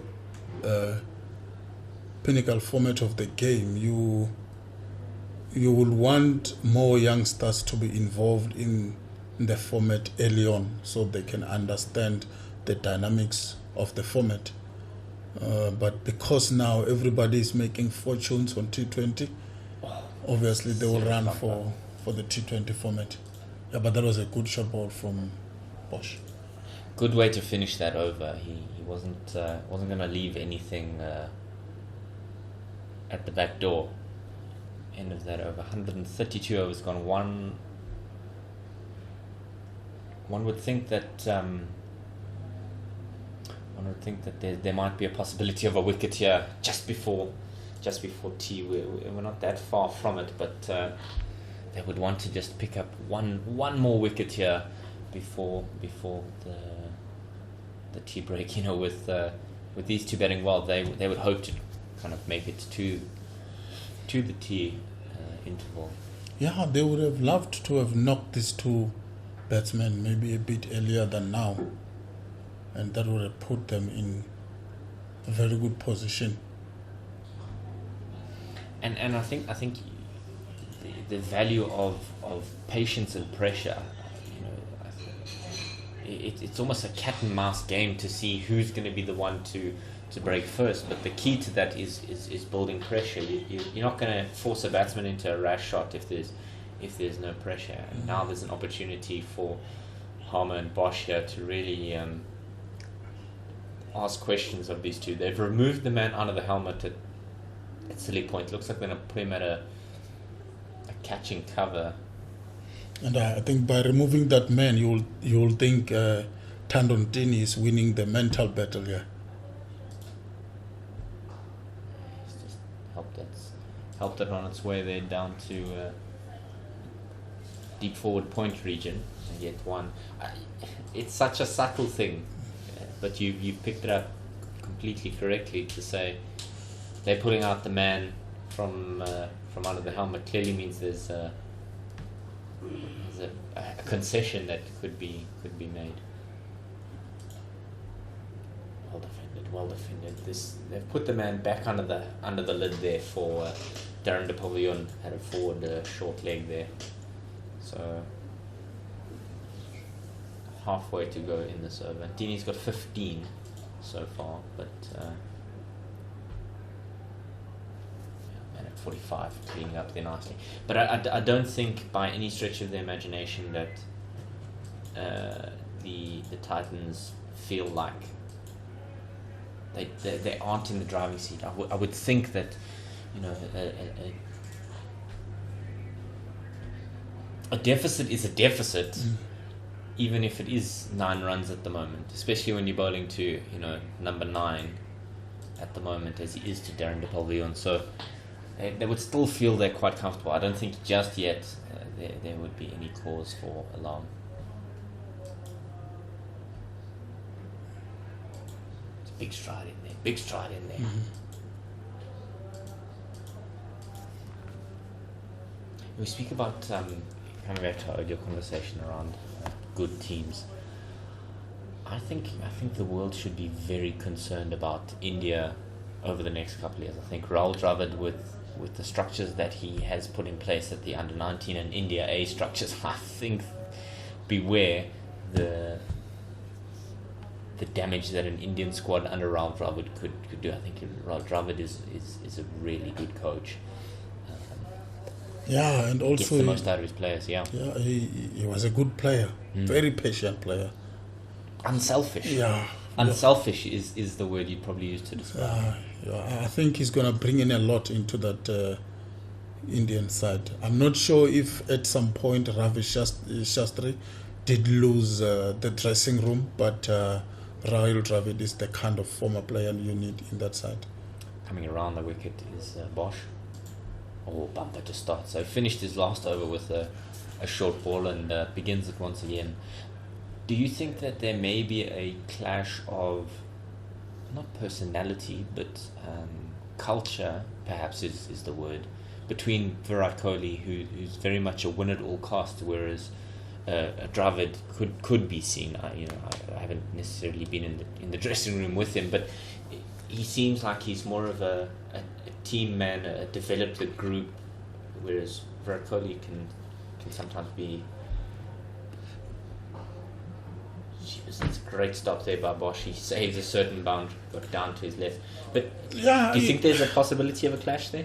When you look at when India play their cricket, you see the players struggling to confront Virat Kohli. Mm-hmm. For example, he will rather take a run out than get Virat Kohli run out. You know, those kind of things. If Virat Kohli say no, it's a no, and when they are running and that's it. So in terms of the coaching, well, we haven't been in that dressing room, but I think Virat Kohli is one of the players who, if he wants it done, it has to be like that. And like you said, it's my way or the highway. 100%. Sure.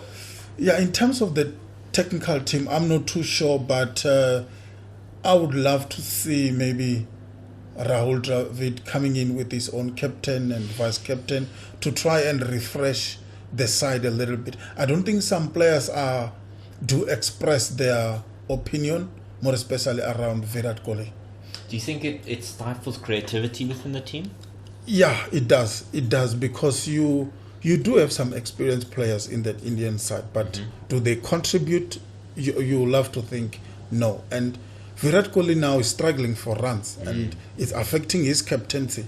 So if he didn't allow some of the senior players to have input in decision making, then it becomes a problem for the rest of the team. So I'll prefer maybe Rahul Dravid to come in with his own captain and vice captain for maybe all the formats. Shot, young man. He shot. Just leaned on the front foot there and smashed it away through the covers. A despairing dive from the single man there in the covers, but not a chance there. What a shot by De Pavilion. Maybe there's some value in what you're saying, particularly with Virat Kohli. I mean, you're saying that he's struggling, and he has struggled, and you know the old adage is form is temporary but class is permanent. But maybe it gives him an opportunity to lift a weight off of his shoulders, and to focus on just scoring runs. Yeah. I think he stepped down as a T20 captain. Catch straight to the man at first slip. It was a shortish delivery. He's just wafted at that one after a glorious drive. He's just edged that straight to tennis de Bruin, and that's the end of Darren de Pavilion. 8 down now for 420. Yeah, good catch, tennis de Bruin at first slip, and that's what we've been talking about. Bring your quicker man in, and you will get the wickets. And the Pavilion is out, but well played. Spend some time with Tandon Tini in the crease. It's such an important thing for youngsters to actually watch that passage of play in the build-up. You know, as a youngster, you get hit for 4, and then you think, oh no, what's going wrong here? Do I need to change things up? And it just pays providence to the fact that basics are such an important thing. Don't don't panic the moment the ball goes to the boundary. Panic if it goes a couple of times to the boundary. You know, I think younger or less experienced bowlers are going to see, okay, I've just been smashed through the covers for 4. I've got to try something, you know, innovative here, or to try and bowl the magic ball. But was a standard shortish delivery there, a little bit of width, and easy catch for tennis. He wasn't going to miss out on that. He's an experienced campaigner. Cohen Mungru is the man, number 10, walking out. He had a wonderful bowling performance recently, but he's going to have to do the work with the bat, averaging only 8. And his best coming versus the Northern Cape in 2016, 2017. 46 matches, he says. He's coming towards his 50th game. He's got experience under his belt. I think the key for him is just to stick around here with Thando Ntini as they head towards the tea break. The deficit only 4 now, but only 2 sticks available to them here.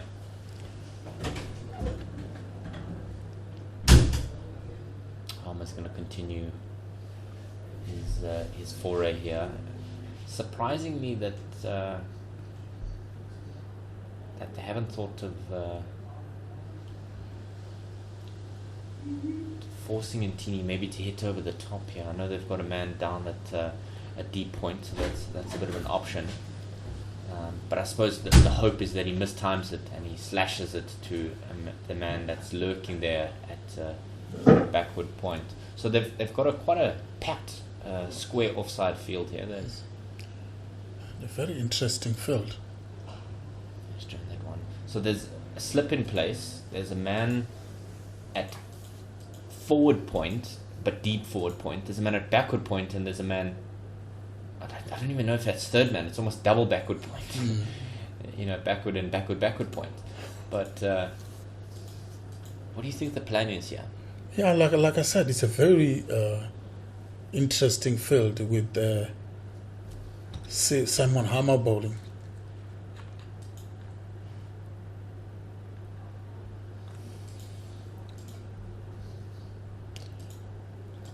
Do you think the variety ball is going to be the one that he's hoping that he cuts? Yeah, maybe. Maybe they expect Mangro to play a cut. There's a discussion now. I think maybe a bit of grass in the eye of Clota. Or a bit of dust. But the wind is blowing quite nicely. It's quite a strong breeze at the ground. So you definitely are at risk like that. Oh, that's well bowled. That is well bowled. Just leaving the bat in the way is Thando Ntini. He shadow bats by giving himself room to try and cut it, but it's such a risk because if you get it wrong and you hit it to the man, there's 3 men in that region, or if the bounce isn't favourable, you're gonna get something like that, and he's been caught. 2 wickets in 2 overs here, Takalani. I think we're going to be wrapped up before the tea break here. Yeah. Just talk us through what happened there. Yeah, Simon Harmer has been bowling well, and the field we talk about was very interesting, and they got a wicket from Simon Harmer's bowling. Thando Ntini is gone, and the new man will walk in. That's going to be the last wicket for the Dolphins. Yeah, it's 2 new men at the crease. Ntini was caught by Clota, bowled Harmer 16 runs from his 50 deliveries, only the 2 boundaries, but the Dolphins are at risk here of being bowled out before getting to the score, but there's only 4 runs left for them to get to a score of some kind. So I think if the Titans come out and bat here before tea, or if they perhaps consider taking tea early, I think it's going to be an interesting one. Clota is the new man that strides to the wicket. It's not Jihan Clota that's behind the stumps for the Titans. It's Akil Clota. Walks in at number 11. So we've nearly bowled 135 overs. There's 1 short of the 131st. But Harmer's picked up 4 in his innings here. He's really bowled well. 4 for 101. He's nearly bowled 34 overs, and that's, like you said, we've we've heaped on praise to him, but it's well deserved when you pick up the wickets here. Hopefully, he can pick up a Michelle, a Pfeiffer. Yeah, that's what the Titans need from the experienced bowler like him. If he does well, I think it lifts the rest of the bowling lineup. We saw Neil Brandt bowling well. Corbin Bosch also come back and did get a wicket, caught Tennis De Bruyne. So, yeah, he's doing well for his side, and they are looking to wrap up this innings before the tea break. So the field now, there's a man at deep cover, but he's not all the way on the boundary. He's kind of lurking out. The other man out is sweeping on the onside. He's just put the bat in the way. Has the batsman there? He's not going to wow us with his prowess. But that's the end of the 135th, and they're still 4 runs short.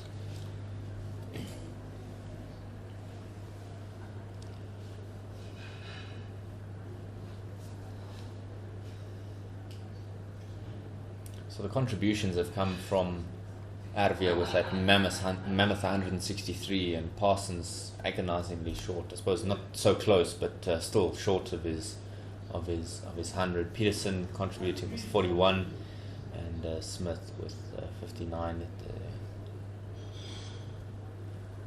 Keane Peterson is a youngster who's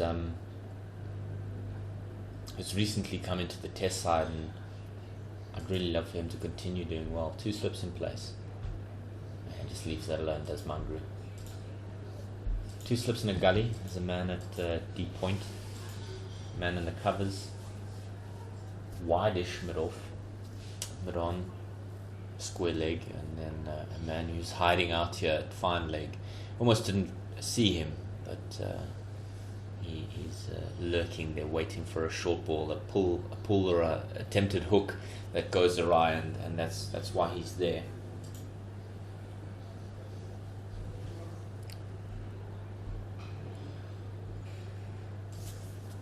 Any coach would say, "Come on, get onto the front foot," but to be fair, he's a bowler, and he's also got the length for it. If he can, he's going to stand on that back foot. Fast bowlers don't necessarily enjoy being bowled to by fast bowlers. Yeah, it seems like he was walking away from the delivery, isn't it? Yeah, square leg is perhaps intended destination here, but Bosch has bowled really well since lunch. He's really put the yards in. Oh, that's not quite the delivery he was hoping for. It's a straight down the leg side. Good work by Clotter to actually collect that.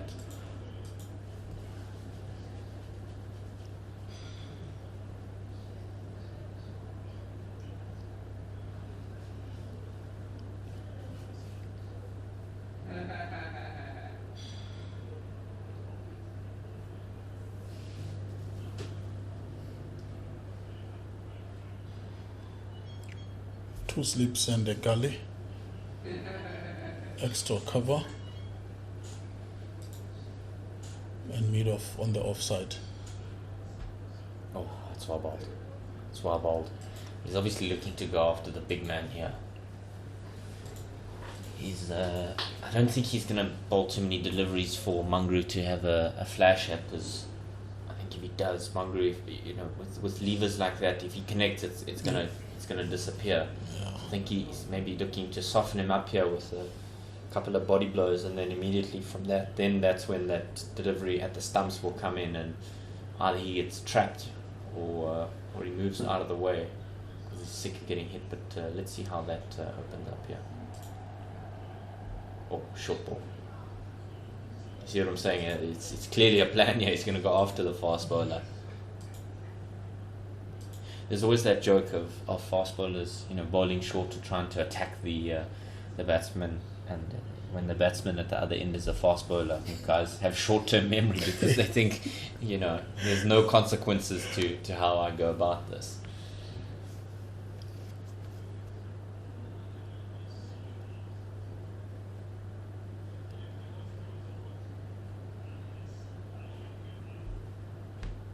Oh, that is so well bowled. That is so well bowled. He just hangs the bat up there, does Mangru. That's the end of the 136. They're still short of the runs, but such a good over. Yeah. The plan, Takalani. It's such an underspoken or under discussed part of long format cricket is. Yeah, you have to be patient, very much patient with the plan, and I'm happy that all the bowlers for the Titans, they've been sticking to that.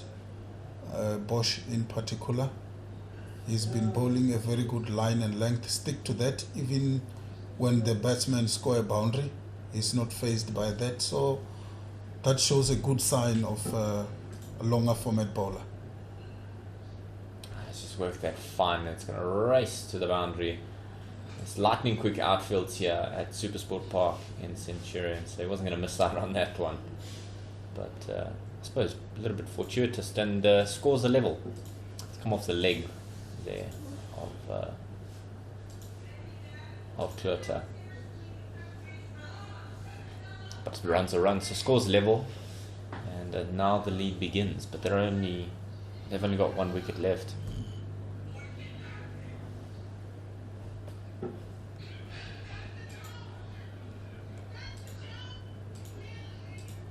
Jeepers, Corbin Bosch here at a 3/4 long on is without a hat on his head. I think he's a brave soul. It's 31 degrees outside. Down the wicket he comes and he's smashed it. What a shot, Good young shot. man. Use his feet well. Played it past mid-off for 4. Well, there was no chance of mid-off stopping that one. He's used his feet nice and early, and we almost wanted this when Ervia was batting with the Swart. We wanted this no fear, but I suppose that's what comes when you bat at number 11. You're not worried about your stats all that much.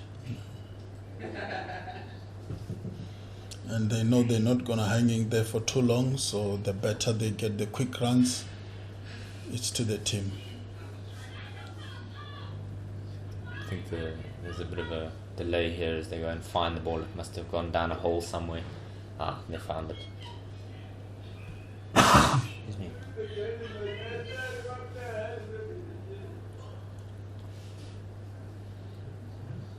Yeah, coming back to Bosch. He's down here at 3/4 long on without a hat. I think he's a braver soul than I. When it's hot like this and you're still running into bowl quickly, you got to keep that the dome cool.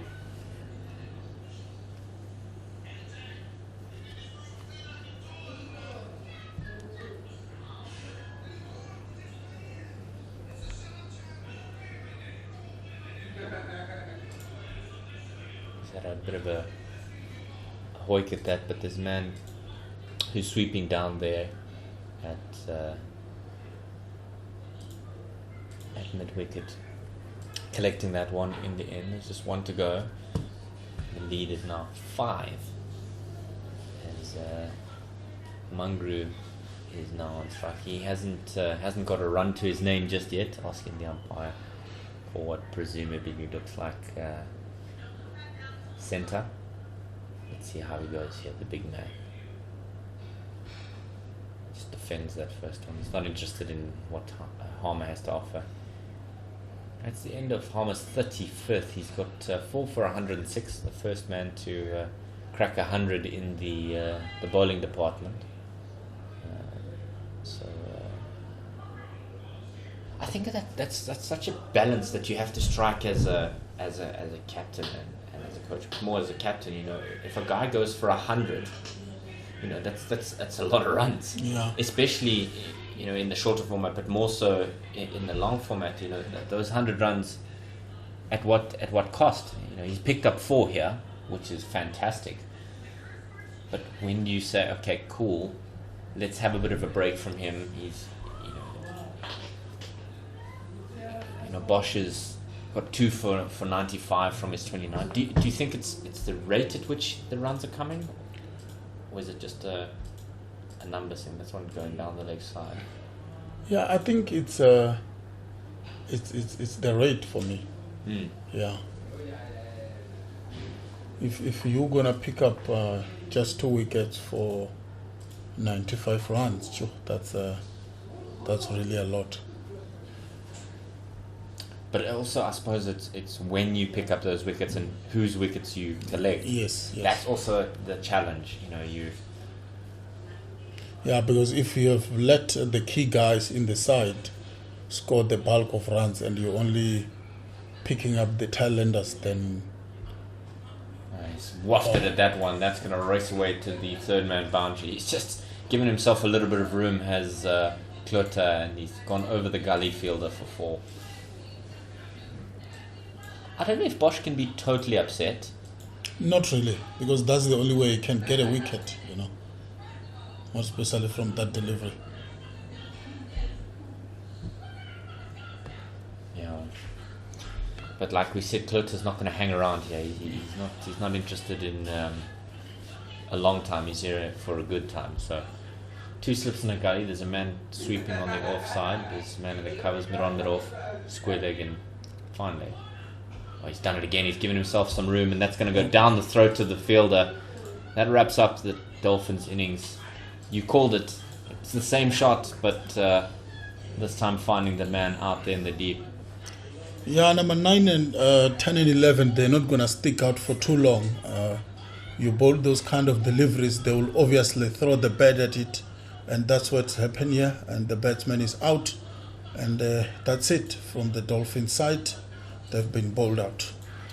And the lead only 9, so 433 all out, 137 overs, 137 and a half overs it took the Titans to wrap that up. He was caught, Junior Dala bowled, Corbin Bosch. Bosch finishes with 3, and Harmer with 4. Komani picking up a couple of wickets as well, as we see them make their way off the park. So we'll stick around and see whether or not tea is taken. We're going to bring you that. So tell me, Takalani, what did you think about that innings? Was it what the doctor ordered, or was it frustratingly short of what it should have been? Yeah, I think they would have loved to have maybe a few batsmen still in. Yet they managed to have a lead. Is the Dolphins, but they are all out, which I don't think they've wanted that. They maybe wanted to have a small lead, and then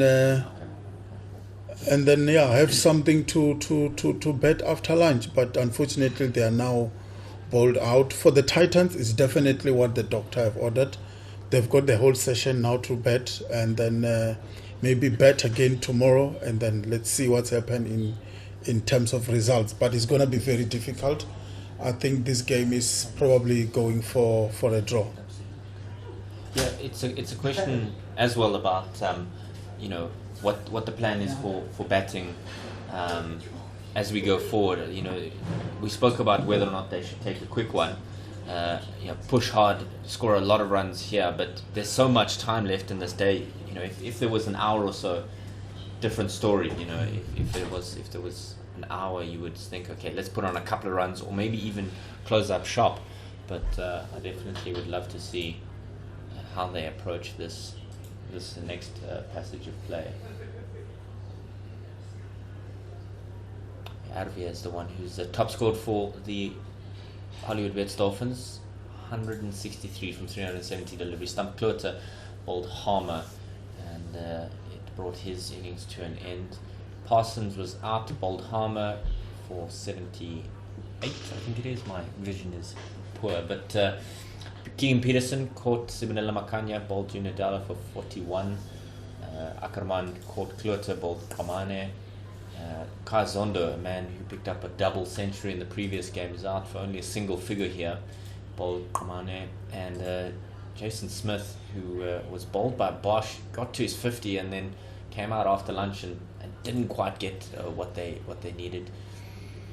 De Swart was there for a while, but didn't really impact the game. He was leg before by Simon Harmer.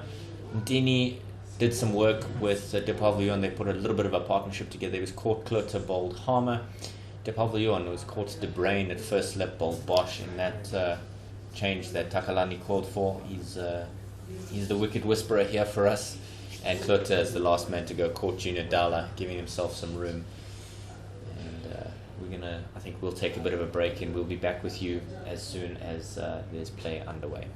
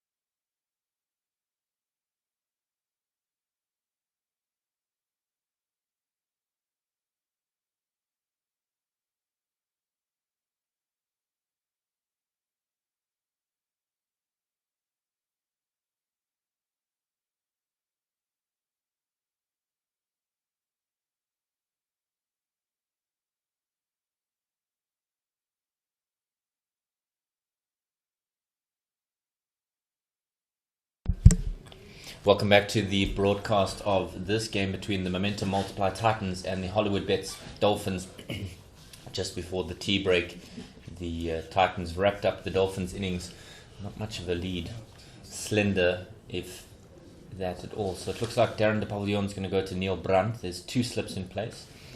And this is a Pitch Vision broadcast of this game, bringing you live coverage from Supersport Park in Centurion. My name is Coach Dave. Alongside me, Takalani is going to join me here for the first little stint, and then it'll be Ken Borland that will take over from him. A good first up delivery here. So if you're captain Tennis de Brain here, what's the discussion just before you guys go out to bat there?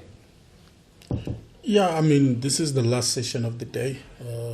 If you want to win the match, I think you have to put the bowlers under pressure, score as many runs as possible, with less wickets, of course, so that you don't lose the match. I think that's how they have to go about it. Score as many runs as possible by the end of the day, and then see what happens tomorrow. Would you say they've got to approach it like a one-day innings almost? Just look to rotate the strike, lots of singles? Yeah, definitely. Maybe a run rate of about 4 runs to the over. I think it can be maybe 5 runs also. It can be a good one.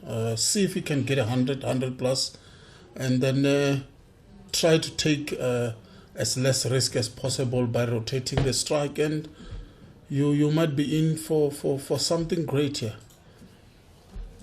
Yeah, definitely. I also think from a Dolphins perspective that they're not going to hold back with what they're offering here. If they can pick up 2 or 3 quick sticks here, it could really change the way this game is balanced at the moment. These Titans batsmen had a really good outing in the first innings, but it doesn't mean anything. You've got to be able to reconstruct and rebuild your innings. By De Pavillon. He's obviously tightening up on that off stump early, so he wants to make sure that he's not allowing Brandt or Mokoena when they eventually do get a run on the board to get away here. Yeah, and the good thing is making the batsman play. That's what you have to do early on with the new ball. He's bowling very good, sort of back of a leg deliveries, and that's one ball. That's a good one. Just reared up there on Neil Brandt, and he has a stroll out to square leg to probably have quite a stern word with himself. There's 2 men in the slips, eagerly waiting to collect anything that he may leave lying around. Yeah, I think this season is a big one for the Pavilion. He has been there and thereabout throughout his career. I think it's time now he moves his cricket a bit further on. He has been selected from the Protea side for one-day international before. But good delivery once again. Short delivery. It's well fended off there by Brandt, but like you said, that's a great way to end the over. The first one is gone, and nothing to speak of on the board. Excellent bowling from the Pavilion. Excellent bowling. Make the batsman play, ask questions. You've got the new ball, and that's where you can get opportunity to get some wickets. And I think that's the key, is early wickets is exactly what you want. As we see, Cohen Mangru is the man who's going to be coming from the opposite direction. Yeah, you want early wickets here, and you want to make sure that you get on top of these Titans batsmen.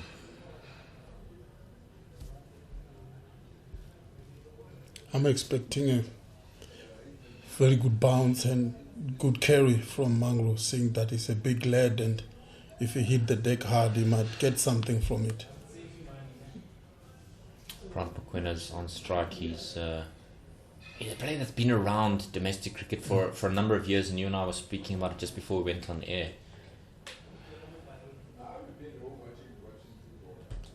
That's full, and he's punched that hard. What a shot, young man. Good shot. Good shot. Loud applause from his teammates, but it's a good shot. But on the other end of the scale, it's also a half volley. Yeah. Takalani, I think, credit must be given to him for the shot, but when you get a gimme like that, you can't miss out, especially as an opening batsman in the high felt. Anything full, you got to get rid of quickly. First ball up from Mangro, maybe trying to get how the wickets will play. And then Grant Mukwena just punch it to the boundary for 4. Yeah, like I said, he's somebody that's been around for a long time. He's a seasoned campaigner. Yeah. Maybe this is where there are so many players who have been around in our domestic cricket, but they haven't really kicked on. Let's just hope this new structure will help them. I want to see more players knocking on the door for the national side. It does help the national team when you've got a bigger pool to select players from. Squad depth is such an invaluable treat or a headache to have, I suppose, depending on how you're looking at it. But it's such a valuable tool in your box, because if you look at this, everybody's loving the Springboks at the moment. But I mean, the Springboks, if tomorrow you said, Faf de Klerk is injured, Faf de Klerk doesn't play, you've got Kobus Reinach. If Kobus Reinach doesn't play, Herschel Yankees plays. And when he's fit, Jaden Hendricks, I mean, that kind of squad depth we don't have. Yeah, we're talking about KG Rabada's workload. I mean, if you rest him, you ask your question, who will come in to replace him? And right now, we don't have enough bowler banging onto the door to try and get into the side so that we can be able to manage KG's workload. You see, the likely replacement for KG, and I think we saw that in the previous season with the tours overseas to Pakistan, that Luto Sipamla is definitely an option to replace KG. But if he's not in the national squad, he's of no use. It's great that he's taking a 6 for his career best for the Imperial Lions against the Alphabet Warriors down at St. George's in Gqeberha. I think that's the thing, is you've got to have a guy in the squad. I know the frustration around that is that the Bible fatigue that some guys are feeling, that they're touring with the squad, and we don't want guys to just go to tour for the sake of touring. I think we saw Jesse Creel yesterday for the Springboks playing for the first time in 7 weeks. And that can have a negative impact on a player's mental health. Definitely. It's such a difficult balance, especially in the times of COVID. You want guys to be playing, but you also want to have that squad option for you to say, okay, cool, we're playing whoever the case may be. Let's rest KG. We know that Nokia and I mean, somebody who didn't play all that much was Lungi Ngidi. I mean, he's just come off a win with the Chennai Super Kings and didn't really get a look in.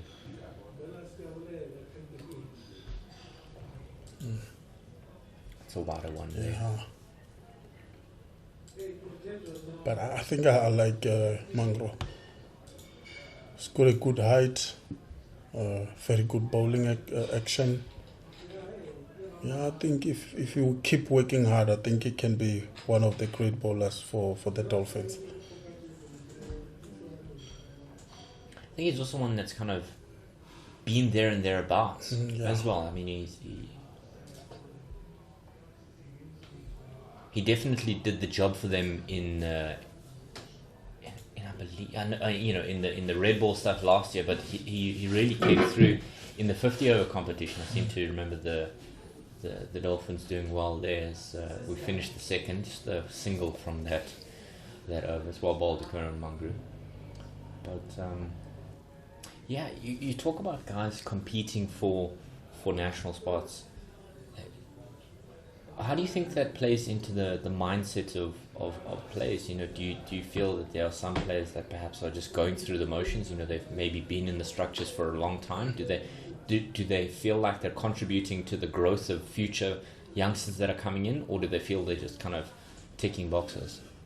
Yeah, I think for the guys who are maybe part of the national setup right now, I don't think they receive or they get pressured from the guys outside the national team. I think some of the guys do feel a little bit too comfortable, and they don't want to do the extra work anymore because we don't have much, more especially on the bowling side, fast bowling. I know we've got Lutos Pamela and maybe Lungingidi, but other than that, we really don't have much to talk about. That was a quick delivery there from the pavilion. They hit the gloves hard of Peterson. It's very strange as a keen cricket follower to seeing Keegan Peterson with the gloves on, but we saw obviously Mangaluso Maseshe in the previous iteration being one of the wicket-keeping options with Grant Rulofson, but Mangi has moved his way to the ITEC Knights, and so is it something that you would think is the right thing? Do they need a specialist keeper? Or would you be happy with keeping Keegan Peterson as? I mean, to the national team, he's there to bat. He's not like a Calvarena that the national squad will say, okay, if Quinton is comfortable, we'll let Carl keep, and then Quinton can just bat. Keegan Peterson's not a name that you necessarily immediately look up and say, oh, that's my wicket keeper. Yeah, I think Keegan should concentrate on his batting. If he's going to play for the national team, obviously he has to bat in the maybe top 4, somewhere around there. Mm-hmm. And then if he's the wicket keeper here, I'm not sure which position he's batting. Probably around 3. That's very interesting when your top 3 batsman is also your wicket keeper. But I would love him to see him concentrating on his batting and forget about wicket keeping. The wonderful thing for me, or perhaps the anomaly, if you will, it's good, but it's an anomaly. The Tuskers, the inland team, have 2 wicket keepers. They have Tsepang Detole and Cameron Shackleton playing for them. So the question is, well, why are the 2 wicket keepers? I know they're separate entities, but they're still in the same province, if you will. And why not send a young Shackleton who's not keeping but batting for the inlands, the KZN Tuskers inlands, as this one's tucked away onto the onside? Why not send him? Let him come keep here for the Dolphins. Definitely, because I don't think the issue of Keegan Peterson being the wicket keeper there is probably the right move. It may just be a stopgap. Yeah. It may just be a stopgap. But like you said, it puts immense pressure on him, having him bat in the top 3, 4. And he must keep. The previous innings was 100 plus overs. Looks like the pavilion is continuing. Oh, what a delivery. He's just offered a defensive shot as Brandt, but that's gone through to the wicketkeeper. End of the third, there's 7 without loss, and it looks like Takalani is going to switch out here with Ken, as we have a change of substitution. Thank you, Takalani, for your time. Thank you very much, Dave. Thank you, Pitch Vision, for giving me this opportunity. And thank you, Ken. I did enjoy myself. I had a wonderful, wonderful day. Thank you. We hope that you'll be with us soon. So thank you very much. The decision to take tea was the initial word that we got was that it was not tea, but the timing didn't quite make sense. Manguru to continue now. There's a man catching at short cover. So that one's just carved away behind point. Shot young man, Grant Mokwena, with a second boundary to his name. He's done a great job here of making sure he doesn't allow these batsmen to settle in nicely as my partner in crime, Ken Borland, takes a seat. Ken, hello. Hello, David. Hasn't it been great to have Takalani Netsiava on air with us today? And for those of you who want to hear more of his very erudite views on cricket, I believe he's going to be doing a bit of a gig on Capricorn FM. Oh, wonderful. Talking cricket, so that's good news. Wonderful, wonderful. 2 slips in a gully, waiting, catching cover as well. I just defends that, does Mokwena. Ken, were we outrageous to question the use of Keegan Peterson as a wicketkeeper? Teams have such problems balancing their sides these days, to be honest. So it is a look. He has kept quite a lot. I mean, I wouldn't say he's a stand-in. But you wouldn't think he's the first choice? No. Look, I'd be more comfortable, obviously, if it was a limited overs game. Right. 4-day cricket obviously brings a lot of other pressures to the wicket-keeper. Oh, he's just slashed that away over the slips, and it's a couple of bounces into the advertising boards. Yeah, you can't give him width. Yeah, I wonder how much of that was intentional or whether that was just rather a loose slash. His eyes lighting up with a bit of width from Mangru. Mokwena's looked really good so far in this innings. That's probably his first kind of false stroke. But you realise, Ken, now that you've jinxed him, he's going to chop one onto the stumps here, or he's going to smash it onto his front pad and then get given out. You've cursed him. No, I refuse to take any responsibility for any jinxes. There's no blood on your hands, eh? No, always innocent. It's Fuller this time, and it's a fantastic shot. Punched. He's going to get another boundary here. Mokwena's enjoying life. Yeah, he looks really good when he presents that straight face of the bat to the ball. His first ball, in fact, was that magnificent drive through extra cover. And that one, lovely straight bat, wide of mid-on. That's what you want from an opener, isn't it? It's that strong, punchy drive, especially in South African conditions. I think if you're uncertain about your shot selection, you're going to find yourself wanting.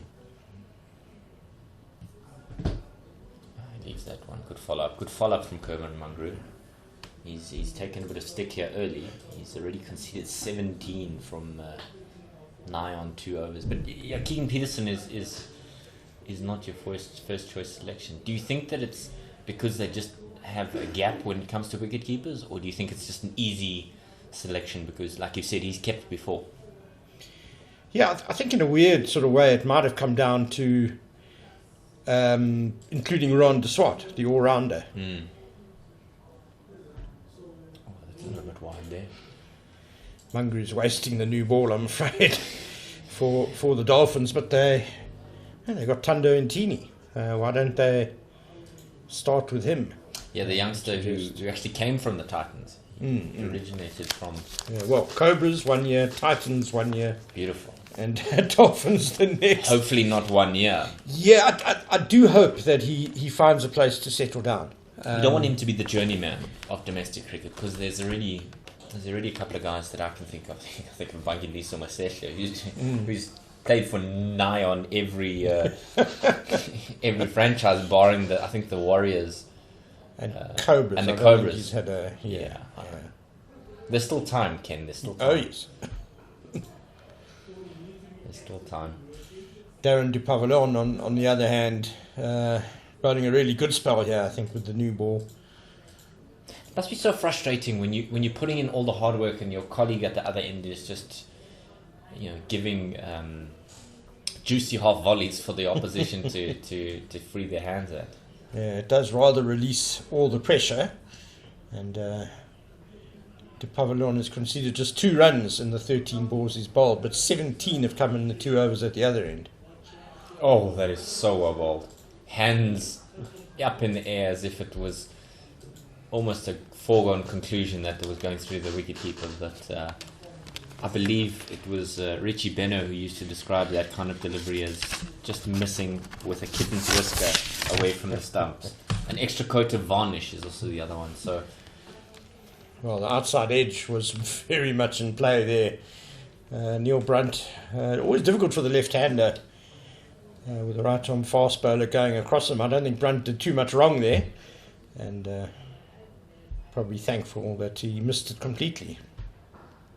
Yeah, it's a little bit straighter that time, but he didn't look comfortable with that when he almost just, pushed at it. It was a bit flinchy, wasn't it? It's directed at the body again. There was that really vicious lifter in du Pavillon's previous over, which I felt Neil Brunt played really well.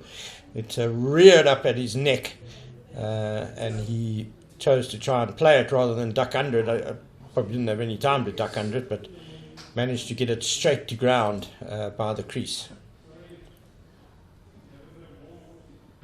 Oh, there's another wonderful bouncer from the pavilion. You've called it, Ken. You've called it. He clearly heard the shout for the shorter delivery, and Brunt able to get out the way there. There's just a man quietly lurking here at fine leg. That maybe for a mistimed shot that through the rash idea to pull it rather than just get out of the way. I think that's what the plan is for him there. It's a slow pitch, but Dupavillon is certainly getting the ball through. Well, he doesn't bowl slowly. Goodness, that one died on its way through to Peterson. But Dupavillon isn't known for gentle, medium fast. He really can crank it up. Yeah, he's a proper fast bowler. Pace is his thing. If I compare him to an Arif Nokia, I don't know if that's a fair comparison, but Arif Nokia looks like it's almost like a dressage horse in the Olympics. He just looks like a machine. He looks elegant when he runs into ball, whereas Darren de Pavilion is lanky, but he's very much the slingy type. It's a bit of a rocking horse action, and the legs are pumping and the arms are going a little bit all over the place. But it works for him most of the time. He does have a bit of a poor history when it comes to injury, though. And you can probably see that from the action. I'm sure it's at some point lends itself to injury. I think it's Marchant de Lange as well, who had a stress fracture early in his career that put him out for a while because of the action that he had to kind of. He also bowled absolute gas, but then would put his back under some serious pressure, and I think that's the thing fast bowlers have to be mindful of is, you can only bowl as long as you're fit. Yeah, Marchant de Lange basically bowled like he was throwing the javelin. Yes. Because he was a javelin thrower. Yes, That was his great athletic ability outside of cricket. Mokoena nicely getting his hands out the way. They didn't want to let anything hang in there. Bit surprised Mungu's getting a third over, but good start to that over. It's faith in him. He's got to come right, or probably the instruction was come right, or you're going to have a long break.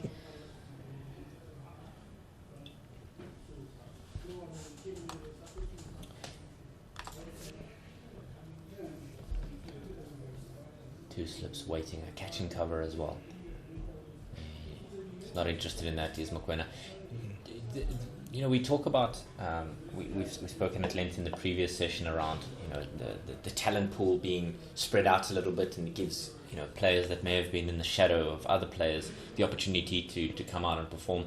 But the concern I have is you have senior players that are just in a squad because there's no real succession plan, or perhaps they're just comfortable. What do you? I mean, it's such a difficult balance because you want guys to get the opportunity to cement themselves, but at the same time you don't want people to become complacent or overstay their welcome.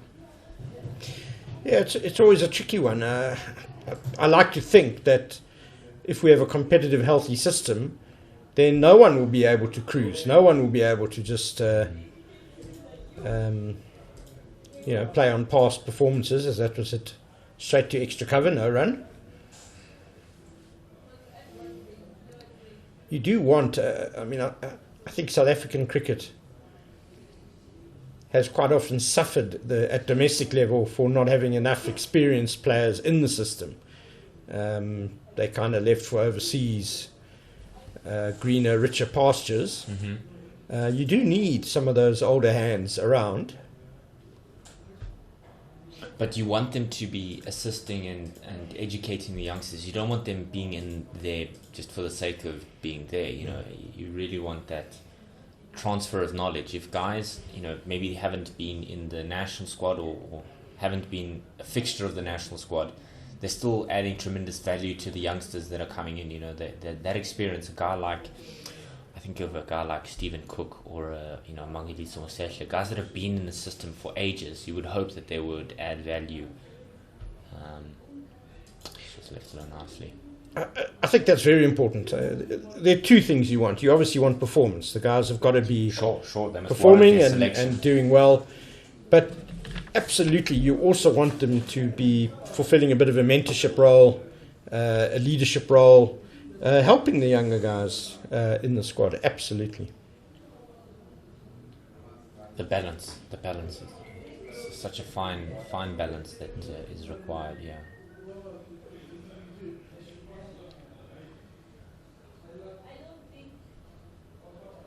You don't want that one. You don't want. I think the previous system allowed for players to sit for far longer than perhaps they should have, because the teams maybe didn't feel like it was the right time to blood a youngster, or the opportunity for somebody who's maybe on the fringes to really put their name to a spot in the team. Yeah, I think coaches are always, the targets put them under pressure in the first place, and then they're also under pressure, obviously, to deliver results as well. And that's why you don't necessarily take a risk with a youngster or a newbie or somebody that isn't well-blooded. But here the system almost forces you to really, okay, I have to put a youngster. We talk about like a Bryce Parsons here at Gully. He's somebody who couldn't really cement his place, or couldn't really get the opportunity to cement his place in that Lions squad because it was so chock-a-block. Even more so when their Proteas were available, and so he's been given the opportunity here, and he's really done well.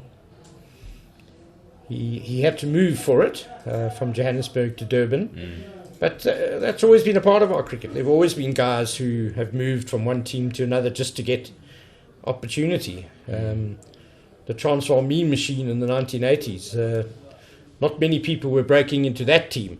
So Absolutely. We saw all sorts of players going to Northern Transvaal, especially. I mean, it greatly benefited cricket here at Supersport Park. A lot of Transvaal players moved to Northerns and made them the powerhouse that they were in the last decade. Or rather, set the platform. Yes, to put the foundation in place. Sure, and I think that's the challenge that has come around.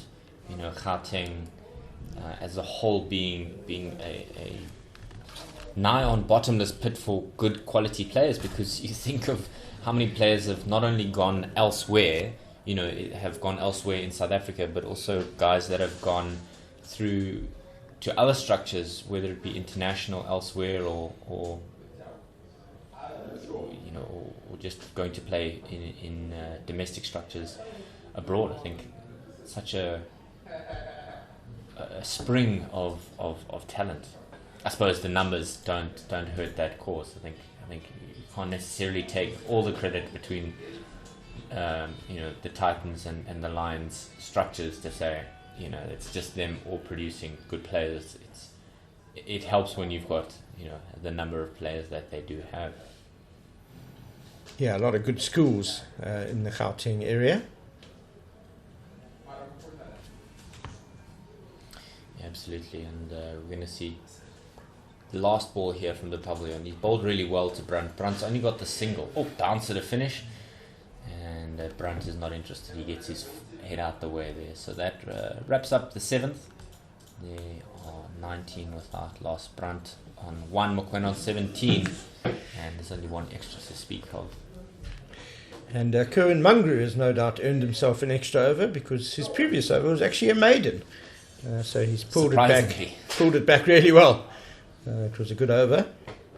He'll be wanting to build on that. Keep the pressure going from both ends. David, at this stage of the game, looking with 38 overs left today and obviously the final day tomorrow, Dolphins probably the only side, or probably the side with the most realistic chance of winning this game. tucked away nicely. They're going to push for 2, but the decision is no.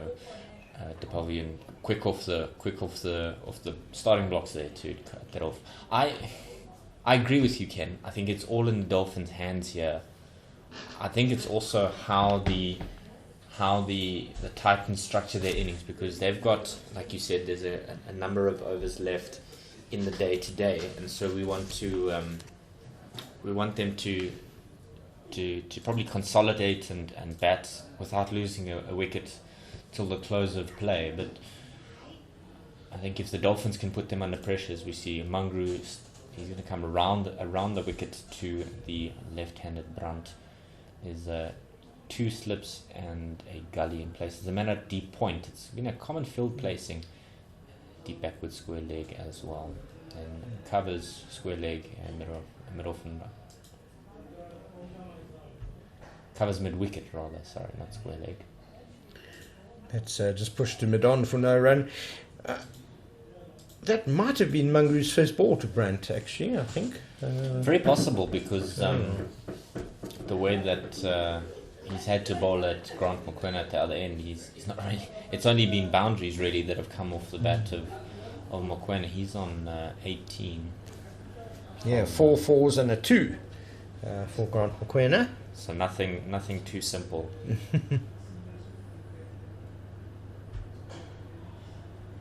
Yeah, obviously coming wide of the wicket here, he's going to try and push it into the pads of Brandt, and maybe get one that nips slightly away. You were saying he was wasting the new ball. Hopefully he can actually use that new ball so that he can get some purchase. I think that's going to be the key for him. He seems to have found his radar. The last 8 deliveries he's bowled. And I suppose that's the gap between domestic and international cricket, is that if you have 2 bad overs, they're going to punish you. 17 runs is fairly tame. This one's knocked out to the deep point region. I mean, I seem to remember, I think it was Luto Supamla who absolutely got hammered in that, was it the Sri Lanka game at the Wanderers, where he got hammered early on and had to kind of pull it back, and I think he did well enough to do so. But if you have 1 or 2, you're under pressure very quickly. Yeah, Sasanda Magala springs to mind as well. He had a howler of a debut. Yeah, for the Proteas, but showed great character in the end, that he bounced back and really performed very respectably.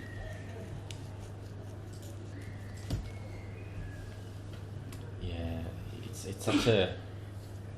You have to be so mentally strong, because if you have a bad couple of overs, especially as a fast bowler, you've got to be able to disconnect yourself from it and come in and bowl the next over to say, this is going to be my over to fix things, to turn it right. And so often, especially in the shorter format of the game, you're immediately put under pressure. It's fuller this time. Mokoena doesn't quite get a hold of that one. That ends the 8th, 21 without loss. Brandt is still on single figures here. He's faced a couple of deliveries here, but he's not enjoyed the flourish with which Mokoena has started. But the last couple of overs have been relatively quiet. It's been good to see from the Dolphins. And early on they were erring slightly, but now they've fixed things. The Pavilion's going to come round the wicket to Brandt. There's obviously a plan here with Mangru in the previous over also coming around the wicket to the left-hander. Look to maybe cramp him up. Although you would think left-handers are generally guys who like it onto their pads. It's interesting that Du Pavilion has switched, because he was going pretty well over the wicket to Brandt. Generally, your lefties are the guys that are the right ones, or the wrong type of people to try and bowl into the pads. You would think he would like to go across him. You spoke about it. I think it was the first over. He was going across the left-hander, first or second over, because that's when your slips and gully come into play. But I'm not quite sure what what the ultimate plan is. Yeah. Well, this could be tight. Oh, he's fumbled it. Midon not able to pick up cleanly. Is that Mungru over there? I think No, Mungru's Tundo here. and Teeny. Yeah, Tundo and Teeny. Mungru's down here at long leg. So I guess maybe Darren Dupavillon, this is his 5th over. It might be his last. He's a guy who's got a pretty long run-up and expends a lot of energy in bowling these Thunderbolts. So 5 overs might be his ration for now, and he maybe figures, well, my last over, let me just try something a bit different. Shoaib To Akhtar Neil wasn't, Brunt. yeah, Shoaib Akhtar wasn't too different either. He used to run from, Kempton Park to get to Super Sport Park. He's left that. It's a good leave that by Mokoena. Challenging line by Dupavillon. I've noticed that some teams have numbers and some teams don't. Why is that, Ken? Do you know?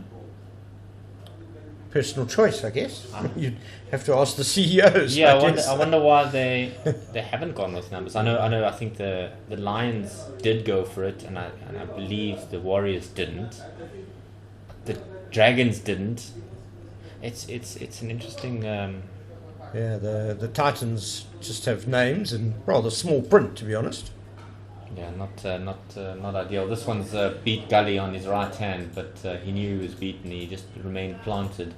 It's raced away to the boundary for 4. He must look like a goalkeeper who gave up during a penalty. He knew he was well beaten. Top right hand corner, no chance there. I know it went to the 3rd man boundary, but it was a flashing drive by Grant Mokoena, and it went very quickly. I think he got quite a lot of bat on that. Helped, of course, by Dupavillon's pace.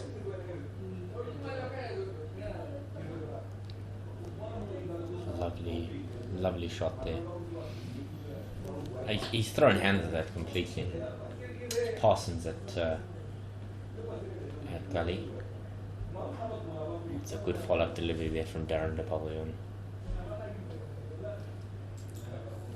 Yeah, it's good to see Mokoena looking quite defensively solid today when he Not has timid. defended.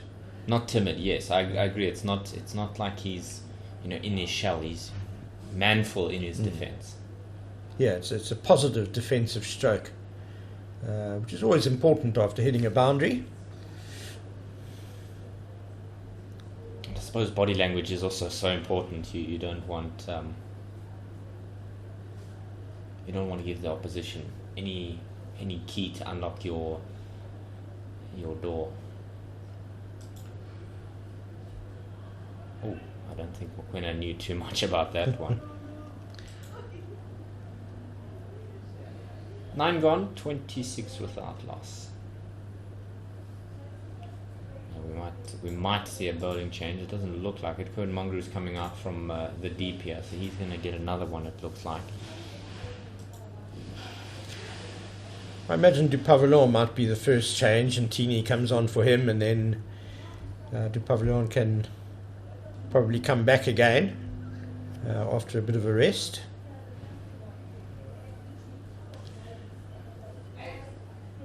It's just great to see Darren Dupavillon play several matches in a row now this summer. That's something he's missed out on due to injury, and he's been in very good form this season as well. David, where would you rank him in the kind of list of South African fast bowlers below the Proteas, obviously? Oh, it's such a difficult one. That one's going to race away to the boundaries. Brunt's first boundary, he's beaten the man at Gully again. Parsons is on his haunches, but there's not much he could have done about that one. That comfortably beat the left hand. So South Africa's always had really good fast bowling treasure chest, but at the moment I don't know if it is as deep as we would hope. And I think Luto Sipamla, Sisanda Magala, guys like that are, you'd throw them in the mix along with Darren Dupavillon. Marco Jansen is another one that has done really well. He picked up a fifer in that game against the Imperial Lions. So there is is an option for the South African selectors to look at, but I would love to see maybe one or two more. Do you think I've missed anyone? Is there somebody that for you has stuck out? First of all, I mean, I agree with you. I mean, I think there are guys there with potential that you can see these guys could make it at the top level, but there's no one really that you'd say with confidence is the finished article quite yet. One other name I might throw into the mix is Miguel Pretorius of the Free State Knights. He's really come a long way. I think, you know, as a white ball cricketer, he's really hit his stride. He did really well in the CPL recently. You know, and that was off the back of a great performance for the Knights in some white ball competitions last year. I remember him winning a game at the death for them with the bat. But he's really come a long way as a cricketer. I think he might be in the shadow of somebody like Marco Jansen, and not because he's not skilled, but because Jansen is left arm and he's a younger option. And I think the Proteas are looking for. So got him. I think they've got him there. They're all celebrating. Umpire unmoved. Brunt walks away to square leg, and the signal is 2 balls remaining in the over. They thought he caught the square, you know, the edge of the bat there. Brad White was shaking his head very early on in the piece there. He was also the umpire earlier this morning when the Titans were very sure that they had Jason Smith caught behind, but Brad White, a very experienced umpire, said not out then as well. This one really took off from Kerwin Mungru off a reasonably full length.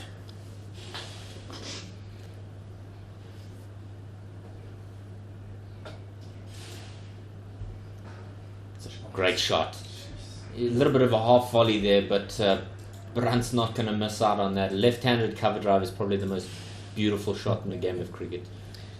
Maybe I'm biased, but goodness me, to watch a shot like that. I think Brian Lara spoiled it for everyone to see a Brian Lara cover drive. But yeah, it's a good shot there from Brunt. Wonderfully timed. There was a lovely crack off the face of the bat.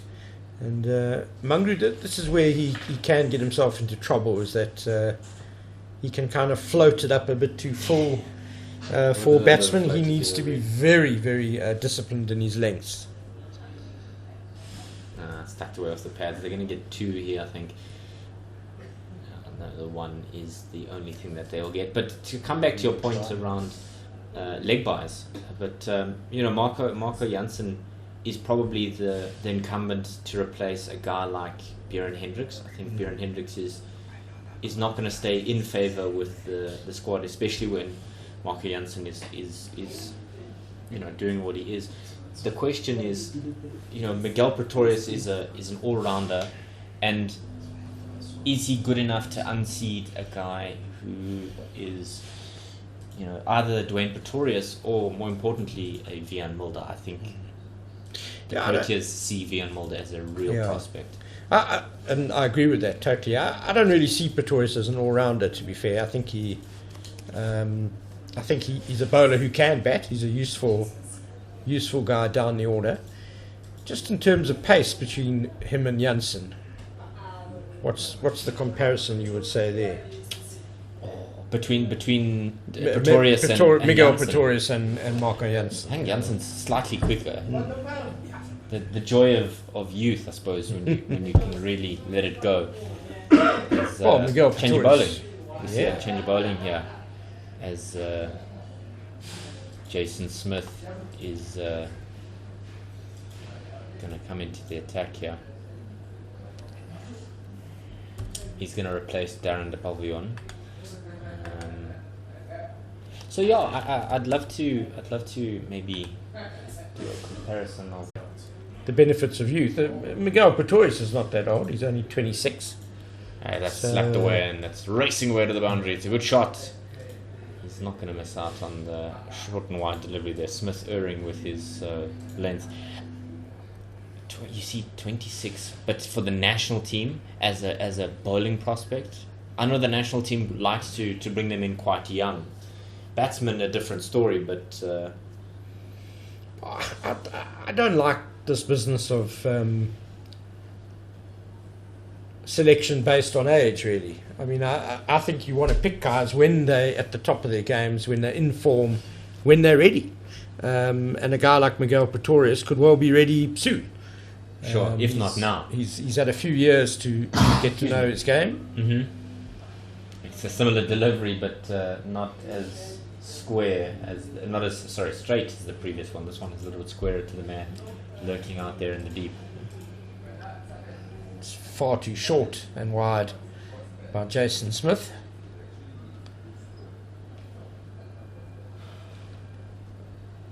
I think we can hear the faint sound of bagpipes. It's the Flower of Scotland, if I'm not mistaken. Somebody must be watching some Scottish rugby. Or the Scotland team are playing. It's Australia v Scotland. Ah, yes. that's why I'm hearing it. That's the game.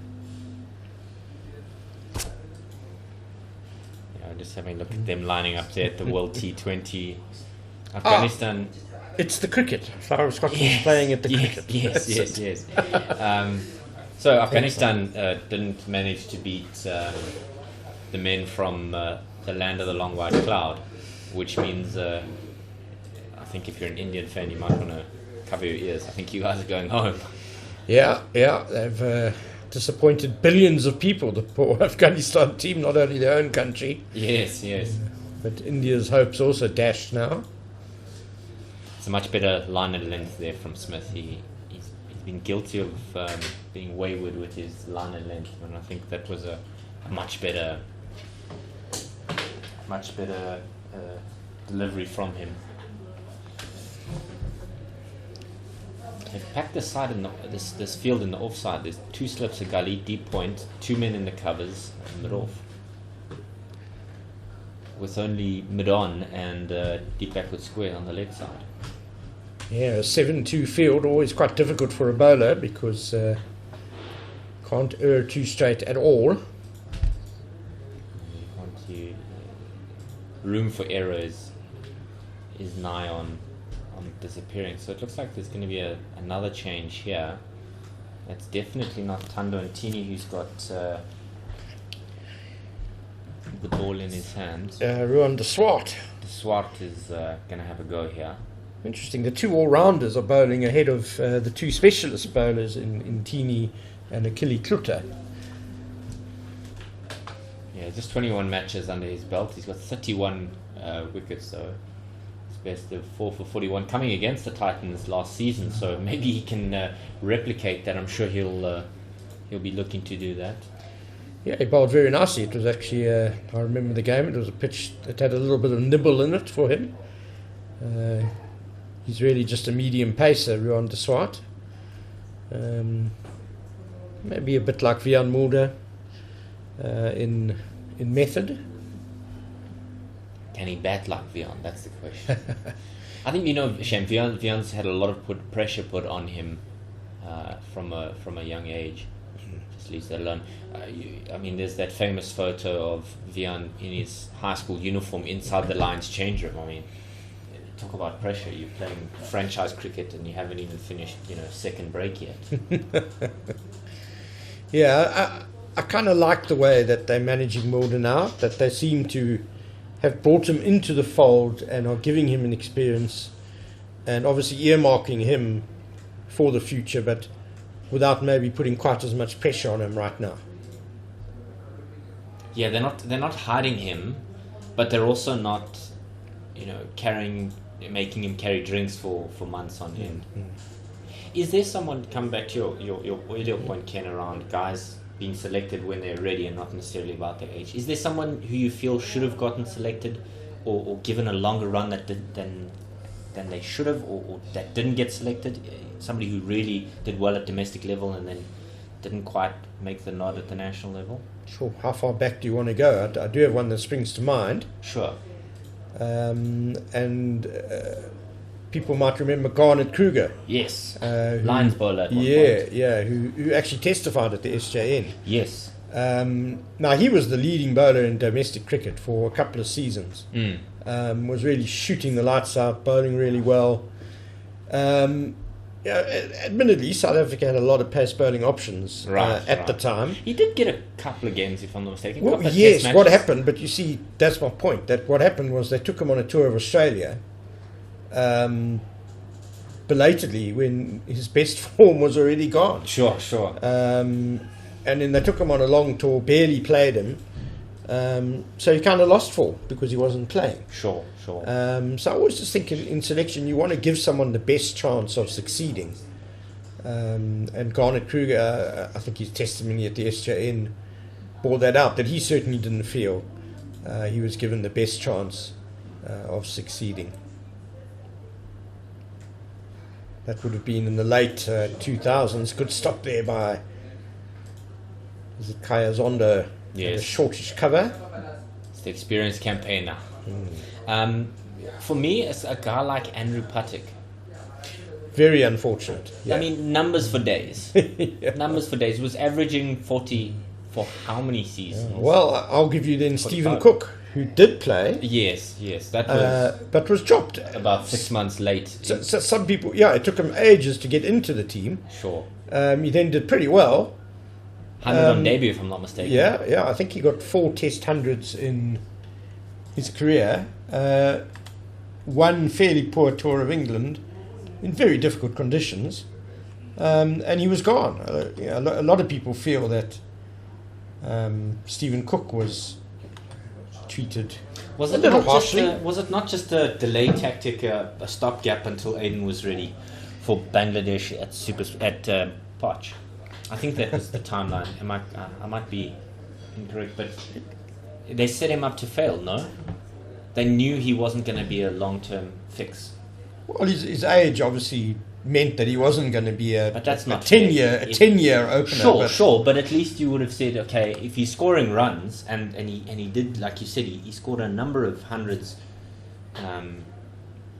That meant he didn't warrant his, being dropped after quite a short introduction into his career. He's also somebody that I think he didn't get much of a go. Andrew Patek, I think, got 2 one-day games.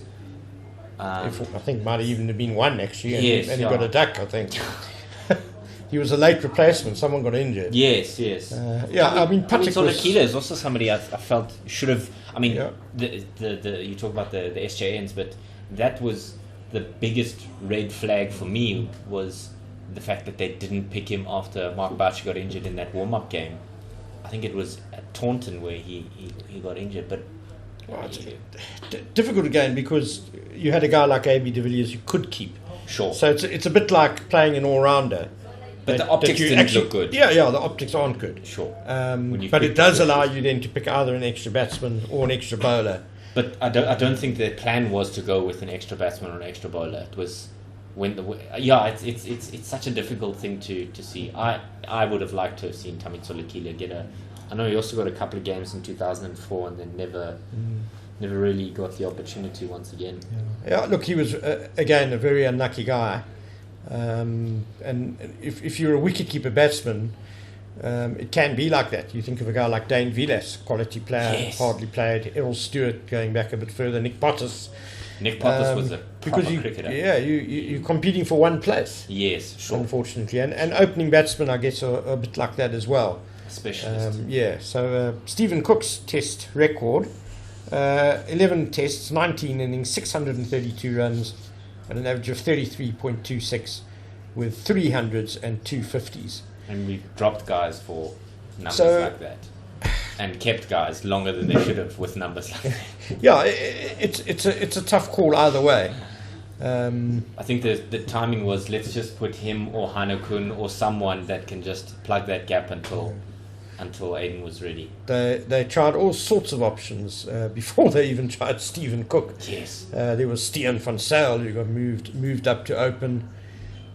As you say, Heino Kun. Yeah, I really thought. I think Stian van Zyl had a rough go of things. He was never really gonna. You know who I'd love to have seen more of at the national level was Lutz Bosman. Goodness me, he was a cricketer that deserved more. I think of a couple of T20 opening partnerships he had with Graham Smith, where they absolutely hammered the opposition, and it was almost inevitably Australia that they smashed around the park. But I'd love to have seen more of him, and not necessarily red ball cricket, but more in the white ball stuff. Shot it. Definitely white ball. That's a great shot by Mokoena. Away to the cow corner boundary. Sort of I mean, it's a pull, but it's not what you think is a textbook pull. He's kind of smashed that off his knees. It was a short arm thwack. Yes. Very dismissive. It was, don't come and bowl that medium-paced filth to me. Absolutely. Peter Mulder was another one. Not Peter Mulder. Peter Malan, sorry. Well, I was going to say that it's funny how these things are cyclical. You know, where in the mid-2000s, the Proteas were desperately looking for opening batsmen, looking all over the place. Andrew Hall, I remember opening it. Yeah. Goodness. A bit earlier. Yes. But at the moment, there seem to be a lot of very good quality opening batsmen in the no system. ball there. Jason Smith overstepping the line. I mean, you've obviously got the incumbents in Dean Elgar and Aidan Markram. Peter Malan, you mentioned, who I hope he hasn't played his last test because he's had a decent record. But the same as Stephen Cook, he was a plug until couldn't find. I think the good work that Dom Hendricks has done at the Lions also is somebody that I really would have loved to have seen in the national setup. He would certainly not be out of place. One imagines Cyril Ervia in this game. Yes. He's at the moment next in line as an opening batsman in the test side. And 163 in this game certainly wouldn't have done his reputation any harm. Do you not think that we sometimes overlook the opportunities for players, specifically batsmen, coming out of the Warriors, or are we just jaded by guys being selected and then never really doing the most? Look, I pop that away down to the point. You obviously talking about Matthew Beertska and Eddie Moore. Yeah. So that's just a single there. Matthew Beertska is a talent that's been on the radar for a long time. Sure. I don't think he's quite delivered on the promise yet. Okay. Eddie Moore had a couple of great seasons, but had a bit of a shocker last season, unfortunately. Right, yeah.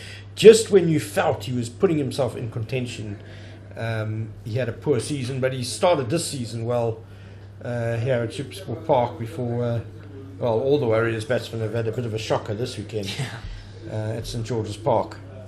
It's full and it's played off the pads nicely there by McWinner. That's going to race away to the deep backward square boundary. Good way to end the over, and 50 up for the Titans. Yeah, it's been a brisk start to the innings, just 80 balls for those 50 runs, 13 overs. And Mokoena, the driving force, 36 not out.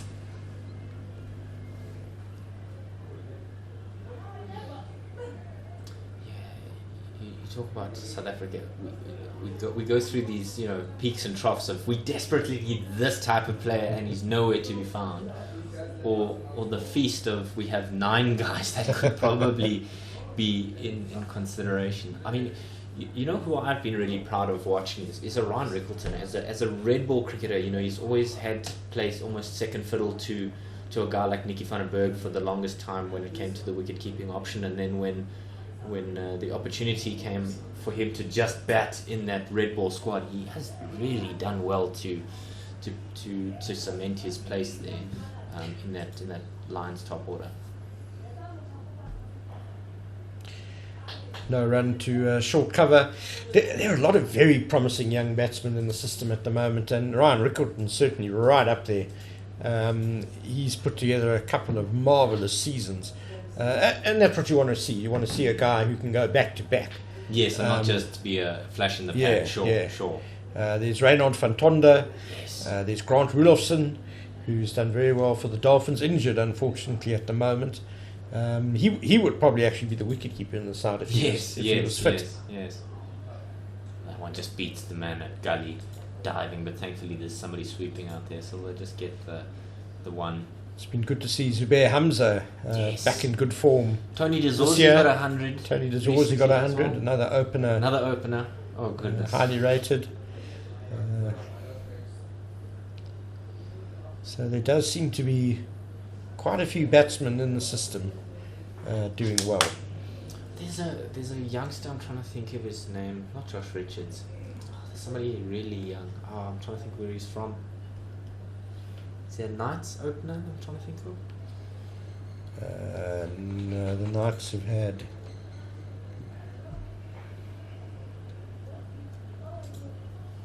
I'm sure there's a youngster somewhere that I'd love to see a little bit more. Maybe I'm thinking of the fast bowler Gerald Coetzee? Oh goodness, he does bowl quickly. I'd love to see a little bit more of him. He is young, but having him in the setup wouldn't hurt. Speaking of the Free State Knights, they've beaten the Northwest Dragons by 10 wickets. Goodness. Their opening, that's just a single to deep backward point. Their opening batsmen at the moment are Matthew Kleinfeld and Jacques Snyman. Matthew Kleinfeld is one that's for a couple of seasons has... He's been solid. I'm not sure. I guess his target should be SAA maybe. Well, the series is coming up now. Yeah. I don't know how you would. I don't know how you would pick that squad because, like you said, there's a lot of opportunities for success. He just leaves no alone, does Brandt. It's good to see a couple of fans on the grass embankments.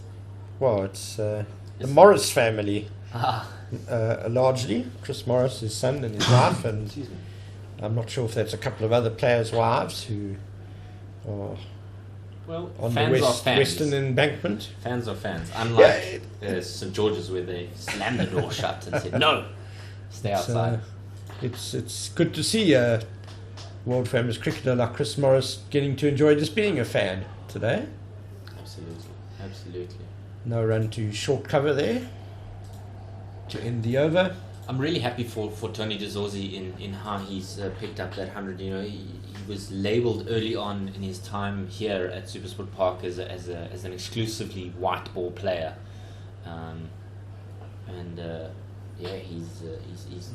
he started with 100. The key is, following up with that. It's all good to get a big score, but like you said, the consistency definitely has to be there.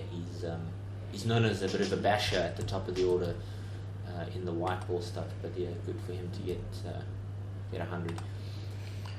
No, I'm not sure he was labelled as just a white ball player. I recall him playing quite a lot of 4-day cricket.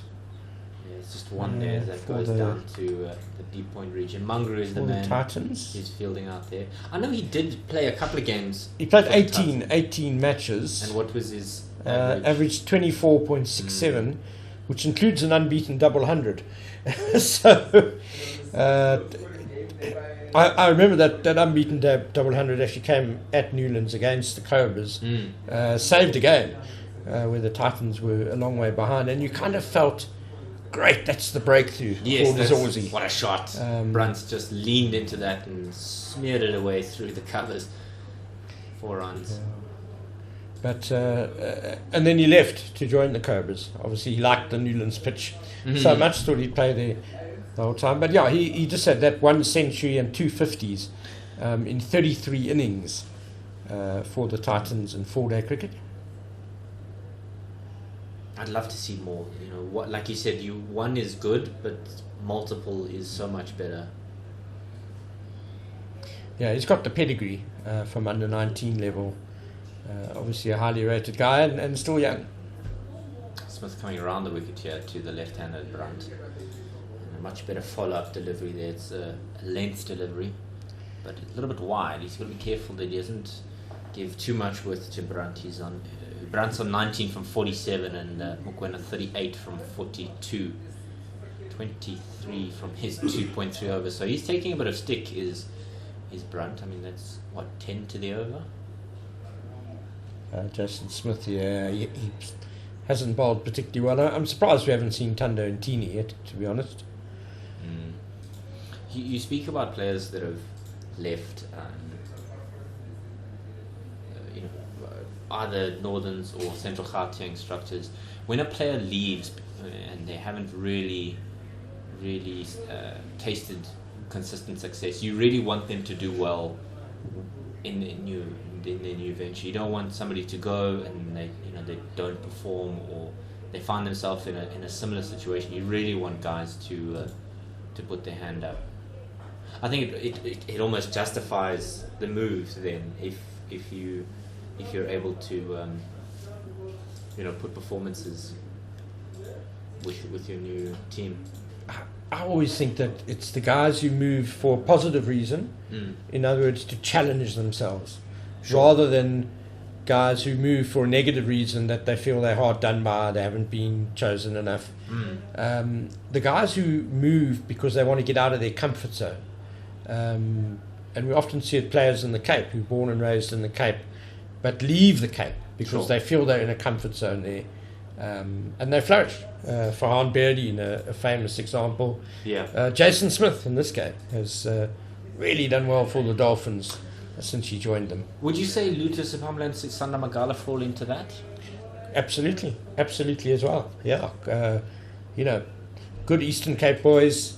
They're obviously very proud of where they come from, but I think they've realised that they want to take their cricket a further step. They want to play regularly for South Africa, so they're challenging themselves. They're coming up here and doing the hard yards. Yeah, because it's never easy to bowl on high-felt wickets. It's always deemed as the batsman's paradise. I mean, the scores in this game clearly dictate that, and the same with the Wanderers. You more often than not had a wide delivery. You didn't need to throw it out that wide. Not a wide in the end, but I mean, you want guys to challenge themselves, and the room for error at the high felt, especially with the ball flying the way that it does. You would think that it's a solid challenge for them. Well, I must say, if I was a quick bowler, I'd love to have the Wanderers as, the as a home bounce ground. is seriously But there's always beneficial. a bit in it for the quicks, and even here at Supersport Park, more often than not. And mid wicket has cut that one off. That was a powerful pull shot by Grant Mokoena. I think he thought he was going to get 4, but Kerwin Mangru did very well to get down so quickly. He's not the most athletic looking chap, Kerwin Mangru. No. So he did really well there. It's the big fella indeed. I suppose that's why some guys don't move to places like the Northern Cape or the Free State, because there's very little assistance there. That one just on the toes of Mokoena is able to get that away for one. Yeah, it's got to be very hard work, and even Northwest, I guess. Yes. The Potchefstroom pitch also can be quite a batting paradise. It's been interesting. You mentioned Northern Cape. There have been quite a few players from here, from Supersport Park, who have followed the Northern Semi-Pro coach Mark Charlton, who is now the Northern Cape coach, to Kimberley, guys who didn't get a contract here, like Rivaldo Moonsamy. Jonathan Van Dier's another one. Van Dier, who's part of the Northern Cape Heat team. Yeah, another guy who's travelled all over South Africa, played for many different teams. Who do you think is it? Mangaliso Masesia that's played for the most franchises? I can't think of. I think Van Dier might have more than him. He's played for the Titans, the Lions, Dolphins. Has Jonathan Van Dier played for the Dolphins? Yeah, goodness. Yeah. Titans, Lions, Dolphins. Has he played for the Cape? I think he might even have played for the Knights. We're gonna have to look this up. Warriors. I think he might have had a go there as well. Goodness. What do you think drives players to constantly move like that? Is it they just find a system that doesn't want them anymore, or is it they don't fit in, or? I think it happens for all sorts of reasons, to be honest. I mean, sometimes it's even just family. You might have a wife who really doesn't want to be in Bloemfontein. Can you blame her that? Van Dier's only played for 3 franchises, in fact: Dolphins, Lions, and Titans. And then now. And now, yes. And now, so that's 4. Yeah. Whereas Mangaliso's played for Titans. I'm afraid we can't trust Cricinfo on this. The Titans. this thing Lions. because they don't have the Titans listed as Oh, okay. one of his franchises when he obviously has played for them. Titans, Lions, Dolphins, Knights, and he also played for the Par Rocks in the MSL. But he, as much as Mangi has travelled, he's also been somebody that has picked up trophies when he's gone. You know, he got the trophies for the Dolphins with the Dolphins last season, and then immediately now it's like there's a bowling change. Tando Ntini, Ken's been calling for it. So, yeah, good old Cricket Archive's got the more accurate list for Jonathan Van Dier. Dolphins, Knights, Lions and Titans. So that's 4. 4, yeah. Goodness. So you've called it, Ken. Tando Ntini is going to come right arm over the wicket here to Grant Mokoena. Yeah. Trying to stem the flow of runs from Smith's 3 overs. I'm not sure why Smith and Deswat were bowling at the same time. Deswat's done a good job, 3 overs for 3 runs. But Smith, 3 overs for 23. When you've got a frontline bowler like Tando Ntini only bowling now, Oh, it's oof, short and not a wide. good start. Smashed it. That's a backward of point, and that races away to the boundary for 4. I mean, you've hyped him up there, Ken. And then he bowled short and wide. Yeah, it was a terrible first delivery. One bounce and over the ropes by Mokoena. You really threw the kitchen sink at that one. And he goes to 43 not out now. And he got 49 in the first innings, so it's been a good match. Oh, he doesn't want to get double 50 avoidance here. The fines meeting at the end of the game is not going to be one he wants to be a part of. He's already going to get 1 for 50 avoidance. 2 slips in the gully, deep point, man in the covers, mid off, mid on, mid wicket, and a fine leg in place. This one's on the leg side. It didn't take anything through to Peterson there. Yeah, that right leg came around, and Mokoena was under pressure there. When you see him again with the shot again, when he replays that shot, he keeps his body side on. You don't want to walk around the delivery. It throws off your balance and your ability to read the ball. So Ntini, early punishment, but he's got to fix this line. He cannot bowl 6 different deliveries. You see what I'm saying? It's a no ball there as well. He's having a howler. Ken, you've hyped him, and he's bowled a ball that's gone to the boundary, down the leg side, and now he's bowled a no ball that was, wide enough to throw the kitchen sink at. He has not really threatened the stumps yet, has he? I think it's No, safe not to say. at all. But I fully blame you. I fully blame you. I hope you have good hand sanitizer for the blood in your hands, my friend.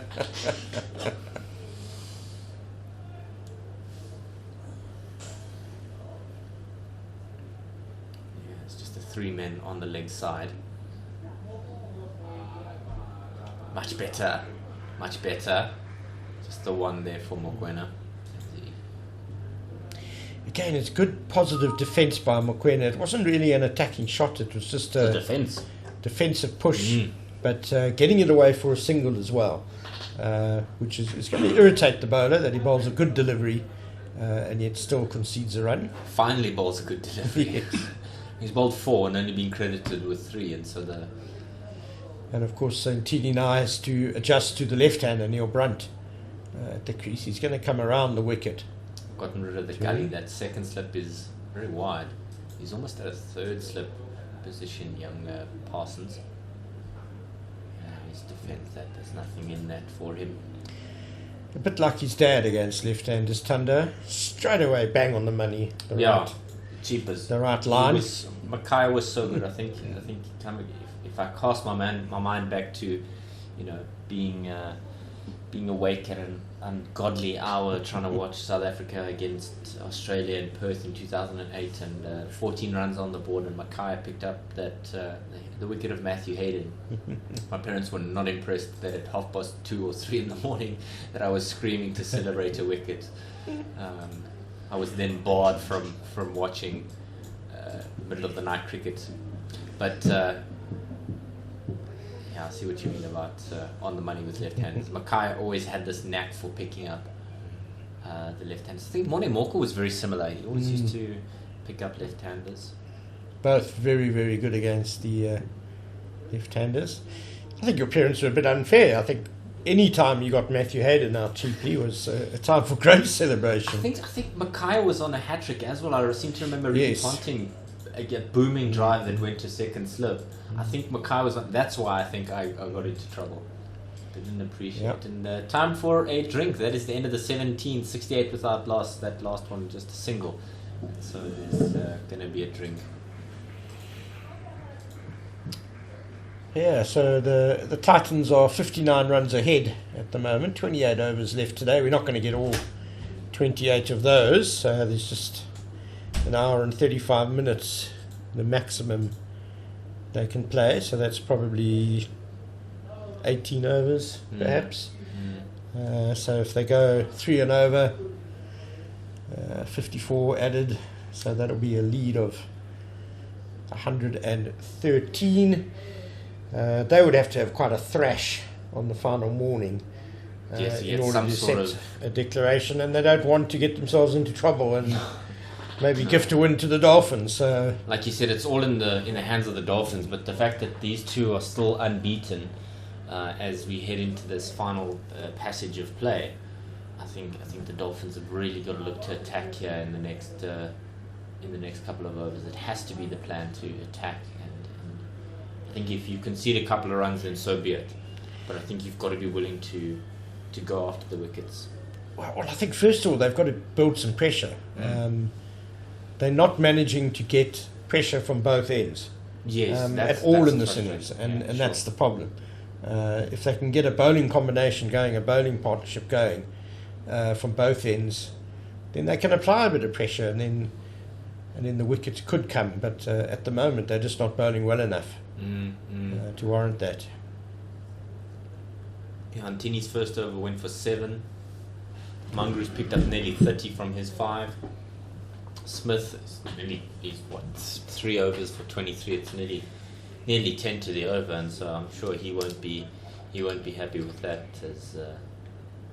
as a foray. But the key for them here, like you said, Ken, has to be the fact that they need to put pressure as we see Chris Morris rolling down the hill. So there's solid entertainment here at SuperSport Park. You should really come through and hang out with us. As Chris Morris that's how Chris Morris rolls, I guess. I don't know.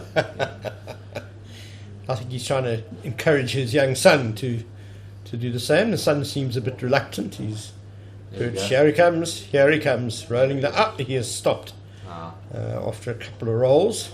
He's back at it again. You can see that's definitely a child that didn't get kicked out of the car by their parents with the car still rolling.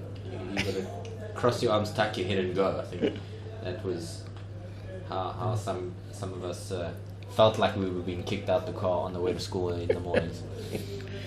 Tuck your head and roll. Make sure you don't leave any fingers lying out, otherwise you roll over them. You've been painting quite a bleak picture of your parents today. Never, today, David. No, it's all in. I hope they're not listening. I don't know, but no, I kid. It's good to have a bit of fun. Yeah. Now they come back from their drinks break.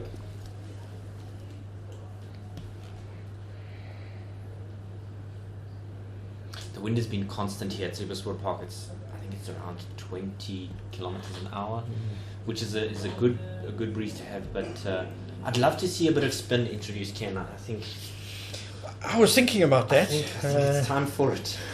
The ball is only 17 overs old, but perhaps Bryce Parsons could give a bit of control. Yes, at one end, and that plugged up at one end, and hopefully Tando can fix things so that they're able to tighten it up. They're persisting with this two-slip policy, despite these two being fairly settled, you would think. Mokoena is on 44 from 49 and Brunt 20 from 56, taking a little bit longer. But if you're a Dom Hendricks fan, you know that it doesn't matter how many balls you face. The key is how many runs you score. And I think also Neil Brunt had to bear the brunt of a wonderful opening spell from Darren de Pavillon, who conceded just 7 runs in his opening 5 overs. He was very testing. De Swart back into the attack, and he starts wonderfully there, just defending. Does Brantes. Looks like there's a wicket there in the Scotland game. Left arm spin, proving the trick there, as he's just caught the under edge, and Pakistan have lost the wicket. The Swat around the wicket again, and it's a glorious drive, but he's not going to beat the man de Pavillon at the middle. They just get through for a 1, but it's a great bit of fielding there. I think that he almost was mentally there to say it's already at the boundary, I don't need to run, and they realised that there was an opportunity that he was going to stop it. Yeah, de Pavillon moved pretty briskly there to his right. Well struck drive by Neil Brunt. Ken, it's such a wonderful thing to have the that one just left alone. It's such a wonderful thing to have the 4-day domestic cricket broadcast. I think we got excited last year with the broadcast of the 4-day series because we were so starved for cricket. But I think the continuation of the broadcast of this is really an incredible thing. I think it gives those of us who are fans a way to keep up with the game, because some of the live scoring options aren't great when it comes to shot. It's short and he's just smashed that to long on. He just sat back and hammered that one. Great shot there by Mokoena, and that brings him within 2 of a milestone. But I mean, it's really something that long may it continue. I think like I said, sometimes the live scoring options, you get an update about 3 hours or 4 hours later. Yeah, well, it's first of all just to give the platform that we on the Supersport YouTube channel a bit of a plug that the Supersport Zone, the website is very up to date with their scoreboard. So if you are looking for just the scores rather than the video, I don't know why, it's always obviously better to have the video as well. And our wonderful commentary. But there we go. And it's something that's been on my wish list for a long time, to see 4-day cricket getting proper coverage. It's stopped by short cover Ervia and Zondo, and the viewership figures have been good. I saw a tweet from David Brook, the communications and PR manager for Western Province, just raving about that they had over 1,000 views last weekend. So it shows the eyeballs are certainly there to be watching. Definitely, yeah. It's great to have this partnership, and we're hoping, as a commentary group, that we can continue this partnership with the team from Pitch Vision. And if you've liked this, give the video a thumbs up. Tell them you want more of this. Tweet at Pitch Vision and also tweet at Supersport. Tell them you want more of this. Comes around again. Oh, it's a good delivery, that one. Good delivery. I think seeing how well it's gone for county in the UK with having broadcast and commentators. I think it makes a marked difference when you have that interaction, because it's nice. You can just put us on in the background and we'll bring the game to you, and you can watch your future superstars really earn their stripes. This one's straighter, and he's earned on the pads there.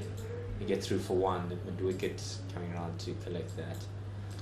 I think also the important thing is that it allows the public to see players who might not necessarily feature in televised cricket, which is always the limited over stuff. Because we've had cases where guys have been chosen for the Proteas test squad and people are mildly outraged because they've never heard of the guy before, but that's because they haven't seen them. And I guess a guy like Keegan Peterson is a case in point that not many people know how dominant he has been at domestic level. Oh, that's looked like it smashed him on the foot there, but I think if we look at the replay, goodness me, that was an ugly delivery. Had to dig that out with a shovel. That was a super Yorker by Tando Ntini.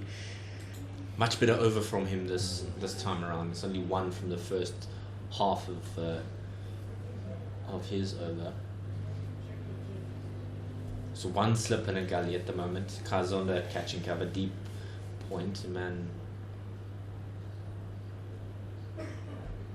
It's wayward. It's wayward from the youngster. Mokoena leaves that alone. It's not worth leering at. It's just inside that that white line. Law 22 working hard there. It certainly speaks to the slowness and I guess the two-pacedness of this pitch, that practically every over today, for the whole of today, we've seen a short cover in place as a catching option. Yeah, they're clearly looking for a mistime shot. Oh, he's after that one. He's just chased after that one. It was unnecessary. I think the previous one would suggest that, you know, Ntini's not looking to go tight to the stumps, but rather give Mokoena a bit of width to maybe flash at. But that was a lapse in concentration there by Mokoena, certainly. Just a rather lame little fiddle outside off stump, and immediately he corrected himself by playing the right shot after the ball had passed. Just opens the blade there, but it goes on the bounce to gully.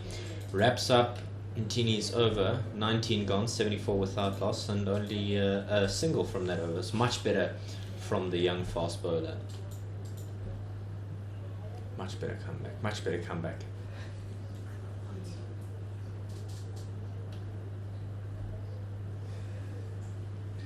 Looks like Deswat's going to continue here. He's only conceded 8 from his 4 overs so far. I mean, that's far better than his partner Jason Smith at the other end. Yeah, the slowness of the pitch also allowing the not so fast men to do a handy job. On this pitch this morning we had Sibonela Makanya, who doesn't bowl that often. Super fielding by Bryce Parsons, I imagine, in the gully there. Yeah, he spent a lot of time in that gully position today. It's like eating at the children's table at dinner. You're so close to the action, but you're not quite there. You know, you're just out of reach of the banter from the slip corner. Social distancing. The poor lonely old gully. Yeah. It's full again, and he's missed out on that opportunity to cover himself in glory. But that's beaten gully on the right hand side, and it's 4 runs there.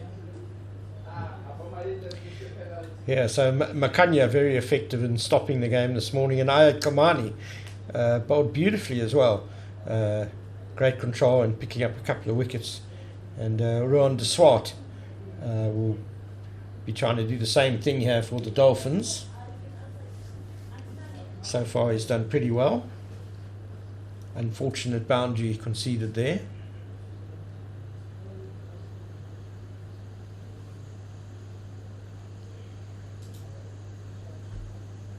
That was a late leave by Neil Brandt. He should have. He was in two minds, I think, about whether or not he should have put his bat there. That could have gone so wrong.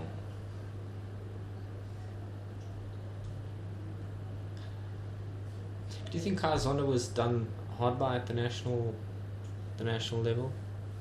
I know he didn't get much of a run. Certainly in 2015, the whole selection for Rory there, or non-selection on his behalf, as the official investigation concluded, he was unfairly treated. Sure. He must have been bitterly disappointed what happened to him there. He made his ODI debut after that. He did okay. He did nicely. I suppose the timing with Temba Bavuma at the similar time. Well, the thing is, Kaya was competing for middle order spots in the white ball team when you've got AB de Villiers, Faf, du Plessis. Yeah, sure. Not an easy team to break into David at Miller that as stage, well, and sure. David Miller, yeah, Farhan Berdine. Look, I think Zondo, I hope, still has international cricket in him. If he can just show a bit more consistency at this domestic level, be more of a dominant force, then he certainly should be in the picture. And he started this season very well with an unbeaten double 100. It's good defence. He's been busy here at the short cover region. He's fielded, I think, 3 or so balls. That's the end of the 20th, 78 without loss. And as much as you would think, yeah, it's a good score for a 4-day game, there are T20 scores we've seen in this World Cup, Ken, that have been similar to that. But I suppose it's the smaller teams that have fallen victim. Besides the West Indies, I've really been disappointed about the lack of oomph or fight from the West Indies. I felt like they kind of came into it and didn't really get off to a great start. They kind of look like a team, but I guess it reminds me a little bit of the Springboks when they were coming to the end of their golden era, that you've just sort of gone over the hill and you over the other side now. Sure. And it's very difficult for those guys to recapture past glories. Again. Oh, wow. He's celebrating as if he's taken the wicket there, but he should be proud of him. It's a massive drive, or attempted drive from Mokoena, but he's beaten the bat, has Ntini wonderfully there. Mokoena's been sitting on this mid to late 40s for a while now. He's got a bit of a reputation, I'm afraid, as a guy who gets out in the 40s a bit. And he's 91 first-class innings, or Division 1. So this will be franchise cricket up to last season, and obviously the one game of the new structure, as that's straight to short cover. 91 innings, 310 50s. The conversion rate. Yeah, is so his average something. is only 26, which speaks to conversion. He's a much better batsman than an average of 26, really. Just to go back to the West Indies, so their problem was, I think, their bowling attack's not really their strong suit. Mm-hmm. Their batting is, but the batting didn't fire. They have problems at the top of the order. Chris Gale didn't really make an impact. Can I say an unpopular opinion? Mm-hmm. I think Chris Gale was about 6 years of gravy train. I don't know, maybe I'm being harsh, and he is probably arguably the greatest T20 cricketer of all time, but I just think at a national team level, I'm not talking about domestic cricket, but a national team level, I think he's, after their win in 2016, I really felt as though he could have done a lot better and was riding on past performances. It's an unpopular opinion, I know, but I'm willing to stand on that here. Yeah, it would be interesting to see the figures, but my sort of gut feel is that he hasn't been as consistently excellent for the West Indies lately, but he's come in with those little performances every now and then that just keep him in the team. Sure. But they are now going to have to rebuild, the West Indies. They're now going to lose probably 5 of their team. They just can't. I think Pollard still has a place in that team, but Russell, Gale, Bravo has definitely retired, as that's straight to short cover for no run. So they're going to be forced now to rebuild. There could be some tough times ahead, I'm afraid, for the West Indies.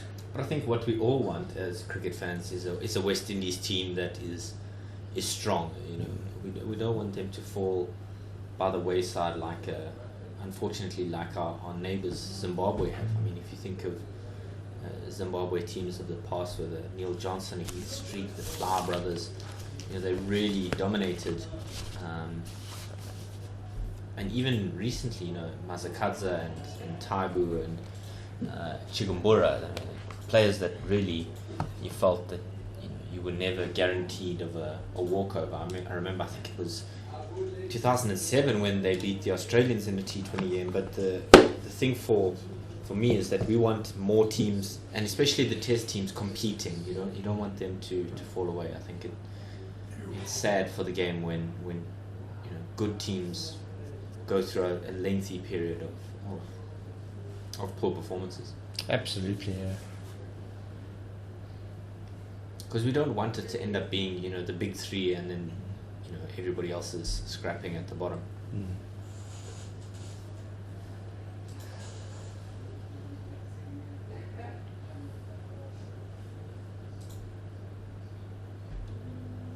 It's left alone. It's the first ball of the Swartz over. He's into his 6th now, and only conceding the 12 from it so far. So he's had a good go of things.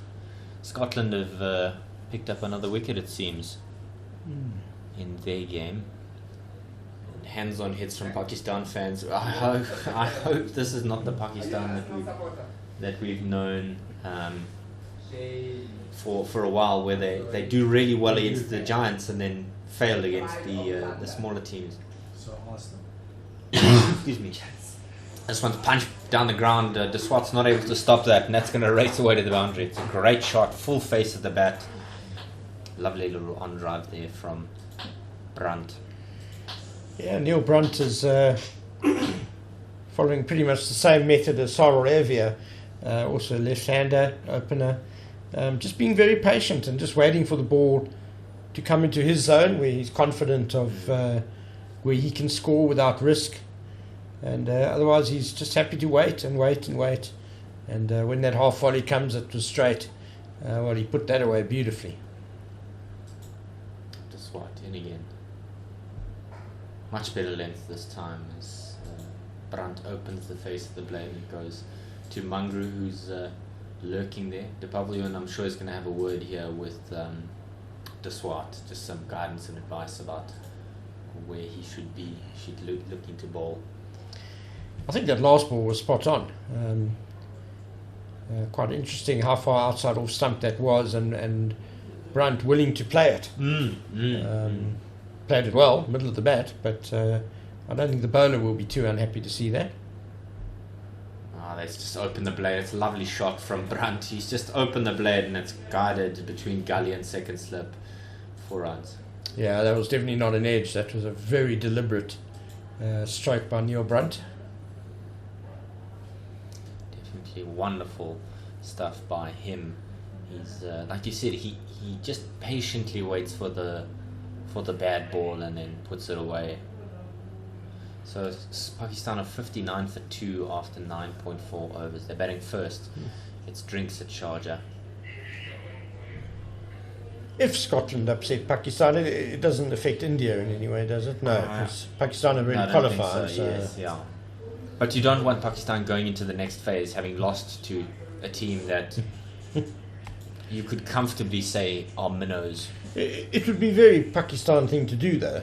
Oh, absolutely. And would probably make sure that they come out absolutely firing and blow Australia away in their semi-final. Absolutely. Over the wicket now, and he just defends that one. Goes Brunt. Although New Zealand might finish top if Pakistan lose, that could change things quite dramatically. Definitely. I think that's the nature of T20 cricket. You're never guaranteed of today being the day that you come out on top. It's so unpredictable. I mean, your form can go out the window in a matter of 4 balls in a game. You can go from dominating to being behind. I think of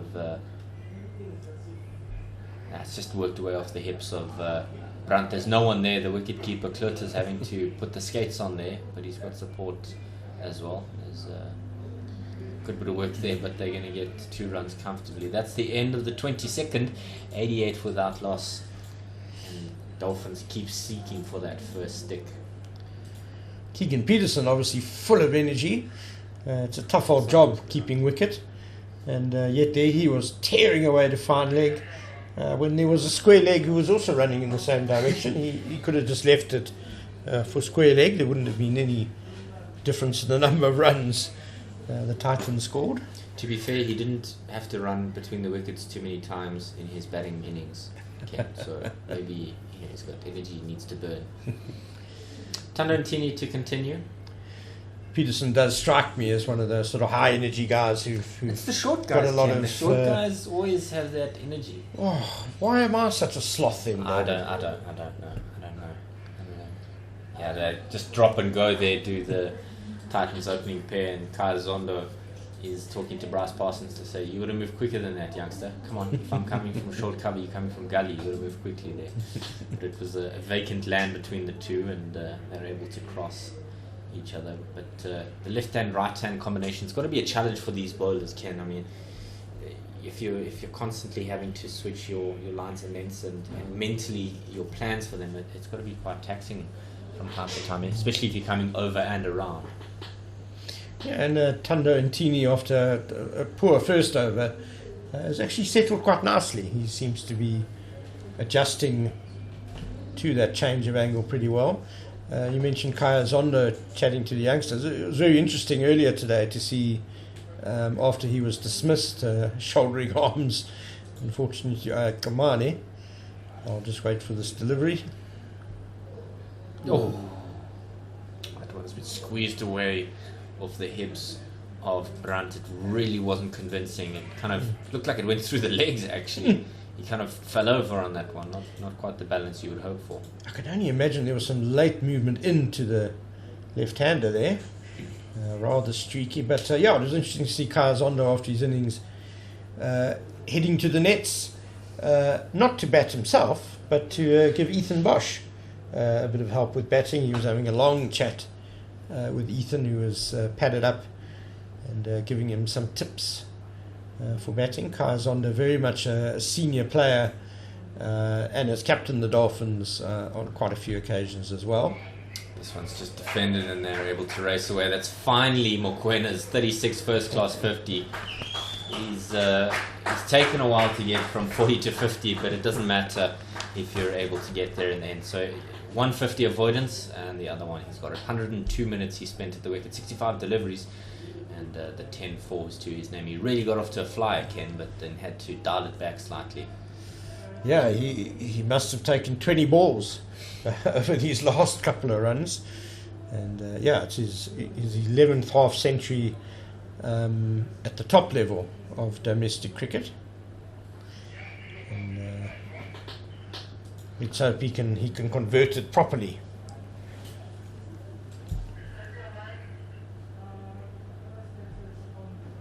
It's a wonderful delivery there by Tandantini. He's obviously coming wide of the wicket as he comes around the wicket, but a little bit of movement there. It looks a lot wider than it did from our angle up here, but in the end making sure. 82 is the lead at the moment. They haven't lost a wicket yet, and if you're a Dolphins fan, I'm sure you're hoping that I've cursed the two of them, but it doesn't seem like it's the curse is taking, Ken. I can't seem to find a wicket here.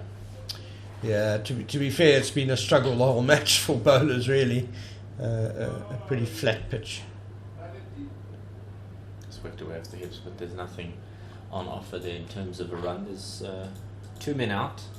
The man at deep fine leg, or fine leg rather, and then a deep point.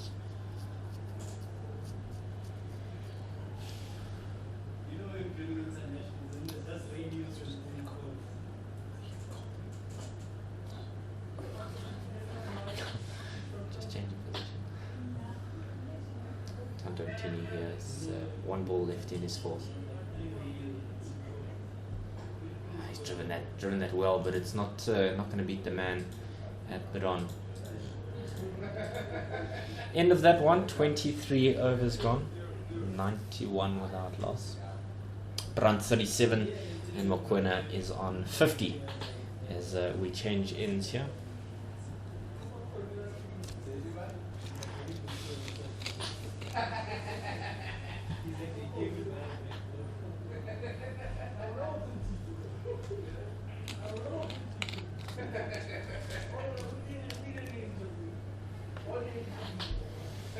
Despite continuing once again, this is it's quite a lengthy spell here.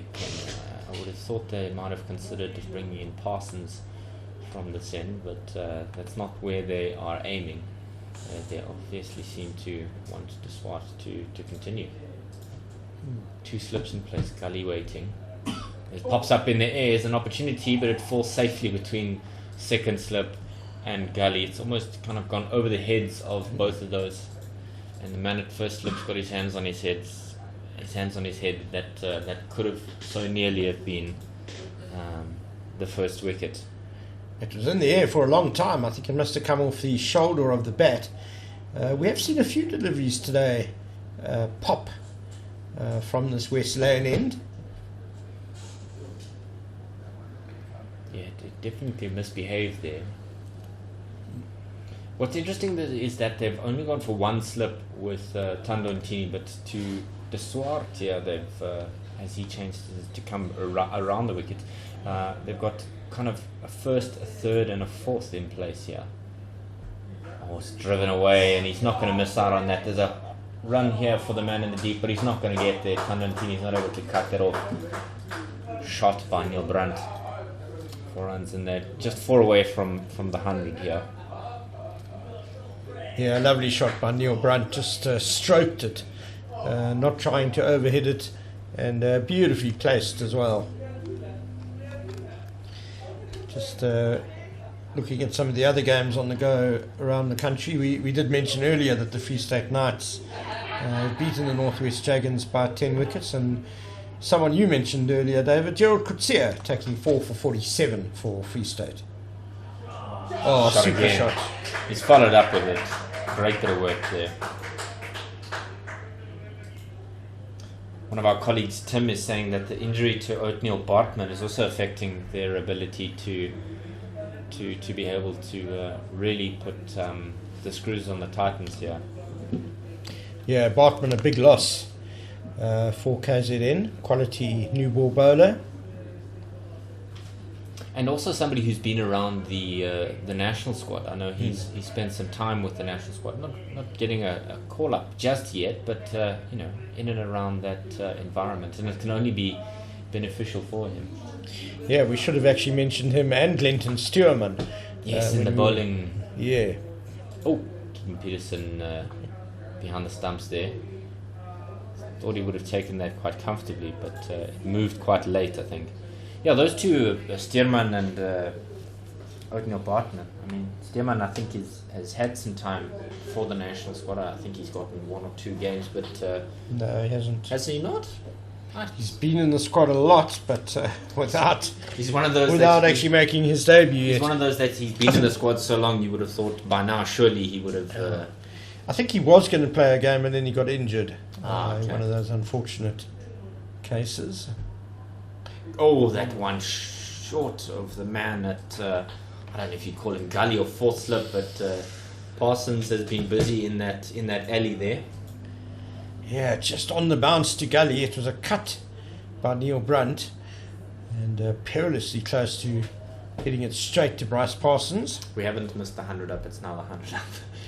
Can you be giving us some of the Yeah, names? so in Paarl, Western Province ended up making 444, Goodness. which, if my maths is correct, is a lead of 177 on first innings. This one dotted away and they're going to get through for the one. End of the 24th, 101 without loss. Another 100 opening partnership, and it's something that these two should be proud of. I really think that we need to see more of it at long format cricket. I know the South African squad is, fans have lamented the lack of 100 opening partnerships of late, and it's good to see it's happening at domestic level. Hopefully it can convert. So you're saying in Paarl? Yeah, so we mentioned Tony Dezorzi's 100. He got 129. Zubair Hamza 94. There were useful 40s from Kyle Verena and Avira and Gajima. And then the tail wagged a bit because Mhlali Impongwana, who took 5 wickets with the ball, he scored 26 not out. And Yves Kamanzi made 30. They actually had a last wicket stand of 53. And we'll get to the ball on reply shortly. And they're taking a quick single to mid-on. I think he would have been home. Yeah, I think he it would was have a direct hit. had to put the skates on there. I think Mokoena was also... He's got to be careful because he's run the opposite direction. Thankfully, he's running away from where the ball is coming from. I have a feeling Dupavilon was not 100% in the moment there, perhaps. No. So Borant, in reply, have made a good start with that big deficit. They are 75 without loss, with Ismail Khafuddin on 40 not out and Peter Milan on 30 not out. So they're still 102 behind, but they've got all 10 wickets still intact. Tini coming over the wicket now. He pushes at that one. It's a no ball. The youngster erring there. It's the front foot again. It's overstepped. It's good work by the umpire to pick that up. Yeah, so half the games in the first division completed already on the third day. Central Gauteng Lions hammering the Eastern Province Warriors by an innings, and Free State Knights beating Northwest in Potchefstroom. Is that a concern with you? The fact that games are finishing in 3 days? Not specifically. I think it was obviously a very sporty pitch down in Gqeberha, And then which is not always a bad thing. The Northwest game. Yeah, a little bit worried about Northwest. They haven't made two a great. hammerings now that they've They haven't made a great start to the 4-day competition. And it's not like they don't have good players. They've got the experience of Hannah Kuhn and Nikki van der Berg, Delana Potgieter. You would think that they would put up more of a fight. Not so simple, I guess. Yeah, their batting has struggled really. Only Nikki van den Berg has played with much consistency for them. Hannah Kuhn has had 4 low scores, which has clearly been a problem for Northwest because they would have been relying on him to be a senior batsman. But Hannah Kuhn, a class player, I'm sure he'll be back amongst the runs soon. And again, and Mkwena tries to open the blade there just to squeeze it past Gully, but he's able to collect that one. Looks like a bit of a cutter that he bowled there from Ntini. So you're not overly concerned about the fact that the games are finishing so shorter than you would expect them to. I suppose it's better than draws. I don't know. It's Absolutely. 6 of one, half a dozen of the other. Look. If we have a lot of 3-day wins, then you might be concerned. There's only 2 results in the previous round as well. Quick single here. Parsons has to do some work, but he's done a bit of a spin there instead of picking it up. So they get through comfortably in the end. 104 now without loss. 1 ball remaining in the 25th.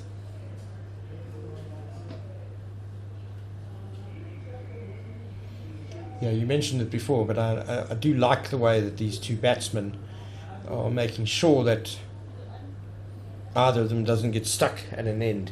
They are very mindful of the singles that are on offer and are making sure they rotate the strike regularly. Around the wicket comes Ntini. Oh, he leaves that one alone, but I think Keegan Pearson made that look a little bit more difficult than I think it needed to be. It's one that died on the way to him, and that's why he made it look like a spectacular save. I fancy Ntini's getting a bit of movement both ways, which is certainly probing the batsman there. It was a good leave by Brunt, although the ball did come back into the left-hander a bit.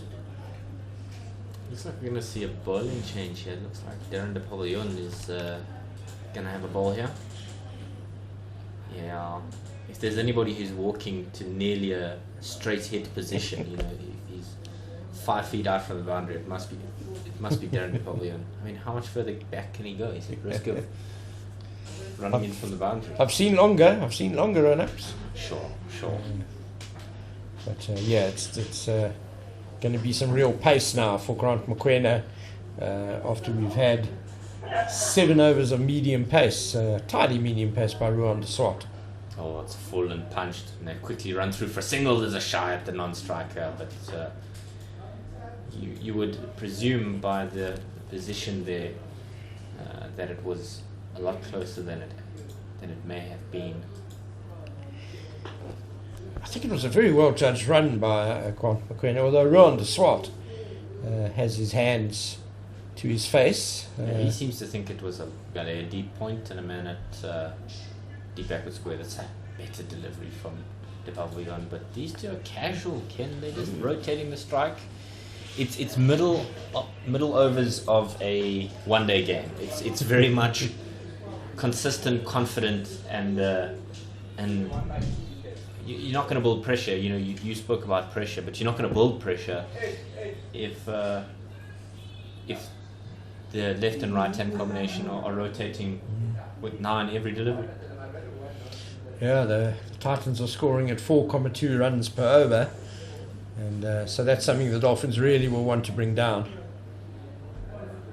Again, another single as this one rolls out into the deep on the offside. There's a man sweeping there who will do the collection. Looks like it's Tando and Tini that has done the collection work there.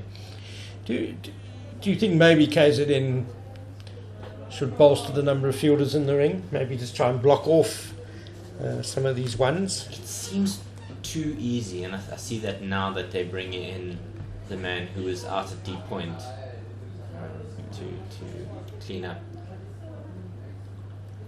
Yeah, I definitely think if they're scoring at 4 to the over, it's too easy. This one hits the bat hard. Just a defensive shot there from Brandt. He's also nigh on a half century here, and I think he would be really proud of himself. He's taken 85 deliveries to get there, longer than his partner at the other end. But he didn't quite start with the flourish that his partner did, so good to see him doing his part here for this partnership. 107 for the first wicket here. Oh boy, that one didn't look pretty at all. It died on the way through to Peterson, and a little bit of quite. I don't know if it was just one that came out the hand and went sideways, but it didn't look like it was movement, but rather just the direction from the bowling. Yeah, it just came out all wrong. Very wide delivery. Neil Brunt missed out in both innings of the opening game for Northern, so he'll be very happy. Half century in the first innings and on the verge of a second one at the moment. Yeah, there's just 26 overs gone. And the Dolphins in search of a wicket here. I'm wondering what they're hoping to achieve by holding back on spin. I mean, are they saying we want to bowl spin when it gets a little bit darker so that we can extend the day's play and you know, squeeze everything we can out of our fast bowlers? Is it a, you know, we bank it now? I would hope that they would give Parsons a go once Tando and Tini has finished his spell from the Henops River in there.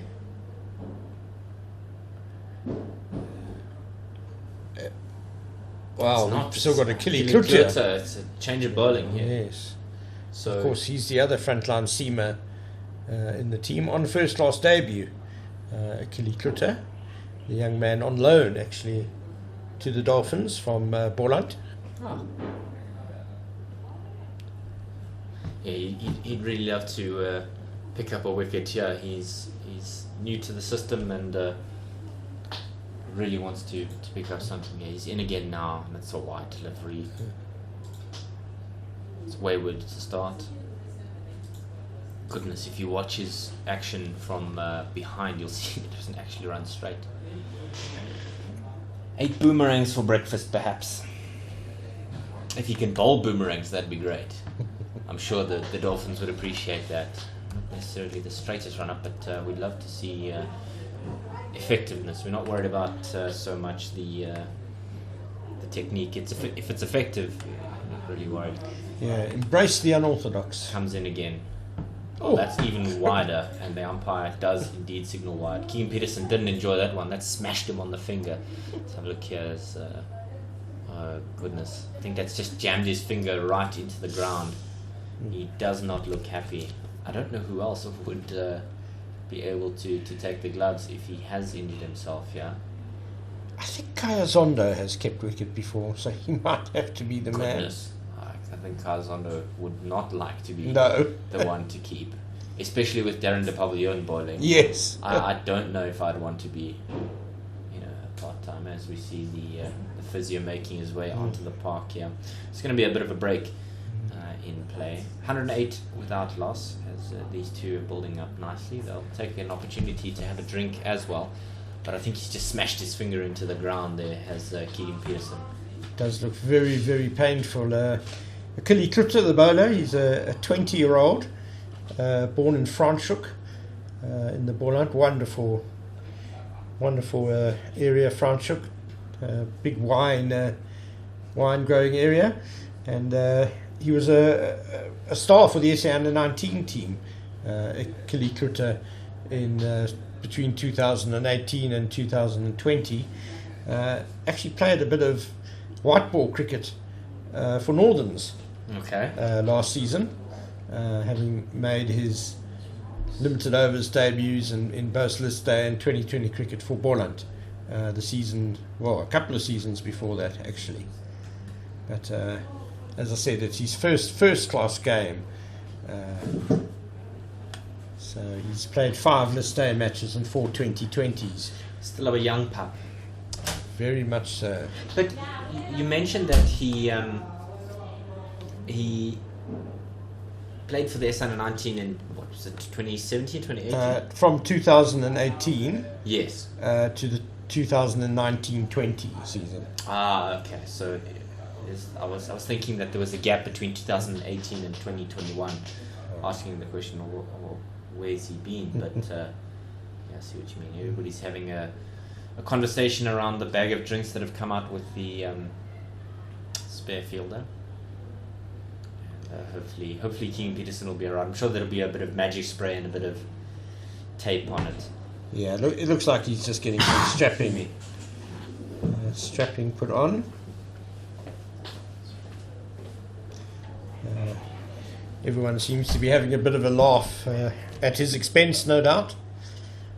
Funny thing about cricketers, someone gets hurt and your teammates always laugh, don't they? Yeah. It's worse when you get hit in the groin. That laughter is just salt in wounds. I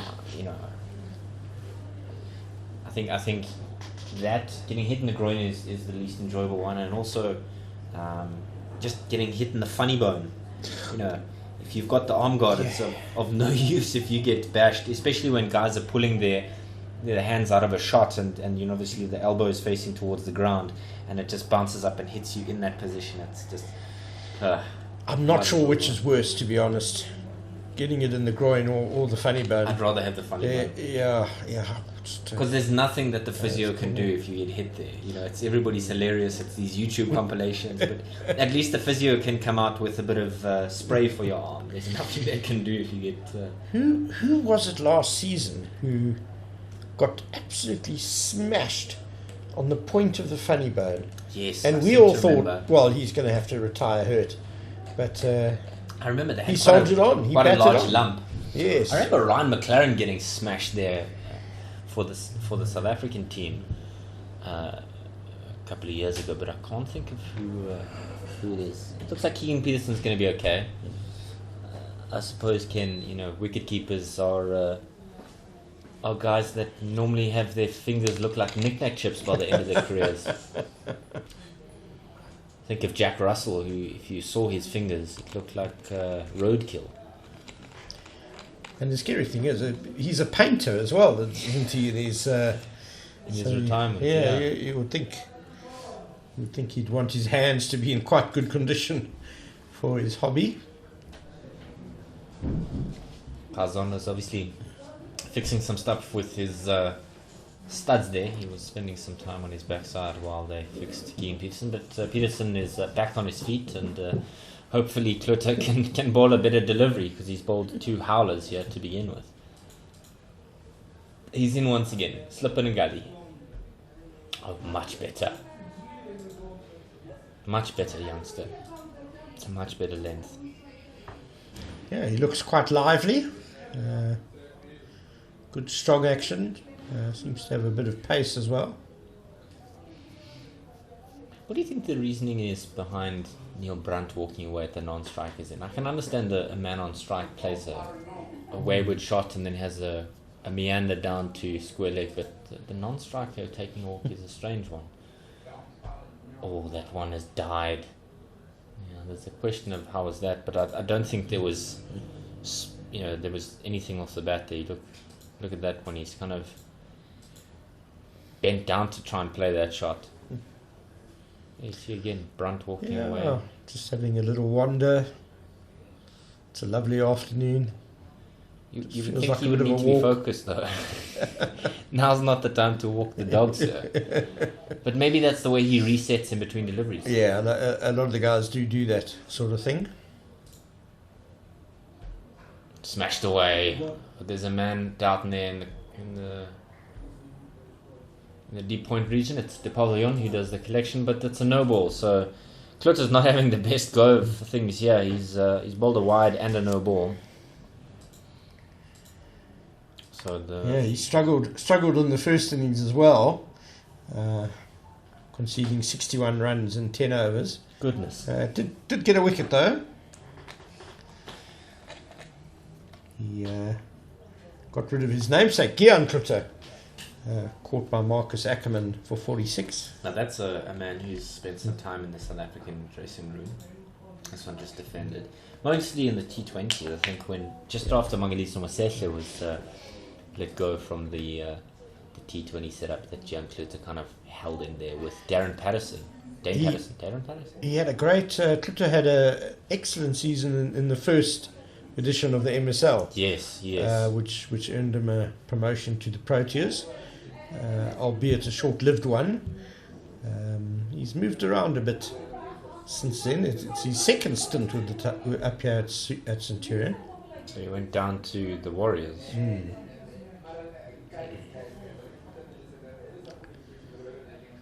Another defensive shot there. Brunt is happy to be patient. He's spent some time again on in the 40s like his partner. So you have to think that 50 avoidance is not something he'll be guilty of here. But I say that, and then he'll nick off at 49. Coming over the wicket now is Klutter. Just tucked away off the pads, but he can't get any more from that. That is the end of Klutter's first over. He's gone for 3. It wasn't the prettiest over, but he's kept it tight. So one way or the other.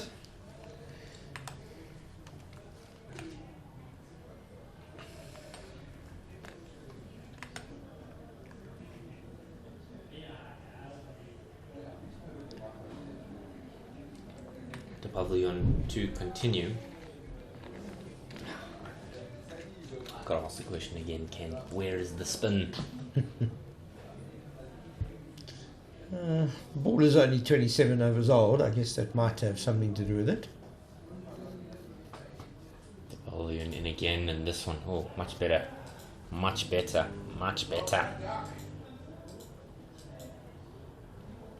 Just a delivery angling back into the right-hander there. I fancy the floodlights are possibly on here at Supersport Park, just judging by the shadows being cast by the players.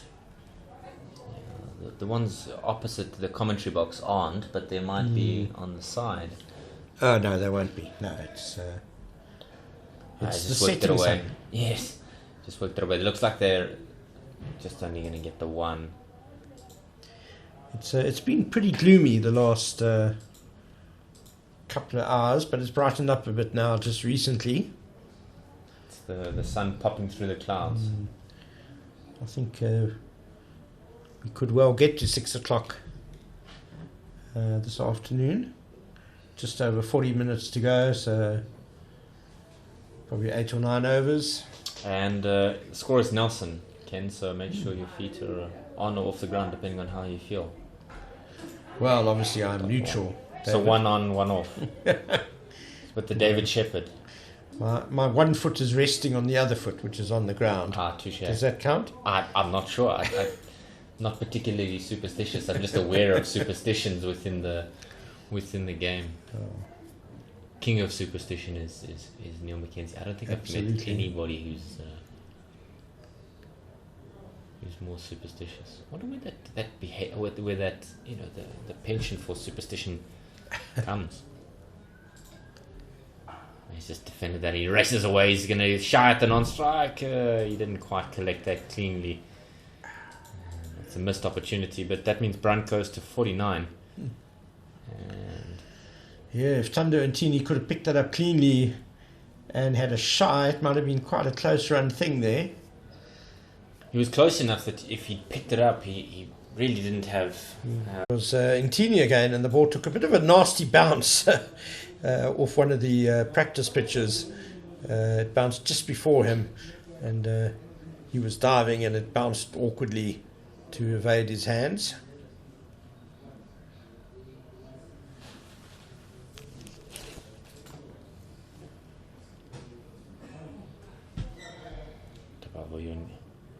In again and just defended by Mokoena. End of his 7th. 28 overs gone. Mokwena's 58 from 80. Brunt 1 away from 50 from 92. And 114 without loss. Where do you think the wicket is going to come from, Ken? Because it's not been blatantly obvious. I know you want me to say left arm spin, don't you, David?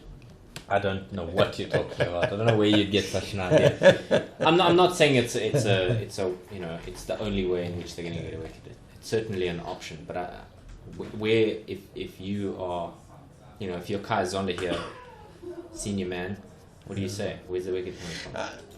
Achille Klutti might be the sort of guy, because he's that sort of spray gun bowler at the moment, as that one's bang on target and pushed back to him by Neil Brunt. That the batsman really doesn't quite know what to expect at the moment. So you're buying a wicket then? Is that what you're telling me? Maybe. I mean, there might be one that just suddenly misbehaves. A bit of inconsistent bounce on this pitch.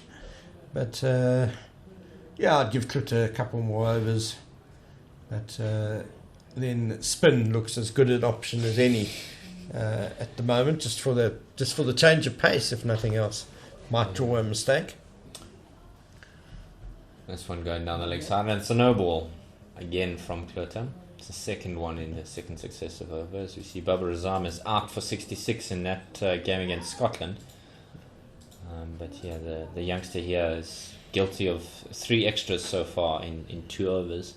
And the lead has crossed 100 since we began this over, I think. Not this over, but the previous over. But yeah, 115 without loss now.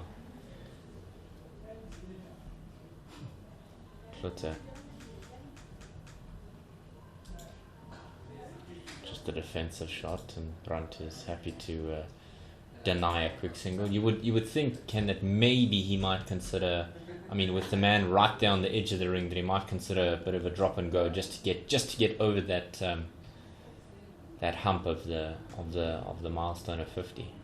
Yeah, he actually timed that push too well to race to cover, who, as you say, is right on the edge of what would be the circle if this were a limited overs game. Sure. Softer hands are needed, perhaps, for a drop and go. Klutte in once again.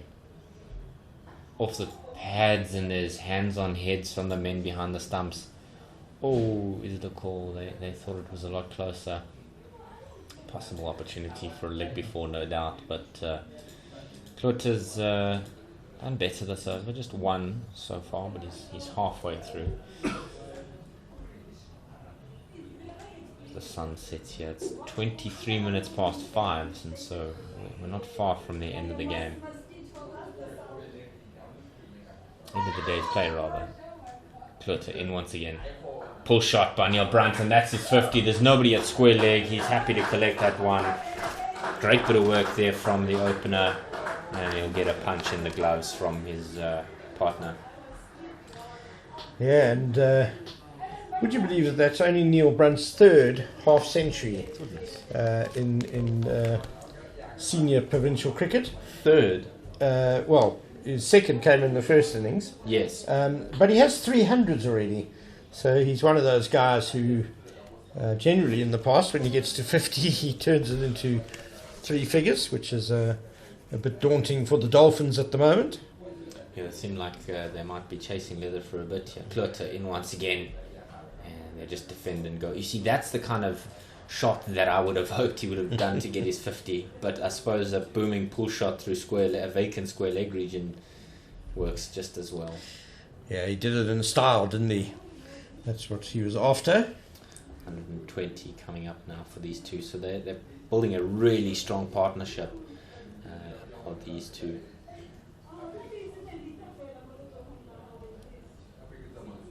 Neil Brunt collecting his 9th boundary to go to his 50. And it's been a feature of his innings that when the ball's been there for him to put away, he's put it away very well. Defended there by Mokoena, and that wraps up the end of the over. He bowled so well in this first half, but punished, and that means 6 coming from that second over of Akili Klota, and the umpire might get a light meter, I'm not sure. He's been given something by the match official here. I'm pretty sure it's a light meter. If not, it's a fresh walkie-talkie. Zed Ndamani, the match referee, coming out onto the field. A bit sad that we don't have third umpires anymore in domestic cricket. The match referee has to double up in that role. Be interesting if an umpire fell ill during the day's play. What happens? Yes, what happens then? That first one just defended there nicely. Yeah, hope not though. You would hope not. Maybe eats a bit of dodgy chicken at lunch and then a break in play because he's having some troubles. But you would hope that isn't the case. Pavilion's got 2 slips and a gully. There's everybody inside the ring barring a man out at fine leg. He's in again now. That's a good bounce on the way through to Keegan Peterson behind the sticks. Yeah, good leaving by Neil Brunt. Nothing if not patient. He's faced 100 deliveries now. And, going walkabout again, Brunt. He's gone a good 10 metres towards the leg side from his stumps. Back again now to take guard. I'm sure he gets his steps in here. Not necessarily just from running between the wickets. No, is the call. As it goes straight to Zondo at mid-on.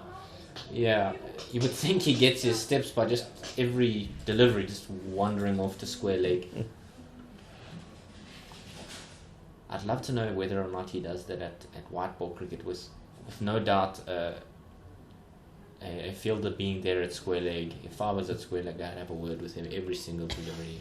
If you're going to walk to me every single delivery, best know we're going to become best friends. Or worst enemies. The decision is yours, but I'm certainly going to have a bit of a whisper. Defended again. Scoring was slowed in the last little bit, Ken. We saw a flurry to begin and then died and then picked up again, but of late they've not been rotating as much as perhaps they would like. They're currently going at 4, so a small shift in run rate, but the board, Ken, is saying 16 overs for today. I doubt that we'll get that. We'll get maybe half of those before either bad luck, but I think 6 o'clock is going to be the thing that ends play. Hit straight back at the pavilion. He's really steaming in here, hitting the bat hard. You can hear that loud crack as it hits the bat. One gets the feeling that these two batsmen have maybe just gone into their shells a little bit, deciding the end of the day is near, and they just want to make sure that they survive through to the close and can carry on the innings tomorrow. Yeah, just to shut up shop, park the bus.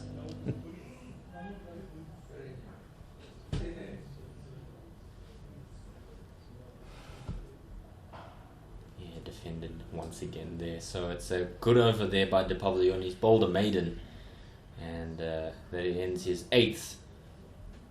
Titans 1-2-0 for no. And the leaders now, Nelson. So again, you decide feet up or down, depending where you lean.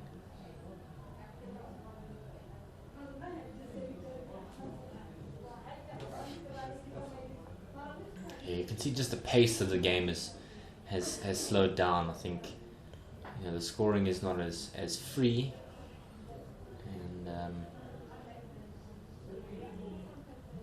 you just think, was that the big question shout? They're going to go through for leg byes, but umpire Arno Jacobs is not interested. He's given leg byes there. Pretty certain that's going down leg side by quite a long way. Good ball though by Pluto. To run between these two.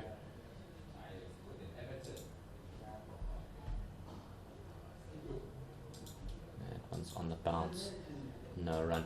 I'd love to see one of these two in the last, half an hour of play. I'd really like to see them get to a 70 or 80, really take on the ball. You got 10 sticks in the bag, really put the foot on the gas. It would be nice, I think, to push this lead that they have of 112. Yeah, no, there are batsmen who say it's the easiest time to get runs at the end of the day when the bowling attack is tired. Oh, that one's beaten him on the inside, I think, on the inside edge. It looks like it's going to go for 4 runs. The umpire, Arno Jacobs, is... Oh, it's an inside edge, and it's narrowly missed his off peg, and Keegan Peterson was like somebody trying to defend Cheslin Colby, wrong-footed. Sidestep with the ball there, but 125 now without loss in the 31st over. These two are equal on scores, 58 apiece. Pluto certainly seems to have some gas, and if he can just sort out his radar a bit, he could be quite a handful. Yeah, I think young Kagiso Rabada was very much similar to that, but not necessarily in the franchise structure, but certainly at under 19 he was and even worse at under 13, he was a real shotgun bowler. He would bowl absolute wheels, but then you'd get a wide down the leg side, wide on the off side, and let me tell you, sometimes his wicket keepers weren't happy with him when you bowl the mixed bag of oranges. Well, he must have sorted it out pretty quickly, because it's one of the things that stood out when he did make his rise to senior cricket, just how much control he had. I remember Alan Donald raving about how impressed he was as mid-off runs across to cut off any thoughts of a run there. Just how impressed he was that Rabada obviously had the pace and the ability to bowl deadly deliveries, but also remarkable control. Yes, for someone so young. Yes, yeah, he really worked on it. Coming into that under 19 squadron, I know Ray Jennings worked really hard with him. In that structure, and I think it came right against Australia. I believe it was in the semi-final that he picked up 6. That's good bit of fielding there at the mid-wicket region, sliding across the spare strips here at Supersport Park. But thankfully they're a little bit greener than most. So that is the end of the 31st. 125 without loss. These two batting wonderfully together, Brunt and Mokoena, 58 apiece. Brunt faced 109 deliveries and Mokoena 83. So looks like De Pavillon will continue his 9th over, 0 for 14 from his foray, and we're going to see if he can sneak a wicket here late in the day's play. 2 slips in a gully. They've persisted with it throughout the day, have the Titans. There's 2 men out now. There's a long on and a man sweeping at mid-wicket region to see if they can snatch a wicket late here. The Pavilion in, and this is fullness is driven hard. What a catch! What a catch! Kerwin Mangru standing at a point, diving low to his right hand, and that's the way you're going to pick up the wicket. Great bit of work there from Mangru. It was a splendid catch. dived low to his right, reaction catch, and that's the end of Mokoena. He's gone for 58 from 83, and finally the breakthrough for the Dolphins. That'll bring Tinus de Bruin to the wicket, no doubt. Mokoena is out for 58 from 84 deliveries and 10 boundaries to his name. A late wicket here could change everything, and you would hope that one doesn't beget two if you're a Titans fan, but if you're a Dolphins fan, you're really hoping that they're able to capitalize on this. Their tails will no doubt be up. They've toiled hard for a number of overs, 31 of them to be precise, and they've really had to work hard for any opportunities. But if you take catches like that, definitely worth it. Tinus de Bruin walks to the wicket, 77 matches, 27 50s, 1400s, and an average of 41 and a half. 5,000 runs. His highest score was 202 not out against the England Lions at Paarl in 2014-15. It's getting quite dark here at Supersport Park. Not a concern yet from the umpires. They don't seem to have gathered in that break from the wicket to discuss light. So it looks like things are going to continue as the square leg umpire just shepherds the drinks carriers off, telling them to come on, get on with it, no dilly-dallying. De Pavilion picking up the first wicket in this innings.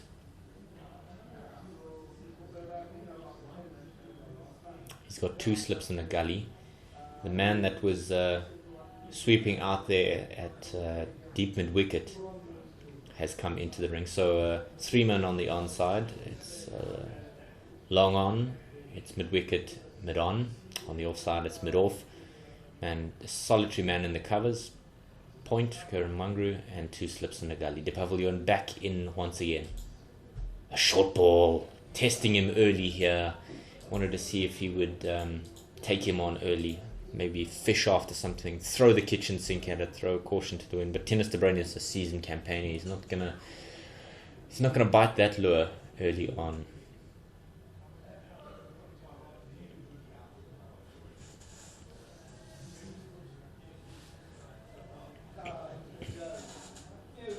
De Pavilion turning now at the top of his mark.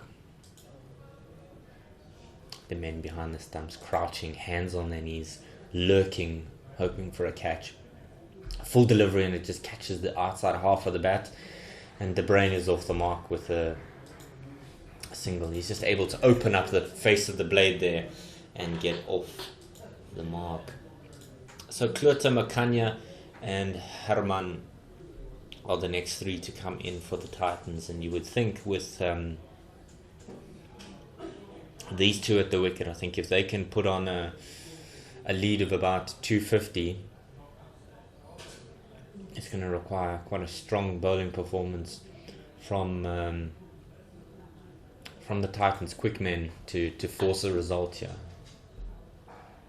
Back of a length delivery that fended away by Neil Brandt, collected quite easily.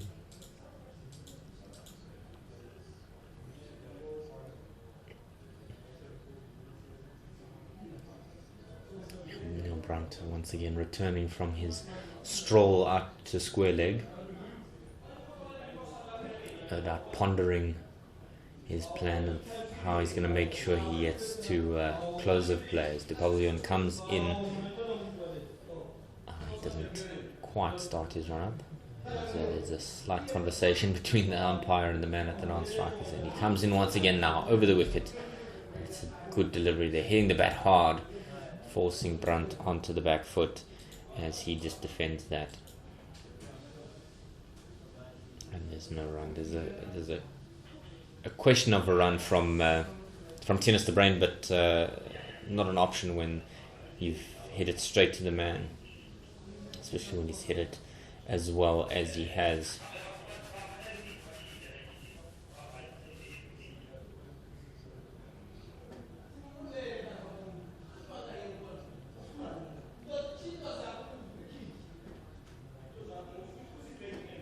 De Pavilion coming in once again. He's steaming and he looks quite menacing. He's got his tail up, and that's left alone through to kicking position. He looks like he hit the gloves quite hard, and that is the end of the 32nd over, and Brunt has now faced 112 deliveries, 126 for 1, and the umpires are still not interested in Light, which is a good thing. If you're a Titans fan, you would want them to bat on and bat on.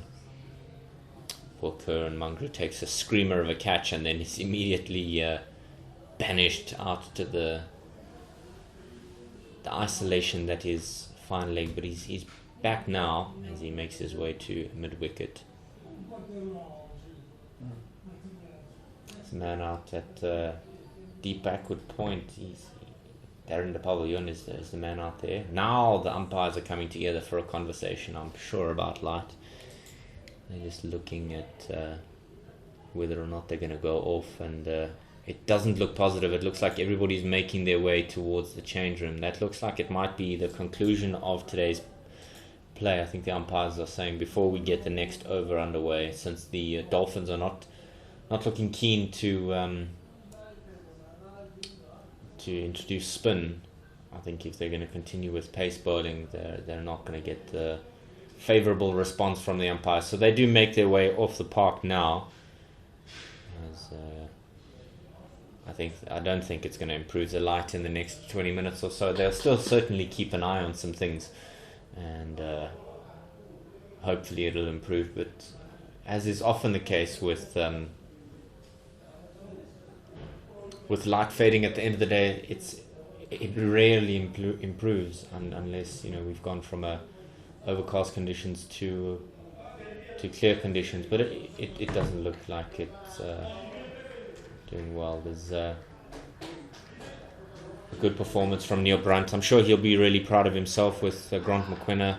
They put on a massive opening stand of well over 100.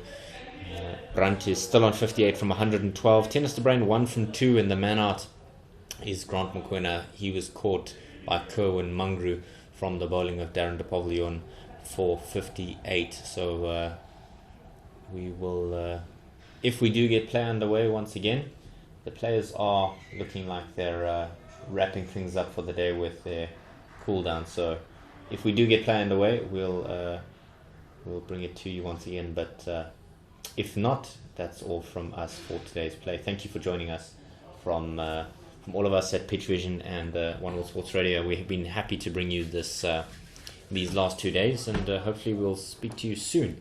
Keep well.